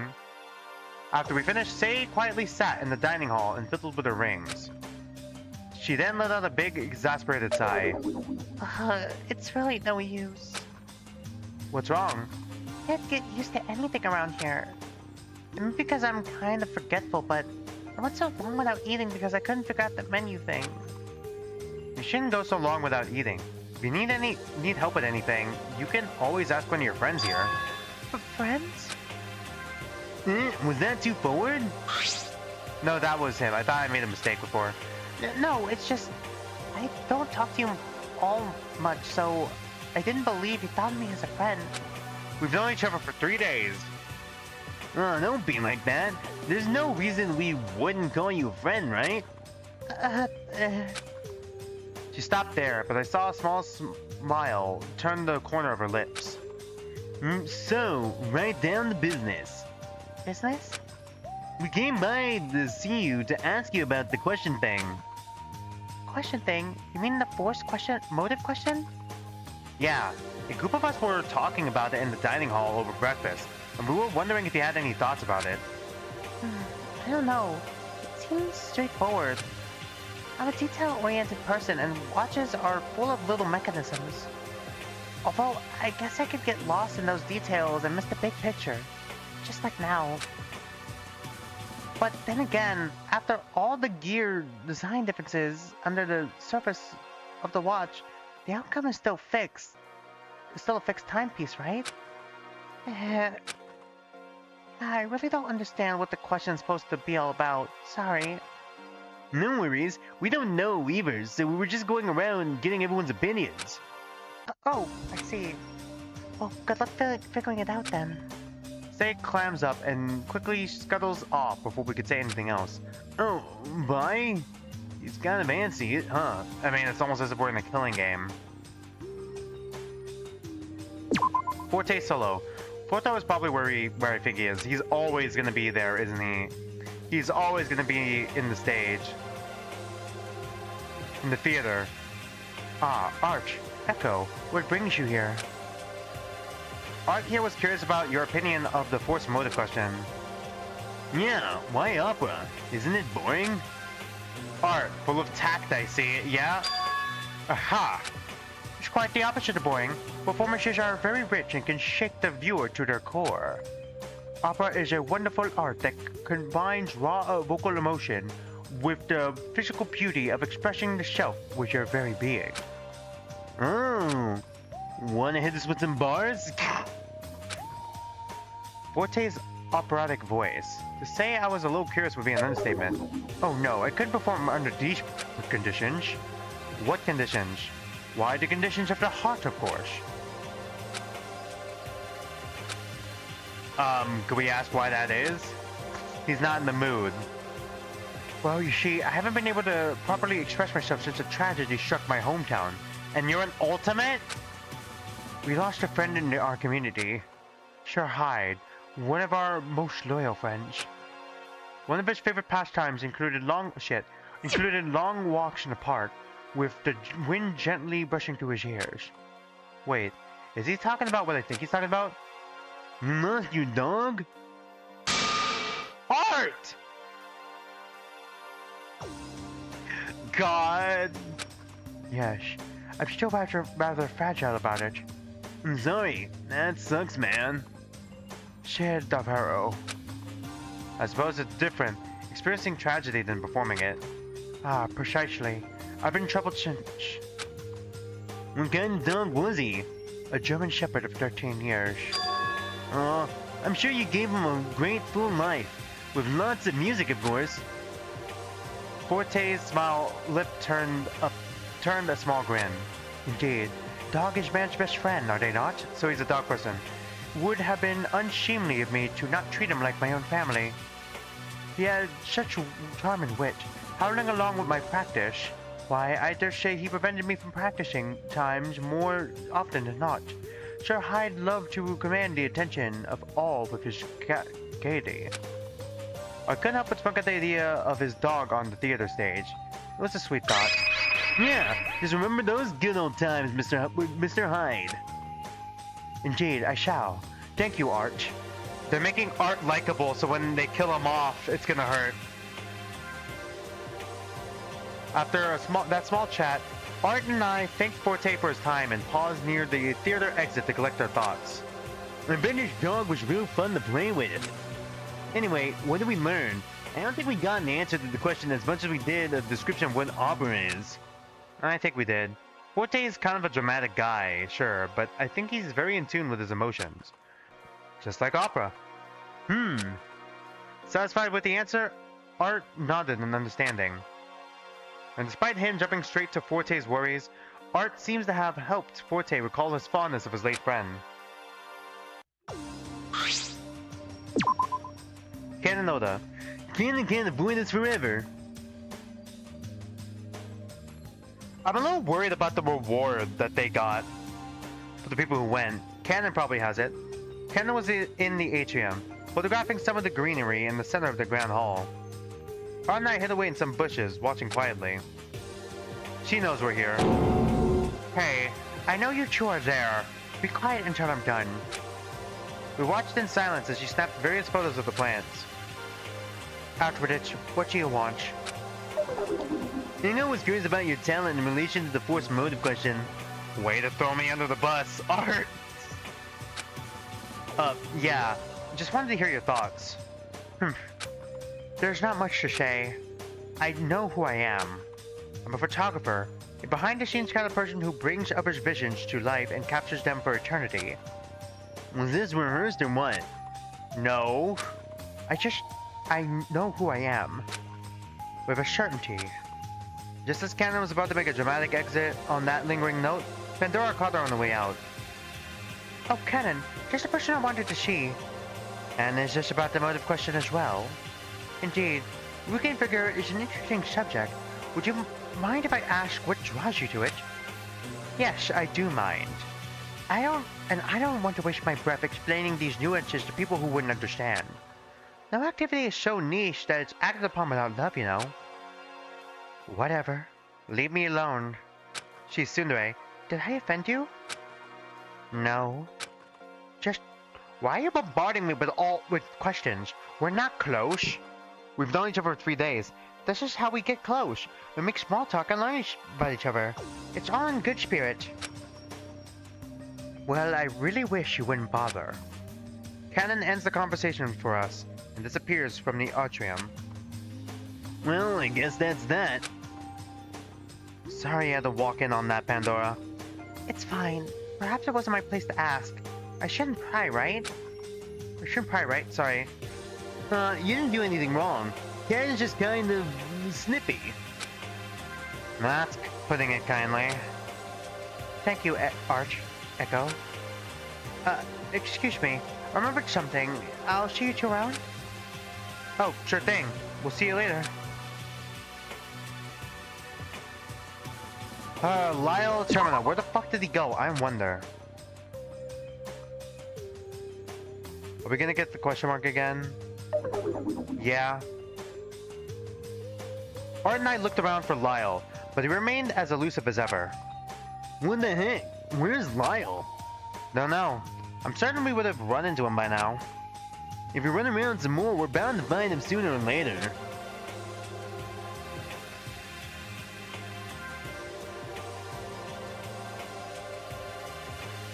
After running around all day, Art and I managed to catch Lyle as he is about to enter his room on the other side of the living quarters hall. Yo, Lyle! Hey there. What's the good word? You're awfully casual for being so difficult to find. Sorry. Yeah, we finally got you. Huh? We've been running around this whole building solving puzzles.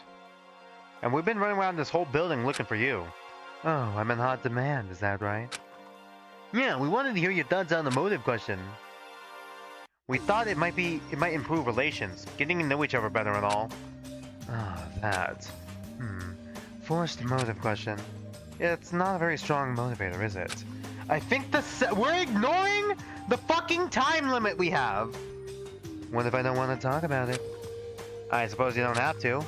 Yeah, but we're friends. We should share stuff like this.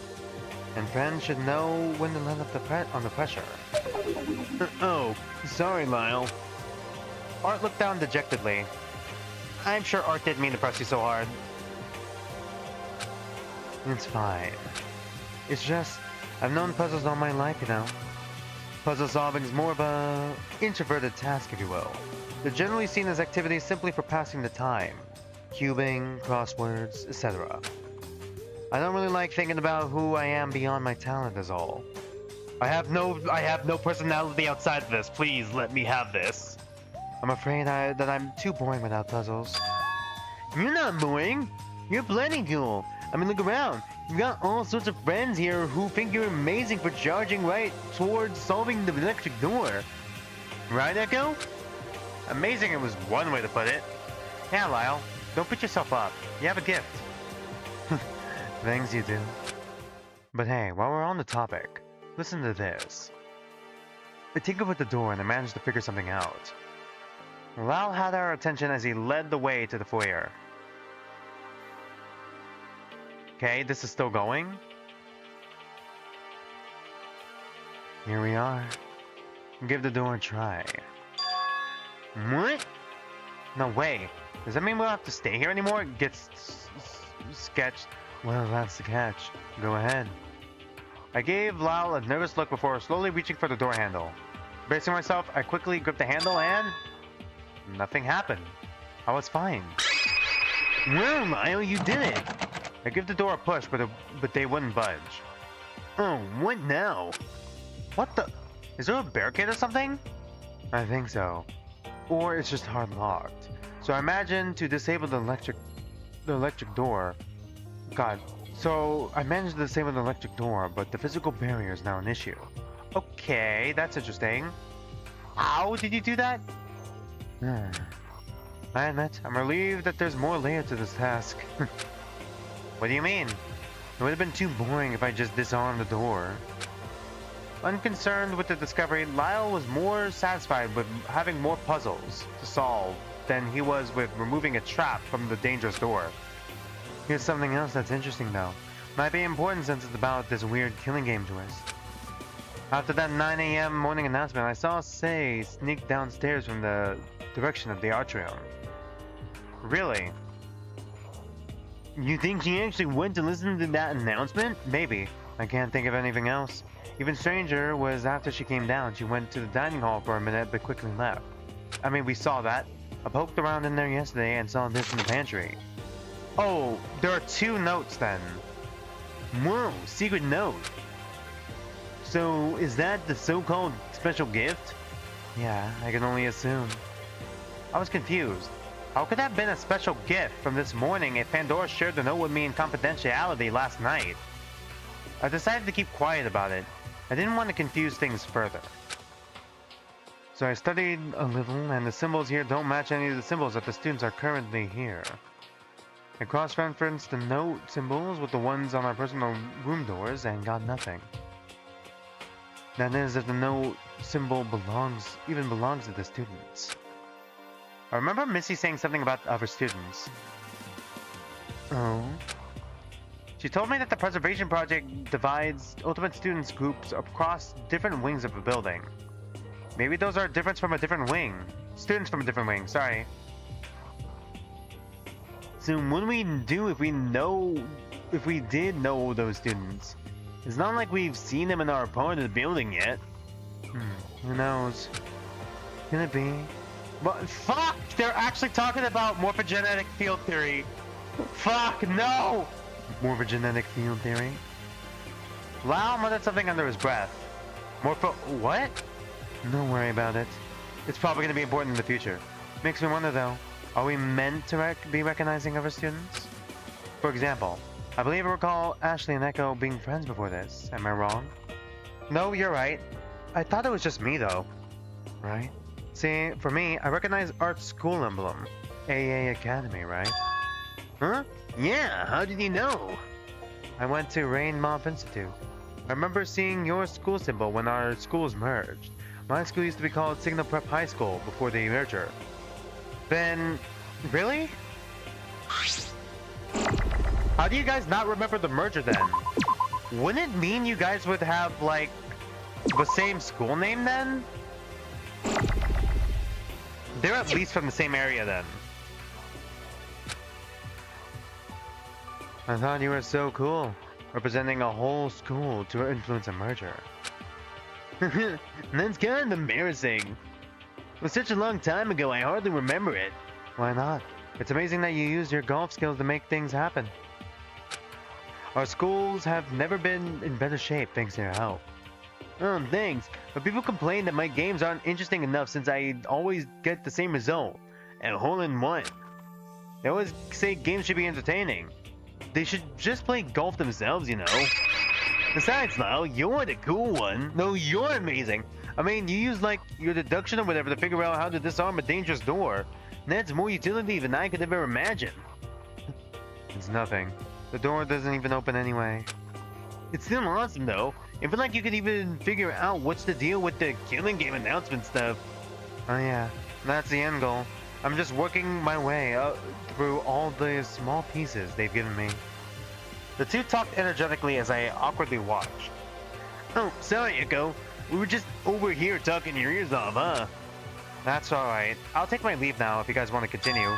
Sure, it was fun hanging out with you. Let me know if you come across anything else weird, alright? Art and Lyle left, chattering along the way out. They really clicked, huh? Despite Art's lack of sensitivity, yeah? Art's kind of a himbo. I turned around and glanced over the digital kiosk in the foyer, looking for the time. 1500. It's already 3 in the afternoon. Nothing regarding the killing game has happened all day. Yeah, pretty much. I guess I should be relieved. I really wanted to find Ashley, but it seemed like she was trying her best to put distance between us. I suppose I'll pass time in the study.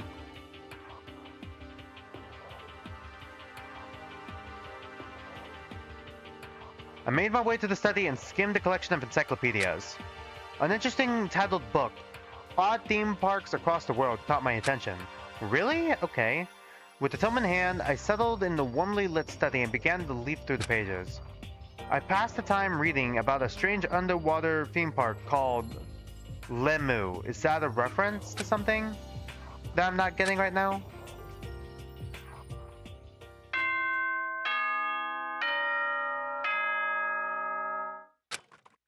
I looked up from the book's pages and towards the ringing sound coming from the ceiling.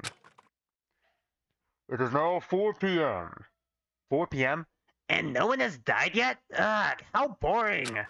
Here's some now pump your blood to shed some blood. Some inspiring, exciting, and energizing music. Is it gonna be V3 again? Music? This one's a special request from many of you at home. Enjoy. So, are there people watching? Is there an audience? Yeah, I assumed as much. The announcement finished and a cacophony of obnoxious noise started playing overhead. Is there gonna be a shot put ball that lands on our head right now? On Echo's head right now? Ah! What kind of music is this? I dropped the book to cover my ears, but it was pointless. The reverberation pierced through my skull and pounded through the walls. What the hell? Scouring the room, I looked for the speaker, hoping to block the noise, but my efforts were futile. I ran out of the study, but the din kept crashing through my head, amplified worse from the bouncing off of the hallway walls. Where is everyone? I instinctively went to the foyer, but it was no use. No use! The door was disarmed, but it was still barricaded. What can I do? The noise was more severe in the foyer as it crashed off the walls and echoed through the main chamber. Ugh. My head was pounding. I could feel the vibrations in my body and my heart beating in my ears. Turning away from the main doors, I saw a shadowy movement at the top of the stairs. Hey! The shadow disappeared. I must have had a cry for attention, but it was drowned out by the noise. A man has fallen in the river of Lego City. Speeding up the stairs, the shadow was nowhere to be seen. Shoot, where did they go? I peeked through the glass doors of the closest room, the spa lounge, and spotted Pandora reclined in one of the lounge chairs. Is she dead? Ah! Finally, someone to help me with this horrible situation, because the fact that she's not reacting is concerning. I threw the door open wide and rushed in. The music persisted as echoes of its beat flooded into the circular chamber. But Pandora! What's going on? I can't find anybody! No reaction. Pandora? She's dead. I didn't even fucking read it! I closed the distance between us and gently laid my hand on his shoulder. I gently opened the door. Time froze. And so did she. My breath escaped me once more as I slowly came to realize what had happened. Was she strangled? I felt my blood run cold as my eyes laid fixated on the stillness before me. Are we gonna get a BDA? Yep. Literally, why Pandora, though? Well, I had a feeling she was gonna die. She was having a lot of CGs. Is Art the killer? Because he was getting a lot of screen time, too. Either Art or Ashley.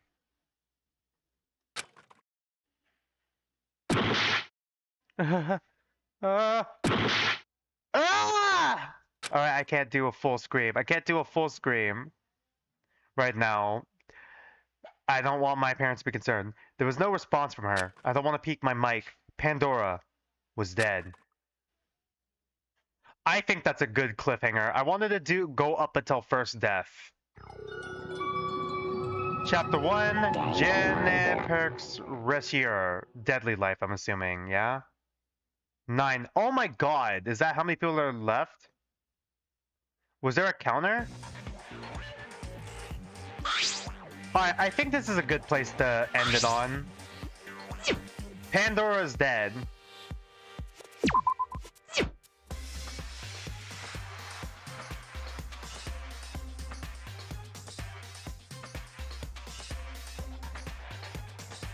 What would we even call the trial?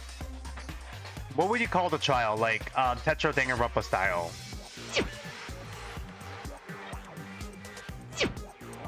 Okay, we saved. We're good. Honestly, it's an alright game so far. I'm having enough fun, but like, it feels like it's gonna be pretty short. I really love the art style of it, though. I really love the art style of it. I'm still interested to see where the story goes. I feel like it might merge Danganronpa and Zeroscape aspects, so I'm excited for that. See how they tackle that. I think it's fun for what it is so far, though. But yeah. So I'm gonna do outros real quick. I have a tipping link in the channel page in the description below. Go ahead and leave a tip and leave a message that'll play at the start of the next stream. More importantly, I have a Discord link in the channel page in the description below. Go ahead and join the Discord. I'm trying to bridge the gap between the YouTube and Twitch communities. Speaking of which, I have a follower goal on both Twitch and YouTube. 30 followers on Twitch and 500 subscribers on YouTube. Once we hit that goal, I'm planning on doing a Q&A community gaming stream with all of you guys, playing a game with all of you guys. Right now, I'm thinking Roblox with either Danganronpa Carnage or Shrimp Game, but I know Roblox is going through a controversy right now. I have a suggestion box in the Discord, or like, if you have an alternative game that's easy to access and free to play that anyone can access, leave it in the comment section below for the YouTube VOD, or just go to the Discord and put it in the suggestion box. Other than that, stream schedule. Tomorrow, 2 p.m. Pacific time, we're going to be playing more 100 Line Last Defense Academy. Next Friday, at 3 p.m. Pacific time, we're going to be reacting to more Tetra Danganronpa Blue. Next Saturday, we're going to continue playing Danganronpa Lapse at 3 p.m. Pacific time. Not sure if we're going to be finishing it yet, but we'll see. And then the Sunday after that, it's going to probably be more 100 Line Last Defense Academy, 2 p.m. Pacific time. There might be a poll that comes up once we get the first ending, if it's the true ending. I might put a poll up and move it and like see if you guys want to see me continue playing that game. If not, I might alternate it with 100 Line. I might alternate it with Zenless Zone Zero on Saturday streams, and then we could start a new series. Especially since Decide for God just came out, you know, and then another Kodaka game came out, but I can't remember what it's called. But I forgot what it's called, but like a new Kodaka game did come out, and that's another game I wanted to play. But yeah, other than that, not much else I can really add on to that. Thanks for watching, thanks for being here with me, and until then, don't mind me, I'm just some dude on the internet, and I'll see you guys next stream.